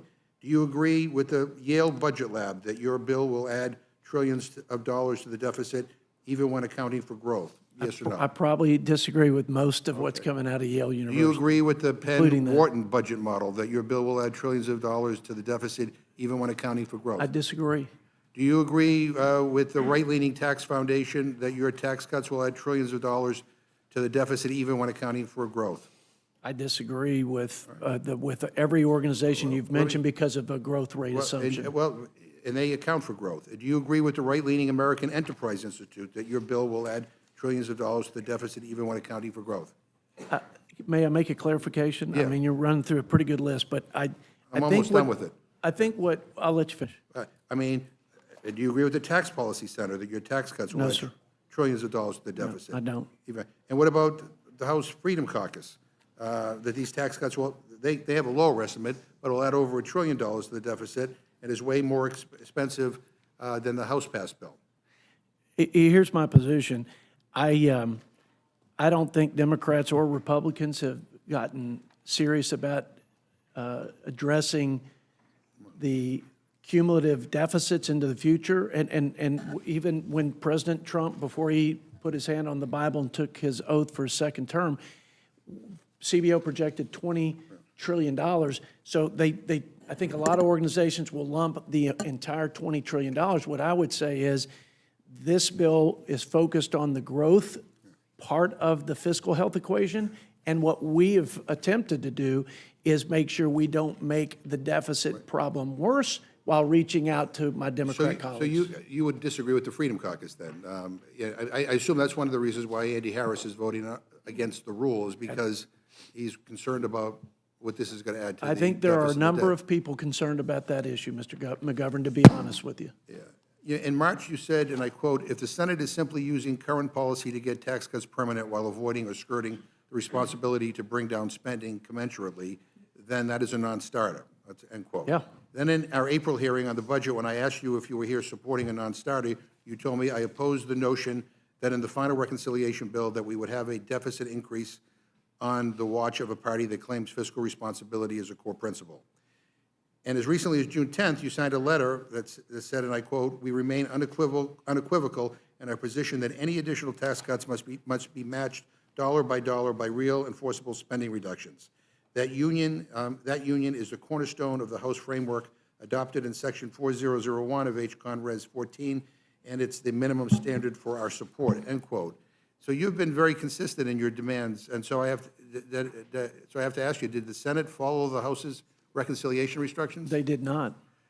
All right, I mean, according to the latest analysis from the Committee on Responsible Federal Budget, the Senate violated the House's instructions by over $500 billion, and the final bill will add $4 trillion to the national debt, including interest. So here we are with a final bill that does something that you called a non-starter, that violates your core principles, and it doesn't meet what you called the minimum standard for your support.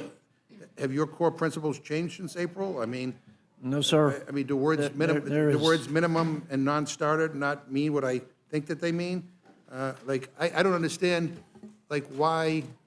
I mean, if I were on the right of this, I mean, I don't know why, you wouldn't take this opportunity maybe to follow Lisa Murkowski's advice to, maybe have a conference with the Senate and try to work something out.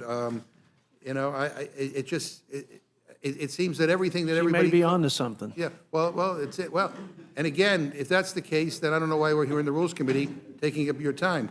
But Ranking Member Boyle, it seems to me to be the prevailing view of literally every credible budget expert across the country that the Republicans' proposal will blow a multi-trillion-dollar hole in our debt. Even Republicans can't seem to get their stories straight. The Trump White House claims that the bill will reduce the deficit by trillions using magic math. Senate Republicans are opting to pretend that $4 trillion in tax cuts don't count as new tax cuts. And a select few House Republicans, like Congressman Massey, and I hate to add to his misery, Congressman Roy, actually admit that the bill will raise the deficit. Ranking Member Boyle, can you explain in very simple terms what Republicans are doing here by ignoring current law and using an alternative way to estimate the cost of their bill? And is it true that the new version of the bill adds hundreds of billions more to the deficit than what the House Republicans passed earlier this year? Yes, thank you, Ranking Member McGovern. I have to give Republicans credit for this. They have been able to get left-leaning groups and right-leaning groups both on the same side, saying exactly the same thing, that this bill adds trillions of dollars to our deficit and debt. To be specific, $4 trillion. Now, one of the ways, process-wise, that the Senate Republicans achieve this is actually truly historic. Ever since 1974, we have operated under the Budget and Impoundment Control Act. That's what created House Budget Committee, Senate Budget Committee. It's what gave birth to the Congressional Budget Office. It was to ensure that all members would have accurate numbers. The official scorekeepers, the Congressional Budget Office, would initiate 10-year projections. And within the process known as reconciliation that was created, these numbers needed to add up. If you were going to have new spending, it needed to be paid for. If you were going to give out tax cuts, that also needed to be accounted for, either through cuts or additional revenue elsewhere. Ever since 1974, we have used something called the current law baseline. So for example, with these tax cuts, the original 2017 TCJA tax cuts, they're set to expire midnight December 31st of this year. If you want to extend them the following day, the following month, the following year, following decade, so be it, you have to pay for it. Now, because of this legislation, for the first time in 51 years, that will be violated by switching to something that's called current policy baseline. It is an intellectually bankrupt concept. Current policy baseline is jargon for essentially this concept. I bought a donut this morning. I paid for that donut. Now tomorrow and the next day and every day for the rest of my life, that donut will cost me nothing. According to current policy baseline, that is true. This bill uses, make no mistake about it, current policy baseline. And again, because I'm being magnanimous, I want to give Republicans credit. You have just solved Democrats' problem and come up with the way Democrats will pay for Medicare for all. You have actually solved it by using current policy baseline. This is a new precedent that has been set, and when this bill becomes law, if it, God forbid, does become law, this will be the new standard that the Democratic side of the aisle will absolutely follow from now on. Well, I thank you for that. Chairman Thompson, I want to go to something that Ranking Member Craig mentioned in her opening, because I think this is important. When our committee marked up this big, ugly bill in May, I recall you saying that your bill protects veterans. In fact, you actually took credit for the exemptions from work requirements for veterans, former foster youth, and homeless people that were signed into law as part of the Fiscal Responsibility Act. And as we're here now with a bill that actually gets rid of the protections for veterans, for former foster youth, and for homeless individuals, Mr. Chairman, I know you know this, but I'll lay this out for members in this room who don't serve on the Agriculture Committee like us, and for people watching this at home. This means if this bill gets signed into law, veterans, former foster youth ages 18 to 24, and homeless individuals will now be kicked off of their SNAP benefits after 3 months. So a 64-year-old veteran who can't find a job has nowhere left to turn. I mean, he will go hungry in 3 months. A 19-year-old girl, a 19-year-old who lived a complicated life in and out of different foster homes gets SNAP for 3 months, and then she's out of luck. A person who can't find stable housing and is trying to find a place to stay is kicked off of his food benefits in 90 days. And so, you know, when we're talking about people being hurt, I mean, these are the people that we're talking about. And so my question for you, I mean, do you support removing the protections for veterans? Well, Mr. McGovern, I'm hesitant to correct you, but my statement was President Biden was the one that was pushing those three populations of having them exempt. From what I saw, and I complained about this at this time in those negotiations, we were cheating those three populations from greater opportunity because we were not going to be able to provide them access to the SNAP employment and career and technical education benefit, which we invest significant monies on.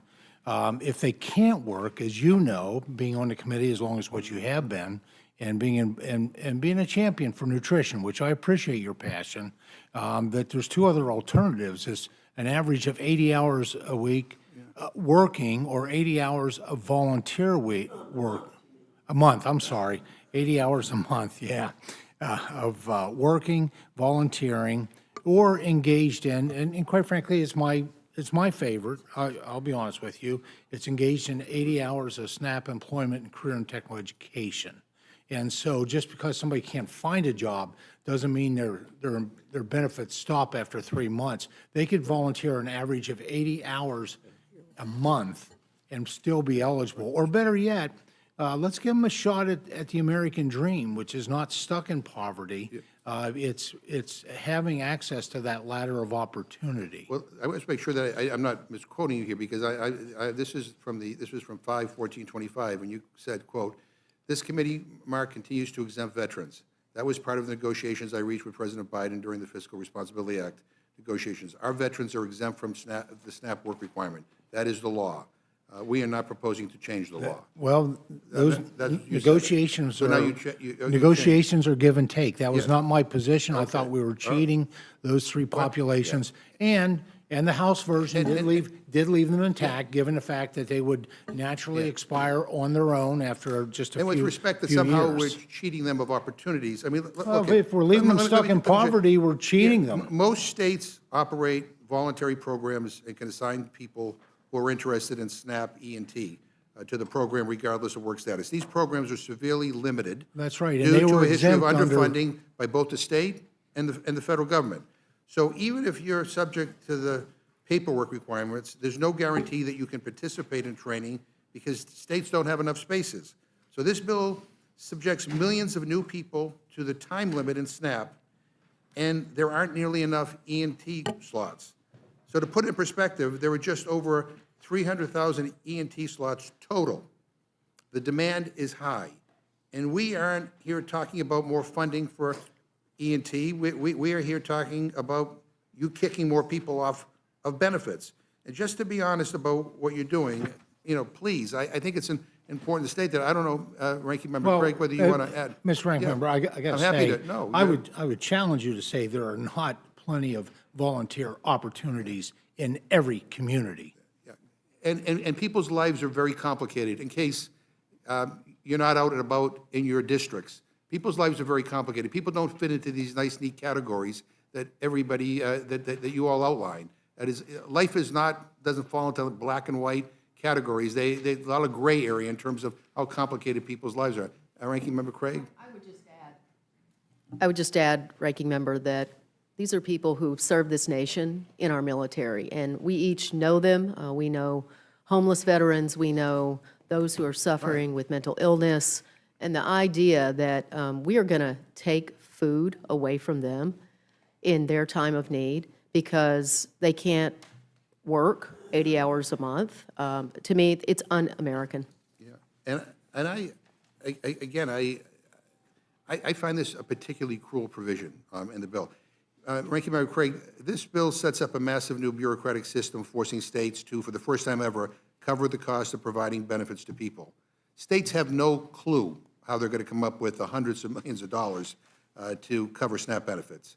I mean, CBO and 23 governors wrote to us to say that states may be forced to drop out of SNAP entirely due to the increased cost. States not offering SNAP benefits to people would be catastrophic. It would make hunger exponentially worse in this country and push people deeper into poverty. And I can't even begin to guess what kind of long-term consequences that would have on healthcare costs, workplace productivity, and educational outcomes.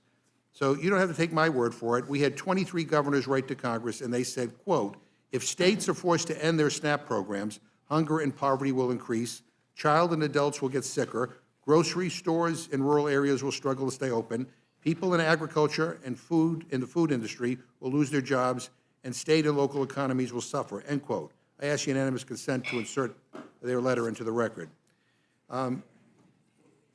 Yeah, and in some states, I know Minnesota is one of them, and you mentioned this. And by the way, Mr. Pallone and Ms. Moore in New Jersey and Wisconsin are also on that list. Counties will be on the hook for a portion of that cost. In Minnesota, I think counties will be on the hook for coming up with $43 million per year to continue offering benefits. I know you do your homework, Ms. Craig, and I know you talked to county officials about this. Do county officials in Minnesota have confidence that they can come up with $43 million a year And if they can't, then what happens? No, Mr. Ranking Member, they do not. In fact, those county commissioners in Minnesota have been burning up my cell phone all weekend long. States already have skin in the game. 50% of the cost share for administering SNAP goes to the states. And in some states, that cost is even higher. In Minnesota, for example, the cost of administering SNAP, mostly, it's about 80%, falls on the counties. And this bill shifts more of the cost for federal food assistance programs onto them. I've heard from a bunch of them in the last 24 hours, and today, the Minnesota Star Tribune, the headline, front page, was Trump's federal spending bill could force Minnesota counties to raise property taxes. Realistically, Mr. Ranking Member, the only thing that those Minnesota counties are going to be able to do with this unfunded mandate is either raise local taxes, county property taxes, or they're going to have to not fund other priorities in the county. So this could end up being a tax increase at the state level or at the county level, I mean, in order to be able to make sure that people have the basic necessity of food. Yeah, for many Minnesotans, the tax increase at the local level is going to just completely offset. It's going to be much, much more than the tiny little tax decrease that some of the folks here are suggesting people may end up with. Look, it's a lose-lose for Minnesotans, but, Virginia, New Jersey, the members on this committee, the Rules Committee, and I would suspect a lot of the folks here, Mr. McGovern, don't actually know about this yet, or you've only learned about it in recent days. Colorado, Ohio, and in particular, North Carolina and New Jersey, where counties pay actually 100% of the administrative cost. In fact, I have a statement here from the North Carolina Association of County Commissioners that was issued last week that I'd like to read because I think it should be incredibly important to members of the Rules Committee across the aisle. By reducing federal funding and shifting administrative costs to state and local governments, Congress would force North Carolina and its counties to replace tens of millions of dollars in lost revenue, either by generating new funds through increased taxes or redirecting them from other essential programs. Should the state be unwilling or unable to replace the SNAP benefit reductions, individual counties will be forced to choose between diverting funding from their own programs, raising local taxes, or watching their residents go without this important safety net. Local governments are most disadvantaged to replace SNAP funding. The best way to ensure our residents receive this benefit is to preserve federal funding. It's just really, truly difficult, Mr. McGovern, to see how the people in this room could support a bill that is going to increase taxes at the county level on so many of the states across this country. And I think this is a big deal. It's a big change.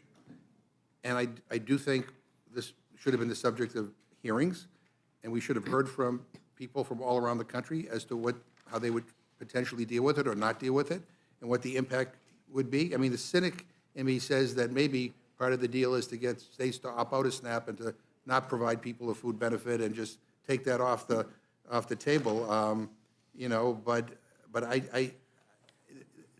this is going to have an impact that I think most states don't even have a clue of, right, of what it's going to mean to them. If I may, Mr. Sure. McGovern, the CBO scores that you quoted, that was actually when there was state share, that was scored at a state share of 50%. Well, that was which is outrageous. And of course, the Senate made some refinements to the process. Any error rates under 6% is a zero cost share. The idea here is not to punish anyone. It's to incentivize the states to do a better job. And because understand, it's too, that error rates include underpayments to people. Well, underpayments or overpayments, because overpayments get clawed back, and that hurts people in future months. I would encourage us all to read what actually came back from the Senate, because in fact, 10 states in this country are not going to be subject to the cost shift that others are as a result of a last-minute deal cut over in the Senate by one U.S. senator. And for that matter, I just say last night, the governor of Pennsylvania warned that his state, your state here, some of you here, might have to opt out of the program, leaving 2 million people without federal food assistance if these cuts become law. The consequences for that are health, our rates of childhood obesity, of hunger for economy. It would be devastating if this happens. And just one quick question. Are undocumented immigrants in SNAP No, of course they aren't, by federal law. And look, every member of this committee should just go on their phone. I know you all know how to use a phone. The USDA website clearly states, this is a direct quote, SNAP is not and has never been available to undocumented non-citizens. Only American citizens and certain other select groups of documented, that means they're country, in this country legally, non-citizens may receive SNAP. It's embarrassing that any member of Congress would actually No, say but that. I thank you for saying that, because I've heard some of my Republican colleagues on talk shows talking about that. They aren't, and they never have I don't know been. what they're talking about. I just have one last set of questions for Energy and Commerce. Mr. Guthrie, President Trump has said time and time and again, and in fact, he continues to say that Republicans will not touch Medicaid. But it blows my mind that he says that. But anyway, if Republicans enact this bill, you will be in clear and total violation of that promise. This bill, as I read it, includes $930 billion in cuts to Medicaid. That's according to the nonpartisan budget scorekeepers at CBO. But just don't take it from me, or even from the budget experts. Listen to the doctors and the hospitals across the country that say this bill will devastate healthcare in this country. The Children's Hospital Association said, and I quote, "The new version of the budget reconciliation bill is a crisis for children's health care, hospitals, and providers nationwide, and we ask Congress to oppose it as an act of support for America's children.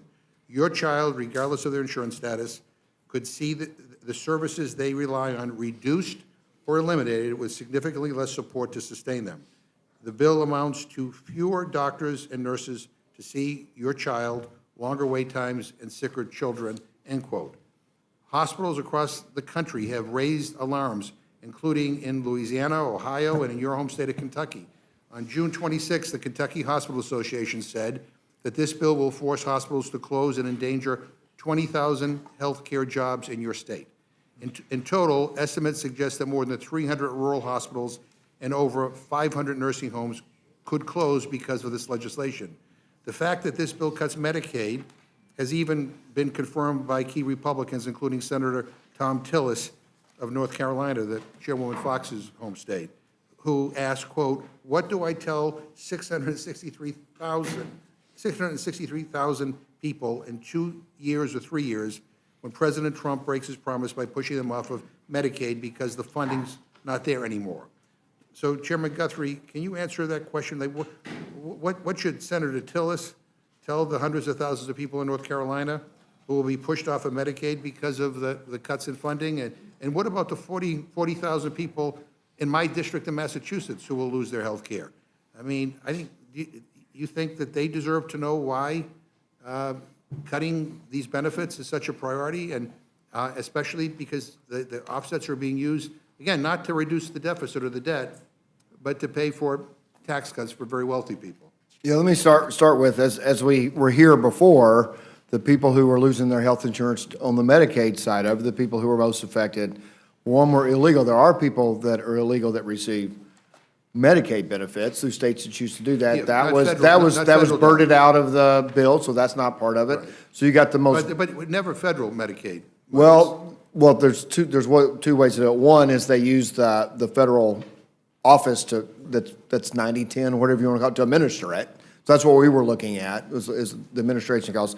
The other thing is you don't have to verify legal status until 90 days into being on Medicaid. So there's people technically be on Medicaid, and it's scored, so there's no, that it happens with CBO, and that was not allowed in by the Byrd rule. So the other is people that are not eligible because of eligibility rules, and the people that are able to work. It was 4.6 million. That number is of people who were estimated that were able to work. And when we say able to work, it's people all the ones that you talked about with mental health, with all the other, they're exempted out, people with substance disorder. Well, according to the Joint Economic Committee, 184,526 people will lose their health care coverage in Kentucky. Are they all deserving to lose their health care benefits? So I would say if they're able to work and choose not to work, when I say under the restrictions that we have for eligibility, most Kentuckians think, I know there was some criticism that came out from the governor's office of our bill, but if they're defending people that are able to work That's and an awful and lot they're of not people, that's working. an awful lot of people in Kentucky. Ranking Member Well, Palmer- Kentucky has one of the lowest workforce participation rates, people who are eligible to work that are working, and they'll be better off if they're working.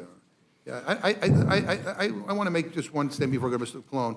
This notion that, all these millions and millions of Americans really are living the easy life, staying home, watching TV, and being on Medicaid and being on SNAP is ludicrous.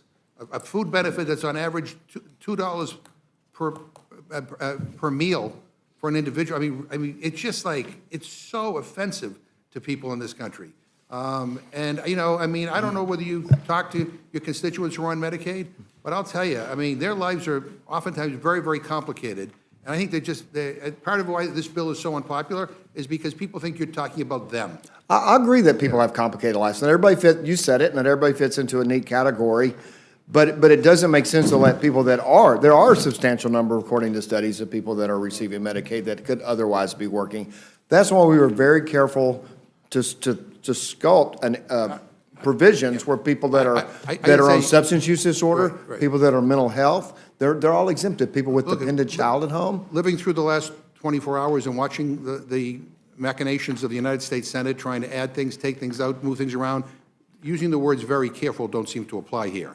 And I'm willing to bet you anything that if this thing becomes law, you'll find out in a few days that there's something in here that none of us knew was in there, or that has an adverse impact on something that we care about, and it's going to be too late to do anything about it.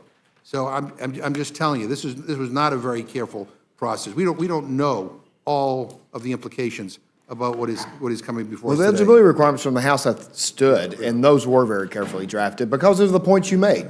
So Ranking Member Pallone, Republicans continue to falsely claim that the only people who will lose health insurance will be undocumented people or people who sit at home watching TV all day. Can you address this point and discuss who will lose health care under this bill, who is actually losing health coverage, and why do they need Medicaid and the ACA? Well, let me divide the answer in two parts. One is about the people that lose their health insurance, and the second is about the cuts to providers and the children's hospitals and the other things you mentioned. First of all, the Republicans have to stop, I know they won't, but they have to stop saying that the only thing they're doing here is work requirements or paperwork. The bottom line is that if you talk about the $1 trillion that's going to be cut here, or the 17 million people that are going to lose their health insurance, there's probably only a third of that $1 trillion that's related to the paperwork. Now, that's significant because the bottom line is that, it's not fair. Use the Georgia example I've used a million times, where they estimated there were 300,000 or 400,000 people that were eligible for Medicaid expansion, and only 4,500 of those actually got Medicaid because of the paperwork requirements, meaning, you've got to file every month. You have to show that if you're not working, it's, because of a level of disability that's impossible to reach. That's maybe a third of it. The rest of it is all the other cuts, right? So, for example, with regard to the ACA, the subsidies, the enhanced subsidies are gone. So if your health insurance costs you, is valued at, say, $5,200 a year, and you're paying $100 a month, you're now going to have to pay an extra $4,000 that would have been subsidized, and you can't afford it, so therefore you don't get health insurance, right? So this is not primarily about paperwork requirements, although those paperwork requirements are so awful that a lot of people will lose their health insurance. The other thing I was going to say too is that you're talking about the Children's Hospital. This is what the Senate did that made this so much more onerous. We don't talk about CHIP, right?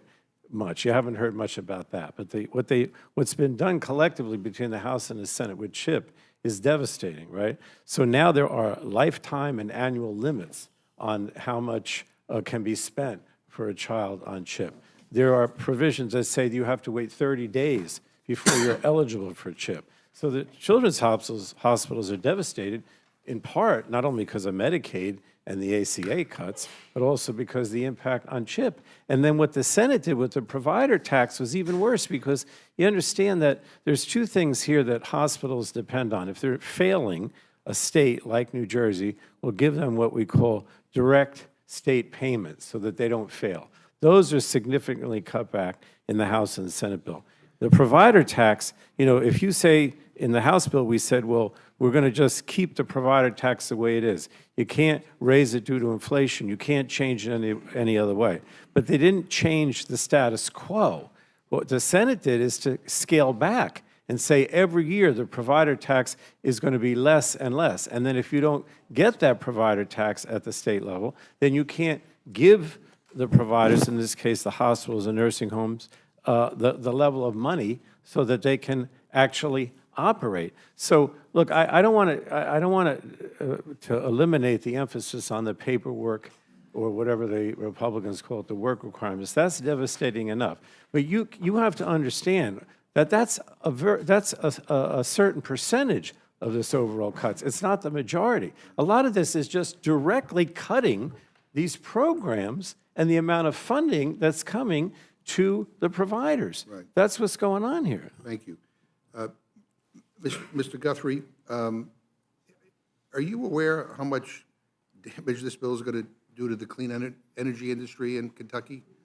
I mean, I have a letter here addressed to you from manufacturing companies in Kentucky, and the letter states, quote, there are already more than 14,000 clean energy jobs in Kentucky in the battery, manufacturing, automotive, grid infrastructure, critical minerals, and clean energy industries, end quote. The letter further states that $8 billion in announced funding for these industries to your state has yet to be spent and is a significant risk if this bill passed. That sounds like a heck of a lot of jobs. I mean, what do you say to these employers? And and I mean, on the tax portion of this bill, I mean, what do you tell the thousands of people who could lose their jobs from Kentucky, or for that matter, in Missouri? I mean, who want to work in these high-paying industries? I mean, this bill is a job killer and a climate killer. If they're the largest battery plants are in my district, one battery plant, Ford offers a good product people are going to buy. They were going to build 2 battery plants in my district. They built 2 plants. They're going to equip one because they make a good product and people are going to buy it. They're not going to equip the other. They're looking for other uses for it. The other one is actually in my hometown.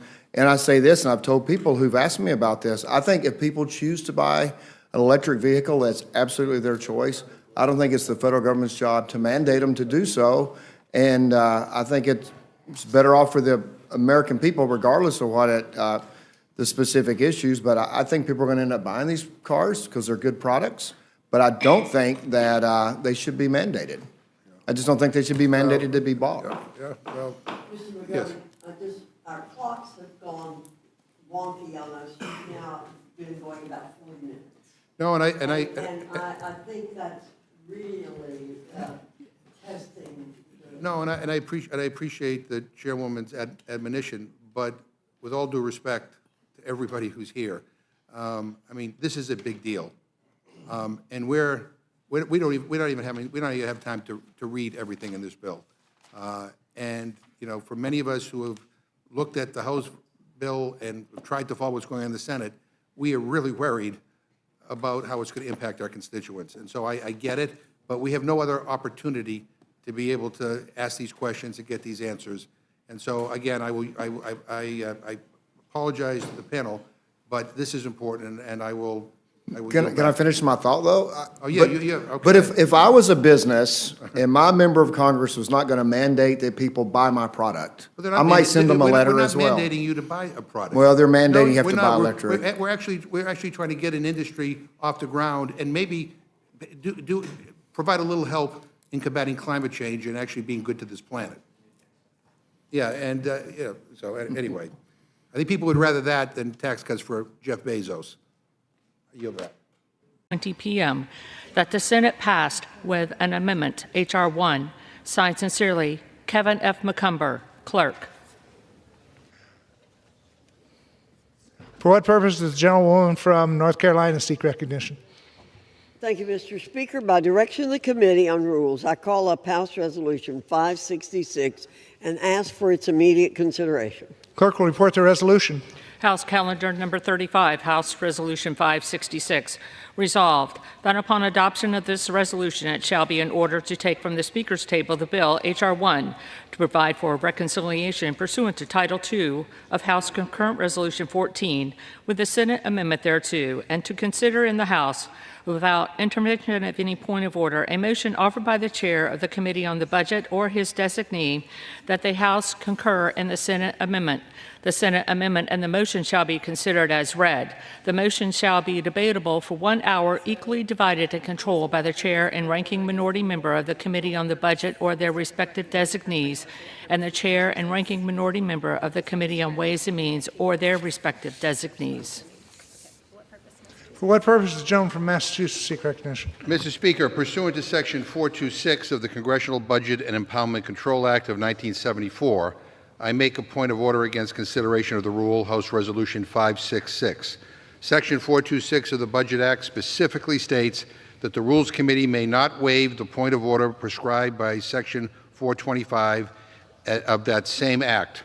House Resolution 566 states that it is in order to consider a motion that the House concur in the Senate amendment to H.R. 1, quote, without intervention of any point of order, end quote. Therefore, I make a point of order pursuant to Section 426 that this rule may not be considered. The gentleman from Massachusetts makes point of order that the resolution violates Section 426A of the Congressional Budget Act of 1974. The gentleman has met the threshold burden under the rule, and the gentleman from Massachusetts and a member opposed each will control 10 minutes of debate. On the question of consideration, following debate, the chair will put the question of consideration as the statutory means of disposing of the point of order. The chair recognizes the gentleman from Massachusetts. Thank you, Mr. Speaker. I yield myself such time as I may consume. Gentleman's recognized. Mr. Speaker, let me say this once again. We will not stand by and watch Trump and his billionaire friends destroy this country without putting up one hell of a fight. And because this rule waives the point of order against unfunded mandates, it is not in order to consider it on the floor. The bill Republicans are attempting to jam through the House today cuts nutritional assistance for moms and dads, kids, people with disabilities, veterans, and senior citizens. It goes after the most important people in our lives, our families, to fund massive tax breaks for the richest people in the world. I think that that's wrong, and I think it's immoral. But more than just a massive betrayal of the American people, this bill is also a massive new unfunded mandate on states. Don't just take my word for it. The nonpartisan experts at the Congressional Budget Office said Title I of the bill, the Agriculture Committee's portion of this awful bill, would impose intergovernmental mandates by requiring states, for the first time ever, to provide state funding for food assistance benefits, increasing the share of food assistance administrative costs paid by states, and requiring state agencies to perform additional administrative duties. This massive new unfunded mandate would cost states a whopping $19 billion each year. Mr. Speaker, where the hell are states going to come up with this kind of money? They can't. And so what will happen is people will get kicked off of food assistance, and they will go hungry. State after state has written to Congress begging us not to pass this awful bill. They have made it very clear that if this bill goes through, states will be forced to cut benefits, kick eligible people off of food assistance entirely, or raise taxes to pay for this massive new bureaucracy that Republicans are creating in every state in this country. The chairman of the Agriculture Committee's home state of Pennsylvania would have to come up with over $1 billion to cover the state's share of benefit costs. There is no state in this country who is able to take on this kind of massive unfunded mandate. And we're talking about basic needs for people, a food assistance benefit of $2 per meal so people don't go hungry. And by the way, that money not only lifts people out of poverty, it improves health, and it uplifts local economies too. Hunger costs this country, and food assistance programs save us money. People who have enough food to eat are more productive at work. Kids who are not hungry are able to learn better in school. And seniors who take their medication on a full stomach are less likely to go to emergency rooms. No American should go without food. This is a human rights issue. We live in the richest country on earth, for God's sake, and not a single kid in this country should go to bed hungry, not a single damn one. and especially not when Republicans are giving millionaires and billionaires a big fat tax break. So I said to my Republican colleagues, what's wrong with you people? In this bill, you provide a $2 billion tax break for gun silencers, but you cut SNAP benefits for vulnerable families, which, by the way, is on average $2 per person per meal. Jesus Christ, what are you people thinking? I reserve my time. Gentleman reserves his time for what purposes? Gentlewoman from North Carolina, seek recognition. Thank you, Mr. Speaker. I rise to claim time in favor of consideration of the resolution. Gentlelady is recognized for 10 minutes. Thank you, Mr. Speaker. The question before the House is, should the House now consider House Resolution 566? Though the resolution waives all points of order against consideration of the motion to concur in the Senate amendment to H.R. 1, the Committee on Rules is not aware of any violation of the Unfunded Mandates Reform Act, nor has the Congressional Budget Office identified any violation of the Act. The reason for this motion is plain and obvious. It is not a legitimate attempt to question consideration, but simply a dilatory tactic to further delay consideration of this historic legislation and to give the Democrats more time to mislead Americans. We must dispense with this question of consideration so we can move the process forward and enact the agenda President Trump and the American people have demanded. I reserve my time. Gentlelady reserves. Gentleman from Massachusetts. Mr. Speaker, I just want to say we have a letter from the Congressional Budget Office confirming that there are unfunded mandates in this bill. And at this time, I yield 2 minutes to the gentlewoman from Ohio, Ms. Brown. Gentlewoman's recognized for 2 minutes. Thank you, Ranking Member McGovern, for yielding. I rise in strong opposition to this rule and the underlying bill. For the first time in history, this bill would force states to pay for part of SNAP benefits, and it would require states to increase their share of administrative costs. This is an unfunded mandate, plain and simple. And let's be clear, the costs are staggering, the consequences devastating, and the cruelty deeply disturbing. This policy punishes those who can least afford it, seniors on fixed income, veterans and families already forced to choose between gas and groceries. States will be stuck in a corner. Cut benefits, cut eligibility, or cut public safety, education, housing, and mental health programs just to stay afloat. This isn't just a budgeting decision, it's a values decision. And for what? To take from the hungry and give it to the wealthy. To slash SNAP benefits just $6 per day and hand a $250,000 tax break to the top 0.1%. 0.1%. That's not policy, that's plunder. The math doesn't lie. In North Carolina, it's $400 million, more than the entire state budget for child development and early education. In Georgia, it's $500 million, double what the state spends on child welfare. And in my state of Ohio, it's $300 million, 4 times the transportation budget. My colleagues are writing checks that the government can't cash. And when the money runs out, the food runs out. Children go hungry, seniors skip meals, veterans, working moms and dads will be turned down and turned away, all because of a vote taken here today. This mandate isn't just unfunded, it's unfathomable. So I urge my colleagues, reject this provision, reject this rule, reject this betrayal. Don't reward the rich on the backs of hungry Americans. And with that, I yield back. Gentleman from North Carolina.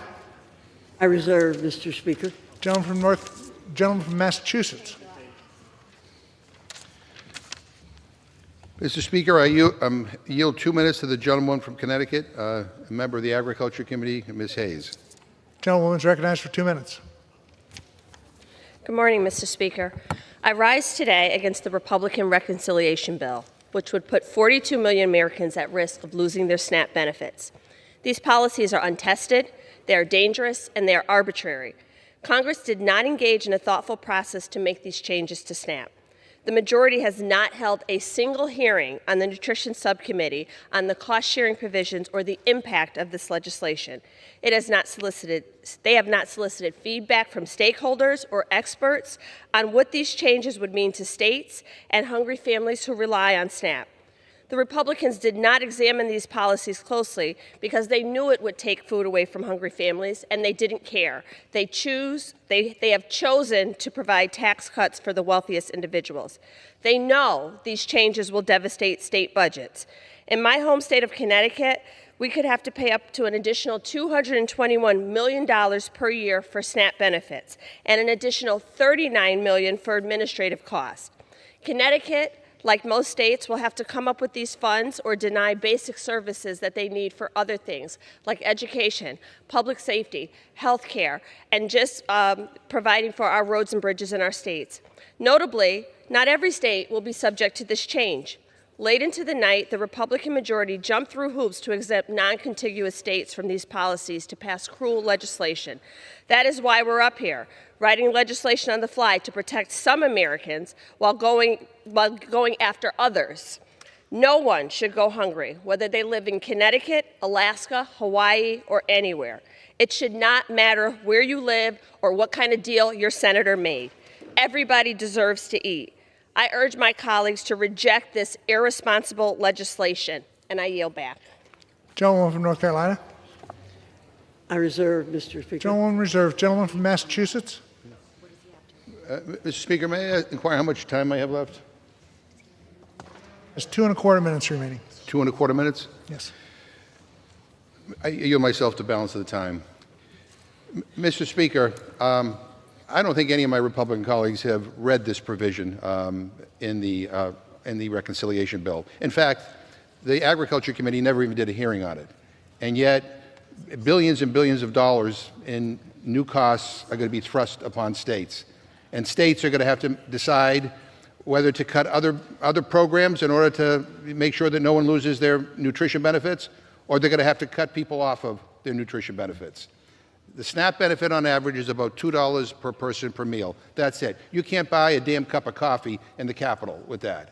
And my Republican friends are obsessed with trying to throw people off of this benefit. I have no idea why. Most of the people on the benefit are children, are senior citizens. They include veterans. Many of them are working full-time and can't afford to put food on the table, and this benefit helps them provide for their families.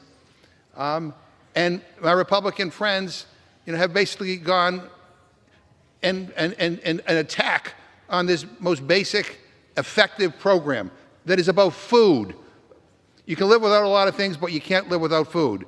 So, Mr. Speaker, for those Republicans who think that it's okay to give Jeff Bezos a tax cut and at the same time cut food benefits for struggling families, let me say clearly, we don't share the same values. We don't share the same values. Unloading billions of dollars in new costs on states, money they do not have, will force them to cut benefits and throw needy people off of SNAP. It is a rotten thing to do. And I believe there's a special place in hell for people who take food away from veterans, from seniors, from children, from former foster youth, and from hungry families. This is sick. This is disgusting. I yield back. Gentleman yields back the balance of his time. Gentlewoman from North Carolina. Thank you. Pardon me. Thank you, Mr. Speaker. I yield back the balance of my time and urge all members to vote yes on the question of consideration of the resolution. Gentlewoman yields back the balance of her time. All time for debate has expired. The question is, will the House now consider the resolution? Those in favor say aye. Aye. Those opposed, no. In the opinion of the chair, the ayes have it. Mr. Speaker, I ask for the yeas and nays. The yeas and nays are requested. Those favoring a vote by the yeas and nays will rise. Sufficient number having arisen, the yeas and nays are ordered. Members will record their votes by electronic device. This will be a 15-minute vote.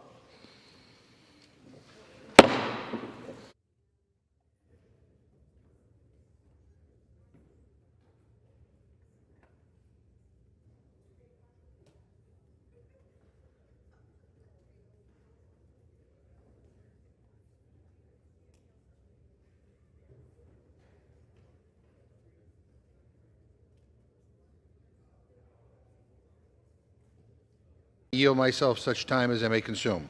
Gentleman's recognized. Mr. Speaker, this process, an abomination. Legislative malpractice. Final text of this bill came out less than 24 hours ago. We met in committee an hour after it was posted. And now we're here considering a rule that only allows for 1 hour of debate. This bill is within the jurisdiction of 12 different committees. 1 hour is ridiculous. And every minute we're finding out new things that were snuck into the bill. A tax cut for whalers, and now we're learning about a gambling tax. Republican leadership and the White House are jamming this bill down our throats. And for what? We are not on a deadline, no looming crisis. We're here because Donald Trump wants a 4th of July party to celebrate this garbage bill. He wants fireworks and flags and cameras, not for this country, but for himself. So he says, close your ears, close your eyes, and vote for this bill. Honestly, sounds more like a cult than a Congress to me. Some Republicans promised their voters no cuts to Medicaid, no new debt. Now they're flipping faster than pancakes at a campaign breakfast. The House passed it, hoping the Senate would kill it. The Senate passed it, hoping the House would grow a spine. Everyone is playing a game of legislative chicken, voting for a bad bill and thinking the other chamber will be the one to fix it. This is nuts. And Trump says, have fun and vote yay. Have fun gutting Medicaid? Vote yay on taking away food from poor families? Are you serious? This bill is catastrophic. It is not policy, it is punishment. Let's talk facts. It slashes Medicaid, cuts Medicare, dismantles the ACA. It shutters rural hospitals, closes nursing homes, wipes out health centers. It takes food off kitchen tables, throws clean energy workers out of jobs, spikes utility bills. And why? So billionaires and oil companies can cash in. Big oil gets handouts, billionaires get tax breaks, working families get scraps, if that. Jeff Bezos just had a $50 million wedding in Venice, and they want to give him another tax break. Meanwhile, families making under $50,000 a year, well, they get less than $1 a day in tax cuts. You can't even buy a cup of coffee with that. And the cost, over $3 trillion added to the debt and a $5 trillion debt ceiling raise, brought to you by the very people who won't shut up about so-called fiscal responsibility. This isn't tax reform to relieve the middle and working class. It is a robbery that will result in the largest transfer of wealth from the poor to the rich our country has ever seen. So let's not lie to the American people. This is about taking from the most vulnerable to pay off the already powerful. It is about pleasing one man who's holding this Congress hostage with primary threats and social media tantrums. This bill is cruel, it is cowardly, it is a betrayal of everything this country is supposed to stand for. I reserve my time. So, Mr. Speaker, this bill is a moral failure. It rips health care away from millions. It pushes more families into hunger. It leaves seniors stranded. Also, billionaires can keep more of what they'll never spend. Republicans say, lose your job? Too bad. Hospitals shut down? Good luck. Can't afford groceries or insulin? Figure it out. But if you're a big oil, a CEO, or a trust fund baby, don't worry, we've got you covered. This bill is about who matters and who doesn't. And guess what? Working people didn't make the cut. But I want my Republican colleagues to know they don't have to do this. They don't have to sell out their own communities. They don't have to vote for a bill that goes against fundamental things they claim to believe in. Crazy as it sounds, they don't have to hurt people to keep Trump happy. Find a spine. Find a conscience, for God's sake, because the American people are watching. They know the difference between real leadership and bootlicking. A vote for this bill is a vote for cruelty. It's a vote for fiscal irresponsibility and a vote to screw over your constituents to give more to the ultra-wealthy. This bill is a middle finger to working people. Now, we can still stop this. We can still do the right thing. Vote no. Go back to the table. Work with us on tax relief for people who are not making millions and billions of dollars. Don't let this be your legacy. That so many of you are blindly going along with this just to please the guy in the White House is shameful. You have a responsibility to care for the people in your districts. And you're voting for a bill that's going to throw millions off of health care and rip food off kitchen tables all across the country. It's shameful. It is shameful. I'm disgusted that we are here debating this trash. And with that, I urge a no vote on the rule and a no vote on the bill. I yield back. Give myself the balance of the time. Mr. Speaker, I don't think any of my Republican colleagues have read this provision in the reconciliation bill. In fact, the Agriculture Committee never even did a hearing on it. And yet, billions and billions of dollars in new costs are going to be thrust upon states. And states are going to have to decide whether to cut other programs in order to make sure that no one loses their nutrition benefits, or they're going to have to cut people off of their nutrition benefits. The SNAP benefit on average is about $2 per person per meal. That's it. You can't buy a damn cup of coffee in the Capitol with that. And my Republican friends are obsessed with trying to throw people off of this benefit. I have no idea why. Most of the people on the benefit are children, are senior citizens. They include veterans. Many of them are working full-time and can't afford to put food on the table, and this benefit helps them provide for their families. And my Republican friends, have basically gone and attack on this most basic, effective program that is about food. You can live without a lot of things, but you can't live without food. So, Mr. Speaker, for those Republicans who think that it's okay to give Jeff Bezos a tax cut and at the same time cut food benefits for struggling families, let me say clearly, we don't share the same values. We don't share the same values. Unloading billions of dollars in new costs on states, money they do not have, will force them to cut benefits and throw needy people off of SNAP. It is a rotten thing to do. And I believe there's a special place in hell for people who take food away from veterans, from seniors, from children, from former foster youth, and from hungry families. This is sick. This is disgusting. I yield back. Gentlemen, those have it. The amendment is not agreed to. Madam Chair, I have another amendment to the rule. I move the committee make an order amendment number 50 to H.R. 3633, offered by Representative Khanna, which would require the Attorney General to preserve and release any records related to Jeffrey Epstein.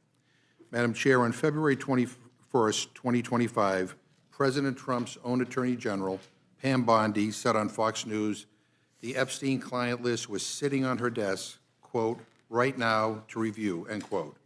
Kash Patel, Trump's FBI director, said during his confirmation hearing that he would do everything, if confirmed, to make sure the American people knew, quote, the full weight of what happened, end quote. Patel, who now leads the FBI, said on the Benny Johnson show that the FBI was hiding the Epstein client list. Donald Trump Jr., the president's own son, tweeted out, and I quote, show us all the Epstein client list right now.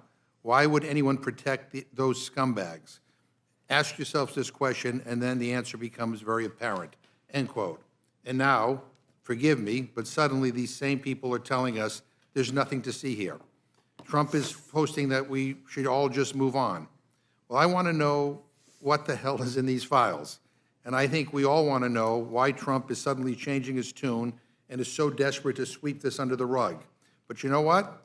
This also gets at his credibility. This is about trust. Republicans said, trust us, vote for us, and we will release these files. And here we are. They are backtracking. They said they aren't going to cut Medicaid, and they did. They said they wouldn't add to the deficit and debt. They exploded both. They said that they stand with law enforcement. They won't even hang a plaque honoring officers for their heroism on January 6th. They talk about law and order and can't even condemn the president for pardoning the people who violently attacked the Capitol building. So please forgive me if I don't believe a word of any of it. This isn't about gotcha politics. It's about credibility, or rather the lack of credibility on the other side, because they constantly say one thing and do something else. So I urge a yes vote on my amendment, and I yield back. Is there any further discussion on Madam Chair, I fail to see how that amendment is germane to this rule. And Madam Chair, we are the Rules Committee, and we routinely waive the rules of germaneness and make things in order. This is about defense appropriations and crypto legislation. Well, then you can vote It doesn't. Mr. Scott, unfortunately, it is germane. Is there any further discussion on the amendment? Madam Chair. Ms. Leisure Fernandez, you recognize. Madam Chair, the Epstein files concern issues of abuse of women and abuse of children. You know, as the chair of the Democratic Women's Caucus, you often see me raising issues of we need to address this. And not only that, but Republicans and the MAGA world have said they want to know about this. Your constituents want to know. So the question is, why are they not just releasing them? And I think it's a simple thing to do, and you're going to be asked to vote whether you require the release.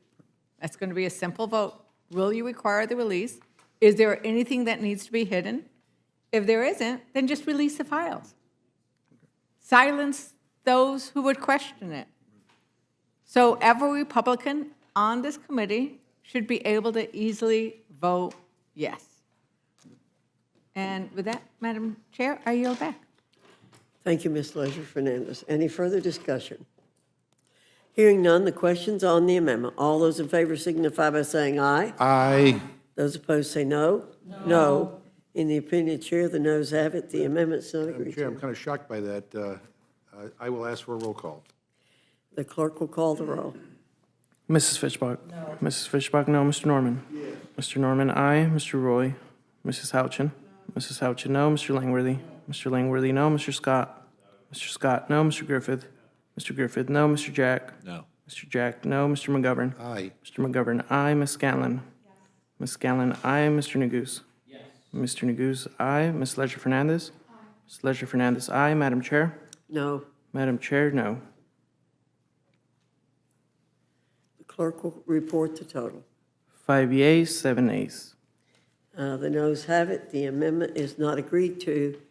And I think most of us believe what's appropriate will be released when it is time for the president to release it. Well, Madam, Thank you. Well, Madam Chair, I have another. Gentlelady from North Carolina reserves. Gentleman from Massachusetts is recognized. We're prepared to close. Okay. All right, then Gentleman's I recognized. will close, Mr. Speaker. I yield myself the remaining time. The gentleman's recognized. Mr. Speaker, before I close, let's talk about what's actually in front of us. This rescission package is a joke. Republicans passed a massive tax giveaway for the rich, one of the most expensive in history. That giveaway was 450 times the size of these rescissions. And every single Republican who spoke tonight voted to add $4 trillion to the debt. Every single one of them. And this isn't even good policy or process. It's rushed. It's sloppy. Even Republicans in the Senate are warning about the consequences. But the House majority doesn't care. They're more interested in headlines than outcomes. And once again, it's everyday people who pay the price. Now, let us end where we started, the Epstein files. Republicans can take a real vote today, a vote that will put them on the side of truth and justice, a vote to tell victims, we hear you, we see you, we will not protect the powerful at your expense. But instead, they are choosing cowardice. They are choosing obedience to Trump. And so they cooked up this non-binding resolution, a press release pretending to do something. So let's be clear, you either vote to release the files or you vote to bury them. And if every Republican votes to block our attempt to release the records, they are telling Epstein's victims, you don't matter as much as our political convenience. And that should disgust every single one of us. This place deserves better. This country deserves better. And the victims, most of all, deserve the truth. Release the Epstein files. Release the Epstein files. Release the files. I yield back. Gentleman, yield. Appreciate that very much. Mr. McGovern.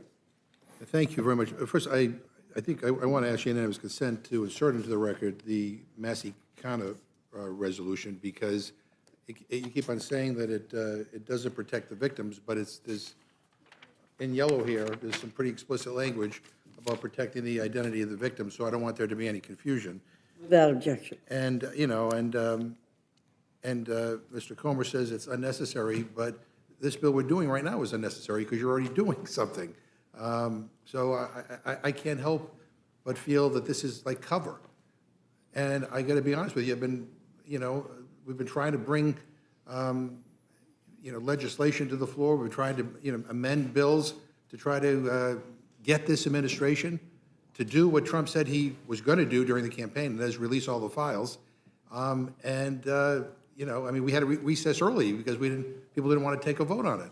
And I think, I appreciate the niceties of both of you appearing before this committee right now, but I got to tell you, I think what's going on here today is the Republicans are terrified. And I think we all know why. And that is because the president doesn't want to release all the files. I mean, after promising that he would release them during the campaign, then he issued, that was in 2024, and then 2025, he says, it's all a big hoax. It's perpetrated by Democrats and some stupid Republicans. That's his quote verbatim. So when you say all Republicans want this stuff released, I don't think that guy does. That's right. And what you're telling us that you're going to release some of the files tonight, if I heard Mr. Garcia correctly, 97% of which is already out in public. So we get 3% that's new. I don't know what it's going to say. But I just don't understand what the big deal is. Why can't the administration just release the files? You can do the investigation, but just release all the files. Trump and the people he put in charge of the FBI and the DOJ promised that they would. And it's just kind of strange that they haven't done so yet. I mean, don't you think? I mean, we just want to know, what are they trying to hide? Why is this such a difficult thing for them to do? Before we left for recess, you guys all told us that you wanted to release the files and that a non-binding resolution authored by Mr. Norman was an important step forward to getting the Epstein files released. Why hasn't that been called up yet? Mr. Scott had the authority to do so for weeks. He could do so this week. Hasn't done it. I don't know why not. Maybe Mr. Norman can explain to us why his Epstein resolution never made it to the floor. Maybe Mr. Scott can tell us why, would like to share with us why he decided not to call up the rule for its consideration when it was well within his power to do so. But honestly, the answers they give really don't matter because the resolution was nothing more than a distraction to buy time. And I think we're doing the same again today. But today's resolution is even worse. At least Mr. Norman's do-nothing resolution had a deadline of 30 days. If I'm reading your resolution correctly, there's no deadline. It's just an open-ended distraction with the same goal. Protect the powerful, hide the files, and buy some time for people to forget. So, all that has to happen for the files to be released is one thing. The Trump administration needs to release them. That is all. And if that's too complicated for some Republicans to get their arms around, that's okay, because they're in luck. Someone has already done the work for them, because there is a bipartisan bill offered by Mr. Massey and Mr. Khanna that would force the administration to release the Epstein files while protecting the victims. And Mr. Comer, just for the record, I think you're not in support of the Massey Khanna bill, but let me ask you formally, do you support the Massey Khanna bill to release the Epstein files? We're doing that as we speak. And you said some of the documents were going to be released. All 34,000 documents will be online, hopefully in the next 5 minutes, if they're not now. Yeah, but 97% of which we've already seen. Mr. Garcia. Yeah, I just want to add, first, appreciate the comments, but we should be clear. If it's true, as the chairman said, that every Republican supports disclosure around the Epstein files, then every Republican should sign the discharge petition from Congressman Khanna and Congressman Massey. There's no question. And the key difference in that petition as well is that petition ensures, one, that members of Congress are all on the record on releasing the files, and two, that petition, as you have in front of you, also ensures that the files actually go to the American public, that they're actually released to the public. I appreciate that the subpoena that we forced a vote on is going to our committee, and it's important work.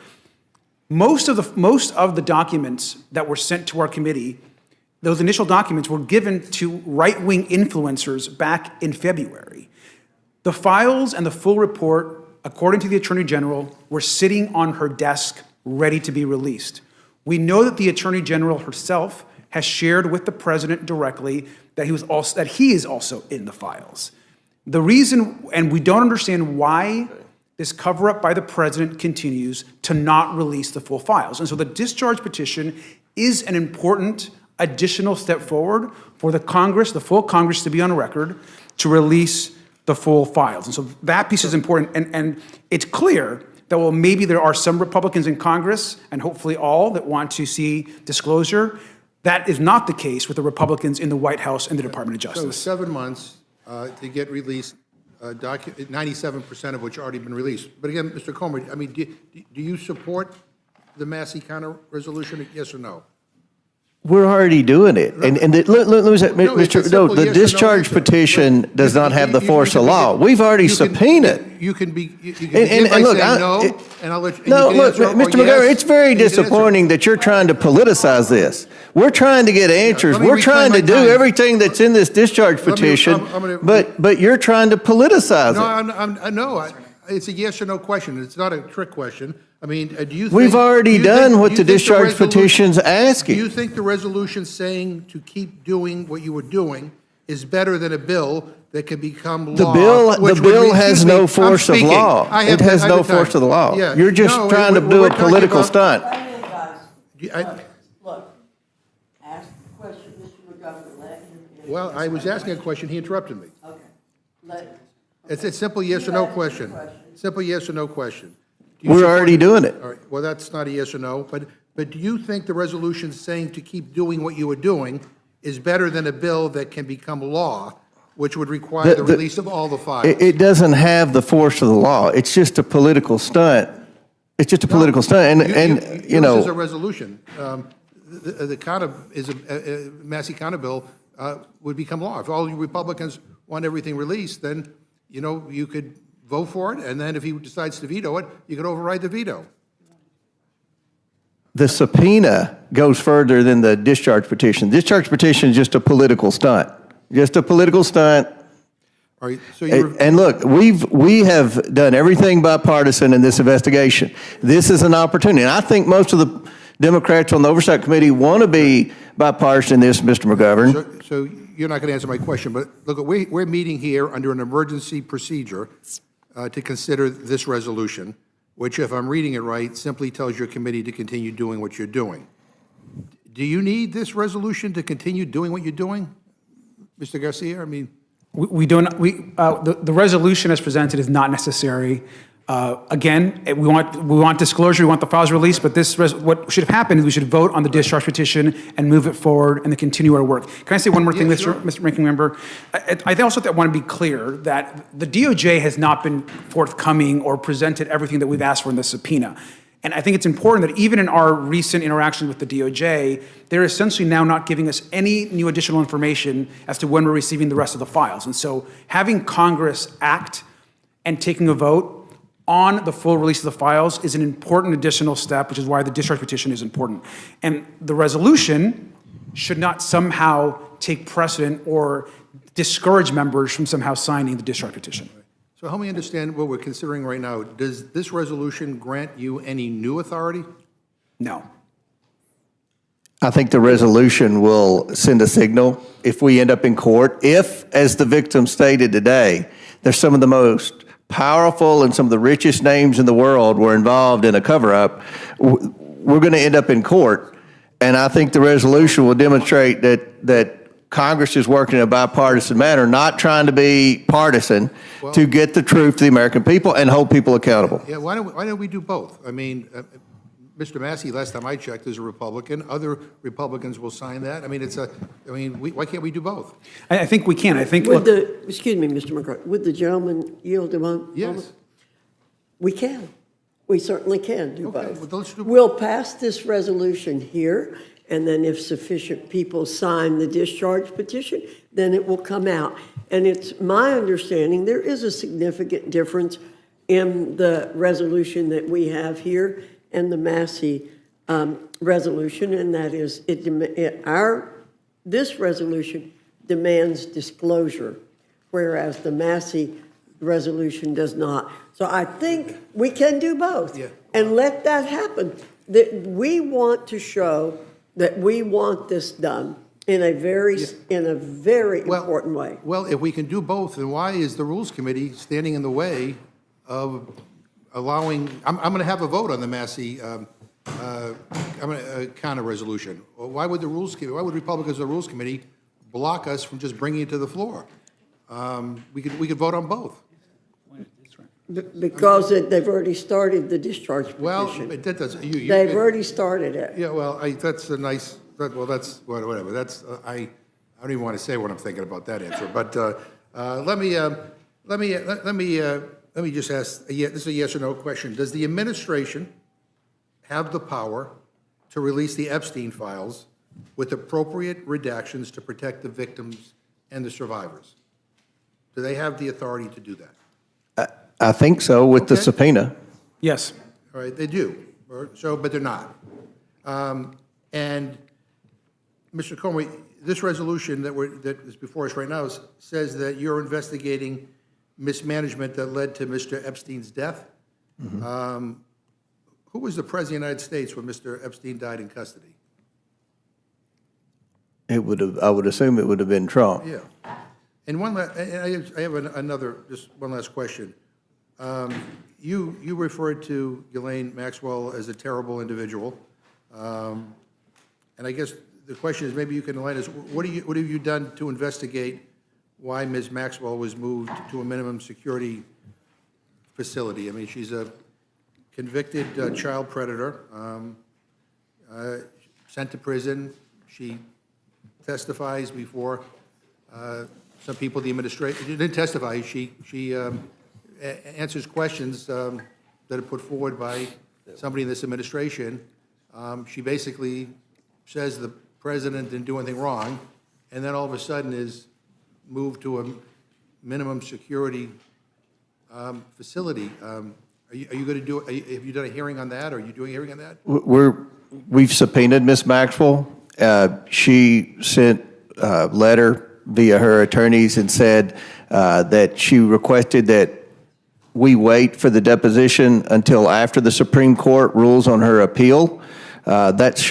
We're hoping that's this month. So as soon as the Supreme Court rules on her appeal, we'll go in and do a formal deposition. So Mr. Garcia will be there. I'll be there if he wants to be there. I'm not interested. And those questions can be asked. Those are legitimate questions. Well, but I don't think Ms. Maxwell can answer those questions. I mean, I listened to some of her interview, and it sounded like there was no cross-examination. I'm just curious why, after she said what she said, was she moved? So it's not about Ms. Maxwell. It's about somebody made the decision to move her, which I don't think was expected. Mr. Garcia? Yeah, I mean, look, let's be really clear.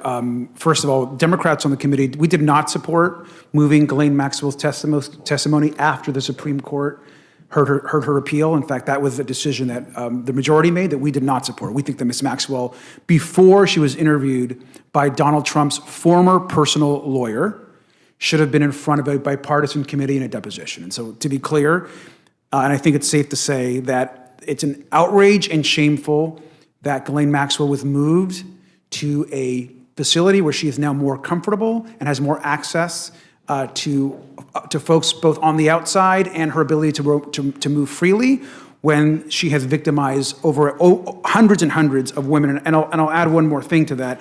We've written to the DOJ, the Federal Bureau of Prisons, demanding answers, yet no response from the Attorney General. We have no idea why she was moved and at whose direction was she moved to that facility. But she was moved, and correct me if I'm wrong, by this current administration, right? Absolutely. I mean, I would think that, I mean, this is so outrageous that a big part of the investigation of your Oversight Committee should be on that as well.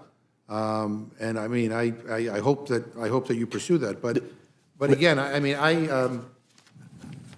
I think it is imperative that we pass the Massey kind of bill, because I think it does have the force of law, because I don't trust this administration to basically. I mean, something's going on here. I don't know what, But there's a reason why everybody went from, we're going to release the files one day to the next day saying we're not. So in the spirit of full transparency and the spirit of demanding that they do what they said they were going to do, I think I think we need to do more than what we're doing. Mr. Comer? Yeah, I was just told by counsel, the documents pertaining to the move would fall under the Department of Justice subpoena. So I think that's a fair question that I'm confident if we don't ask it, Mr. Garcia will whenever we're. Yeah, I'll tell you, this whole episode has been outrageous and it's disgusting, and it's been strange, especially the way this Congress has dealt with it up to this point. And so some of us believe we ought to, we ought to also pass the Massey kind of bill, and I hope that we will do that. I hope my friends on the Rules Committee will allow us to offer it, because I'll bring it up as an amendment. I yield back. Thank you, Mr. McGovern. Ms. Fishbach, you're recognized. Thank you, Ma'am.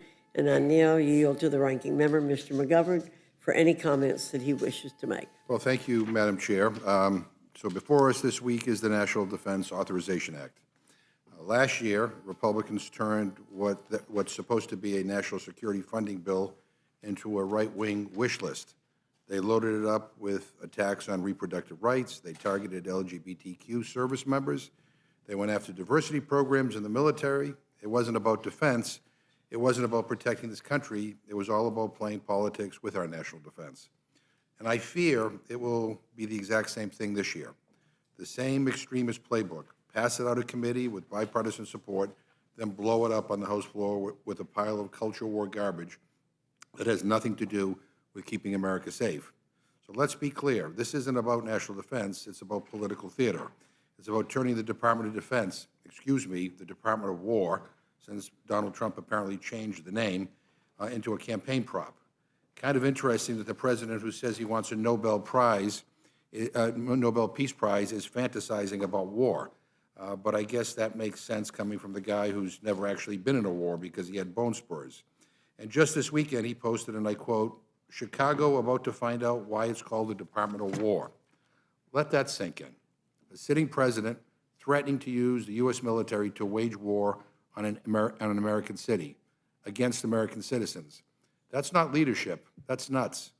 Imagine if President Obama tweeted out that he was going to war with Republican-led cities. You guys would be having a meltdown. And putting all that aside, I'll tell you this. I don't vote for the NDAA. I think I might have voted yes on the NDAA once in my entire career. And the reason why is quite simple.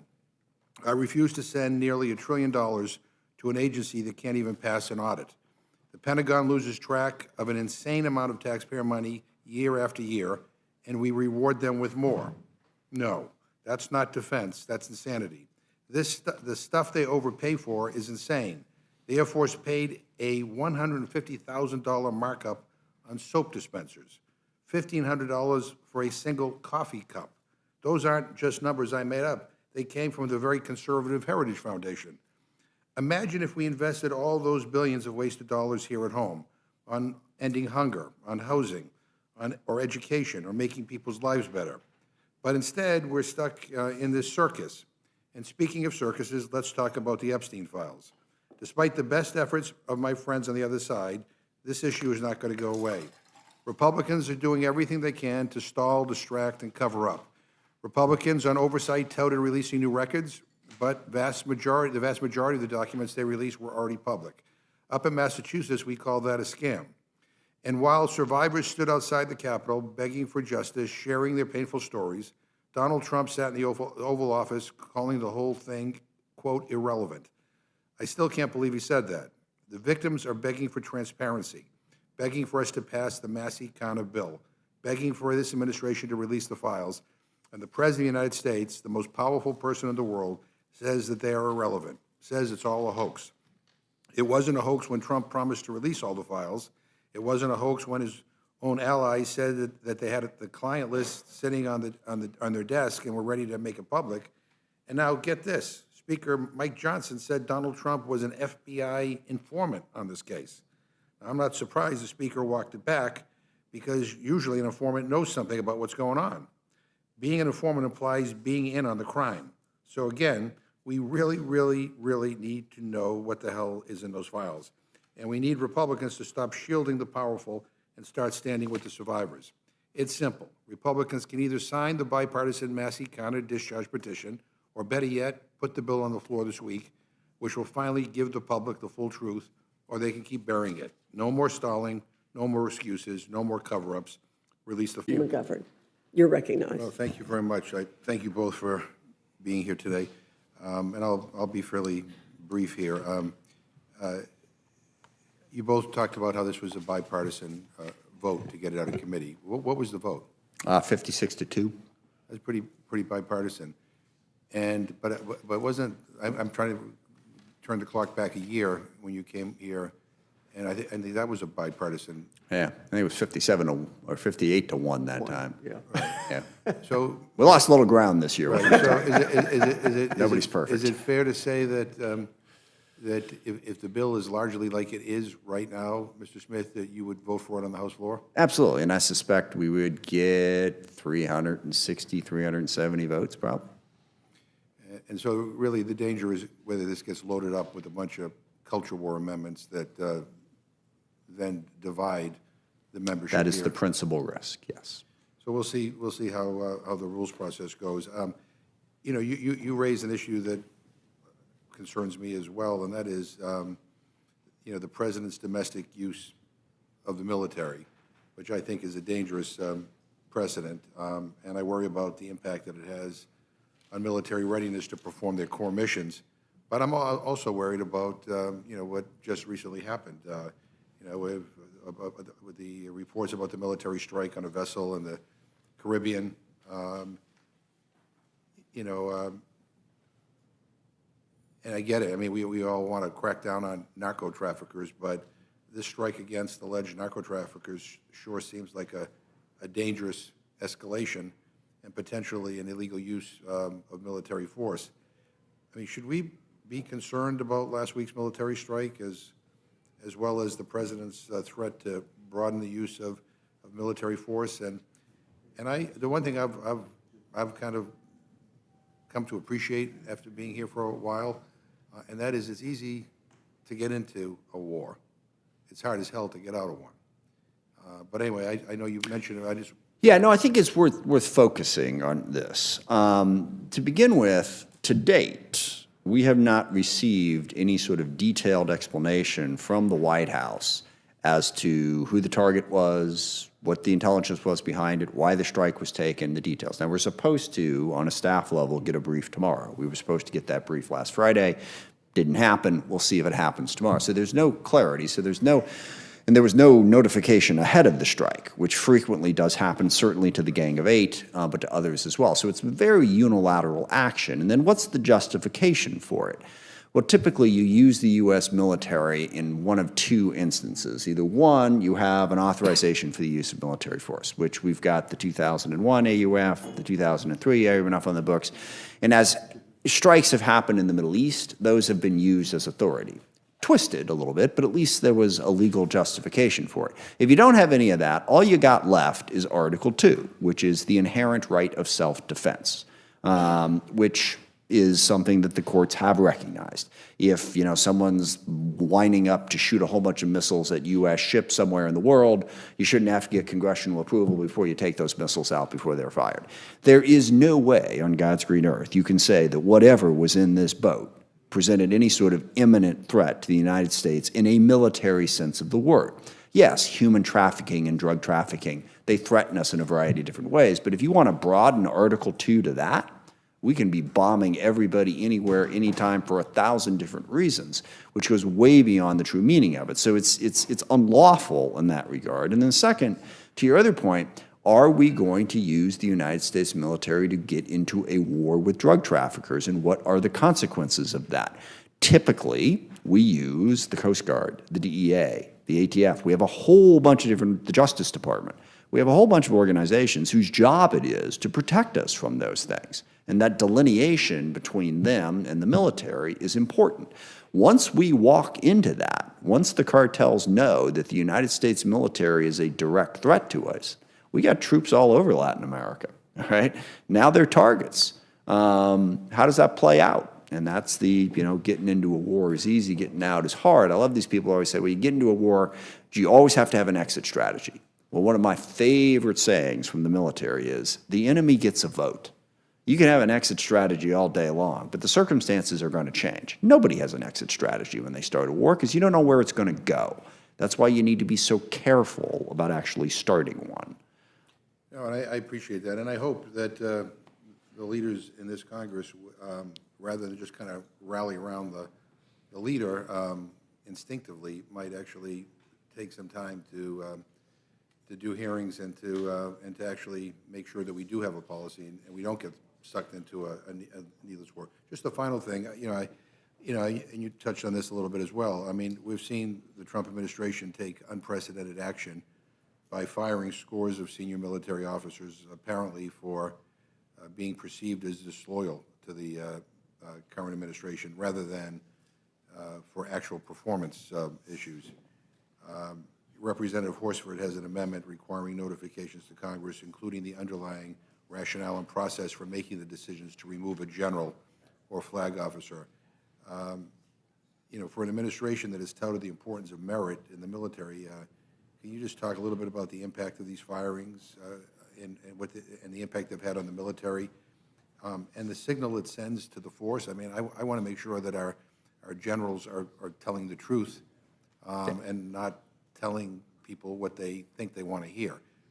But I'd give you a minute. Well, I think you've hit upon, there's two big things. One, you lose a lot of talent. Right. I mean, General C.Q. Brown was, prior to, Trump firing him apparently for something he said 4 or 5 years ago about the experience of being a black man in the military, was bipartisan, universally respected as one of the best generals we had. So we lost that talent. We lost the guy who was the head of the NSA cyber security, also incredibly talented general. Across the board, you lost all of that talent, to my reference point of when we, gave walking papers to 75% of our cyber force. You're losing a lot of talent. But second is the point you just made. It has a chilling effect. What is it that you're expected to do? Are you supposed to expect to do the thing that's going to make do your job the best protect America? Or are you supposed to do what Donald Trump wants? I mean, it seems like a remarkably petty example, but pulling back that award from Tom Hanks yesterday, an award which, by the way, has been given to actors before, Gary Sinise, because of the work that they did to support the military and support veterans. But since Tom Hanks had attended a Joe Biden fundraiser, we're going to pull that award and undermine the authority of the group that gave it to him and make it all about Trump. You got to be loyal to Trump 24/7. You're not doing your job if you're focused on being loyal to one, shall we say, somewhat unpredictable and petty human being. That's not the way the military should be structured. Oh, and I agree with you. And I thank you for your responses. I want to thank you both again for bringing a bipartisan bill to the Rules Committee, and let's see whether it can survive the amendment process. But anyway, thank you. I yield back. Thank you, Mr. McGovern. Ms. Fishbach, you're recognized. Thank you, Madam Chair. I now yield to the ranking member, Mr. McGovern, for any comments he wishes to make. Well, thank you, Madam Chair. And in knowing of your desire to get out of here by 6:15, I promise that I will do everything I can to make sure we can be done by then. And I will be uncharacteristically brief in my opening and in my questions. But the measures before us this week are unfortunately more of the same from this Republican majority. Policies that put the rich and the powerful special interests ahead of average Americans. Our economy is under real strain. Jobs are disappearing. Wages aren't keeping up. Layoffs are mounting. And families are struggling with prices that just don't seem to let up. Yet, instead of working together to ease those burdens, House Republicans are advancing bills that will undermine Washington, D.C.'s right to self-govern, as well as policies that hand out favors to big coal and big oil. There's a lot of talk about how do we deal with crime in D.C. I have a radical idea. Maybe we ought to stop preventing D.C. from spending its own money and actually investing in policies to help alleviate poverty, to provide young people with opportunities during the summer to invest in people. That's the way you prevent crime in D.C. and any other city or town in this country. But every community, every American community deserves the ability to make decisions for itself. Every American family deserves an economy that works for them. but these bills move us in the opposite direction. Democrats are focused on lowering costs, protecting communities, and building a clean energy future. What we see here instead are proposals that risk dragging us backward, leaving working families to shoulder the consequences while powerful interests benefit. So I'm here to hear from our witnesses. I look forward to today's discussion, and I yield back my time. Thank you very much. Member, Mr. McGovern, for any comments he wishes to make. Well, hello, Madam Chair. Welcome back. Hello, Ranking Member. Long time no see. I hardly recognize you guys. Where the hell have you been? It's good to see you back on back in the Capitol building. We've been looking everywhere for you guys. I mean, seriously, we were worried. We actually started handing out missing person posters. Nobody has seen you for 8 weeks. But hey, I'm glad that you're okay. I'm glad that you survived your nice 2-month paid vacation while Democrats stayed in Washington to try to end this shutdown. But here's the deal. Most Americans think that what Republicans did, skipping town in a shutdown, has been one of the most disgraceful, embarrassing, pathetic eras in the modern history of the House of Representatives. For 8 weeks, Speaker Johnson let you all stay home while Americans missed paychecks, skipped meals, and watched their costs explode. Republicans quit their jobs. They disappeared. And they can argue all they want that the House did its job and that's why they went home. It's just BS. The House didn't do its job. If Republicans had done their job, we wouldn't be here right now voting on a different bill than the one that they passed. But instead of working with us on trying to end the shutdown, they all just left. They abandoned their offices, but more importantly, they abandoned the American people. And just so people know, while Republicans sat on their couches waiting for someone to tell them what to do, House Democrats were here. We were here working. We were meeting with regular people, talking with folks about next year's skyrocketing health insurance premiums. I've been back and forth to my district almost every weekend. People showed me the letters that they got on their premiums. They're doubling and they're tripling, not because of Democrats, but because Republicans are failing to act. They extended tax breaks for billionaires in like a nanosecond. That got done. They wasted no time helping out the well-off and the well-connected. But when it came time to help regular people, to extending the health care tax credits that 24 million people depend on, they didn't just say no, they shut the government down over it. Republicans skipped town for 8 weeks because Democrats had the gall to ask you to do something to help regular people. And you know what? It's a real shame. Republicans are selling out middle America, selling out working people, at a time when affordability is the #1 issue, and as we see record levels of inequality in this country, Republicans are selling out working people, all so they can do the bidding of the billionaire class. I mean, look what's happening. Trump's reckless tariffs continue to wreak havoc on the economy. He says food prices are way down. That's coming from a guy who dines on caviar at Mar-a-Lago. He's never shopped for groceries a day in his life. He doesn't have to pick between plastic or paper. But his tariffs are costing the average American household over $1,200 this year. And next year, it will be $1,600. That's money for groceries, for bills, for rent, taken out of the American people's wallets. And he's not even hiding it. He's rubbing it in. Trump is literally renovating his bathroom in marble and gold and posting about it on social media, while regular people are getting letters saying that their health care premiums are going up by $1,000. People are struggling to stay afloat, and this guy's golfing. He had Air Force One fly over a football game. How much did that cost? He shut down the airspace while regular travelers are stranded all over the country. The administration is funneling $40 billion to bail out Argentina. Republicans are literally subsidizing an entirely different country instead of keeping families in North Carolina or Minnesota or Texas or Indiana from going bankrupt if they face emergency hospital bills. And then giving your donors a fancy new ballroom at the White House while moms and dads can't afford to put food on the table. And speaking of putting food on the table, Trump illegally withheld food assistance from 42 million Americans, kids, veterans, seniors, working families. 2 federal court orders demanded that he pay out these benefits in full. But he would rather appeal to the highest court in the land to starve people out than to simply provide them with the food assistance that he is legally obligated to send to American families. Like, who does that? I mean, that's the Republican policy position. We'll give you your food if you let us take away your health care. I mean, who the hell thinks like that? And I know Republicans don't care. I know your donors have private doctors and insurance CEOs on speed dial.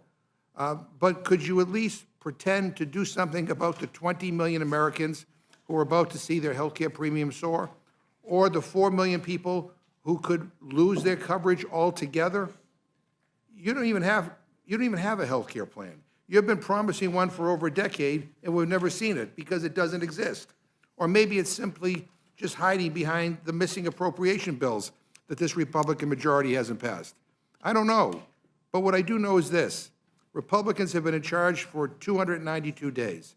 That's 292 days to do something, anything, to lower costs, to bring down prices, to make America more affordable, to do something about health care, tariffs, grocery prices, rent, or heating bills. And what did you do? You handed out tax breaks to billionaires and took the longest paid vacation in modern history. Even your own colleagues called it out. Even Marjorie Taylor Greene says you guys messed up. When Marjorie Taylor Greene thinks you've gone too far, you might want to rethink things. And by the way, you also refused to even swear in our new colleague, the duly elected representative from Arizona's 7th District, Adelita Grijalva. Why? Because she will represent the 218th signature on a discharge petition to release the Epstein files. Oh, we didn't forget about those either. Don't worry. We won't forget that the Speaker of the House refused to swear in the first Latina ever elected to represent Arizona because he was more concerned about protecting pedophiles than getting the truth out there for the survivors. But that's just the perfect metaphor for the Trump economy. If you're rich and powerful, you get ahead. If you're a regular person, Republicans will not lift a finger to help you. And I want to be crystal clear. House Democrats represent something very different. We refuse to accept a government that moves at lightning speed to give tax breaks to billionaires, but then goes home for 8 weeks when it comes to ensuring health care is affordable for working families. We've said it from day one of this shutdown. We will sit down with any Republicans, anytime, any place, anywhere, in order to find a path forward that would reopen the government and finds a solution to Republicans' health care crisis.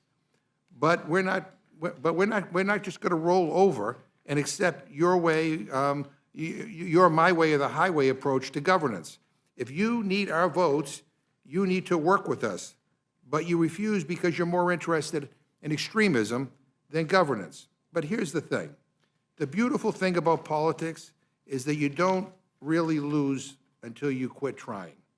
And Democrats are going to keep trying because people are counting on us to do something about this health care crisis. And when their health care premiums double and triple, and they will, and your constituents, I'm sure you're getting the calls, Republicans will own it. Every premium spike, every family forced off coverage, every life put at risk, you own it. And good luck going home to your constituents to explain why you sold them out in order to appease the millionaires and billionaires. Extending these tax credits is the right thing to do. It is the moral thing to do. 13 House Republicans have said it needs to be done because soaring health care costs will devastate our constituents, whether they live in a red state or a blue state. So I want people to know that we will keep fighting. I will keep fighting. My colleagues on this committee, on the Democratic side, will keep fighting for a government that puts the working class first and for a Congress that actually shows up and does their damn job. I yield back my time.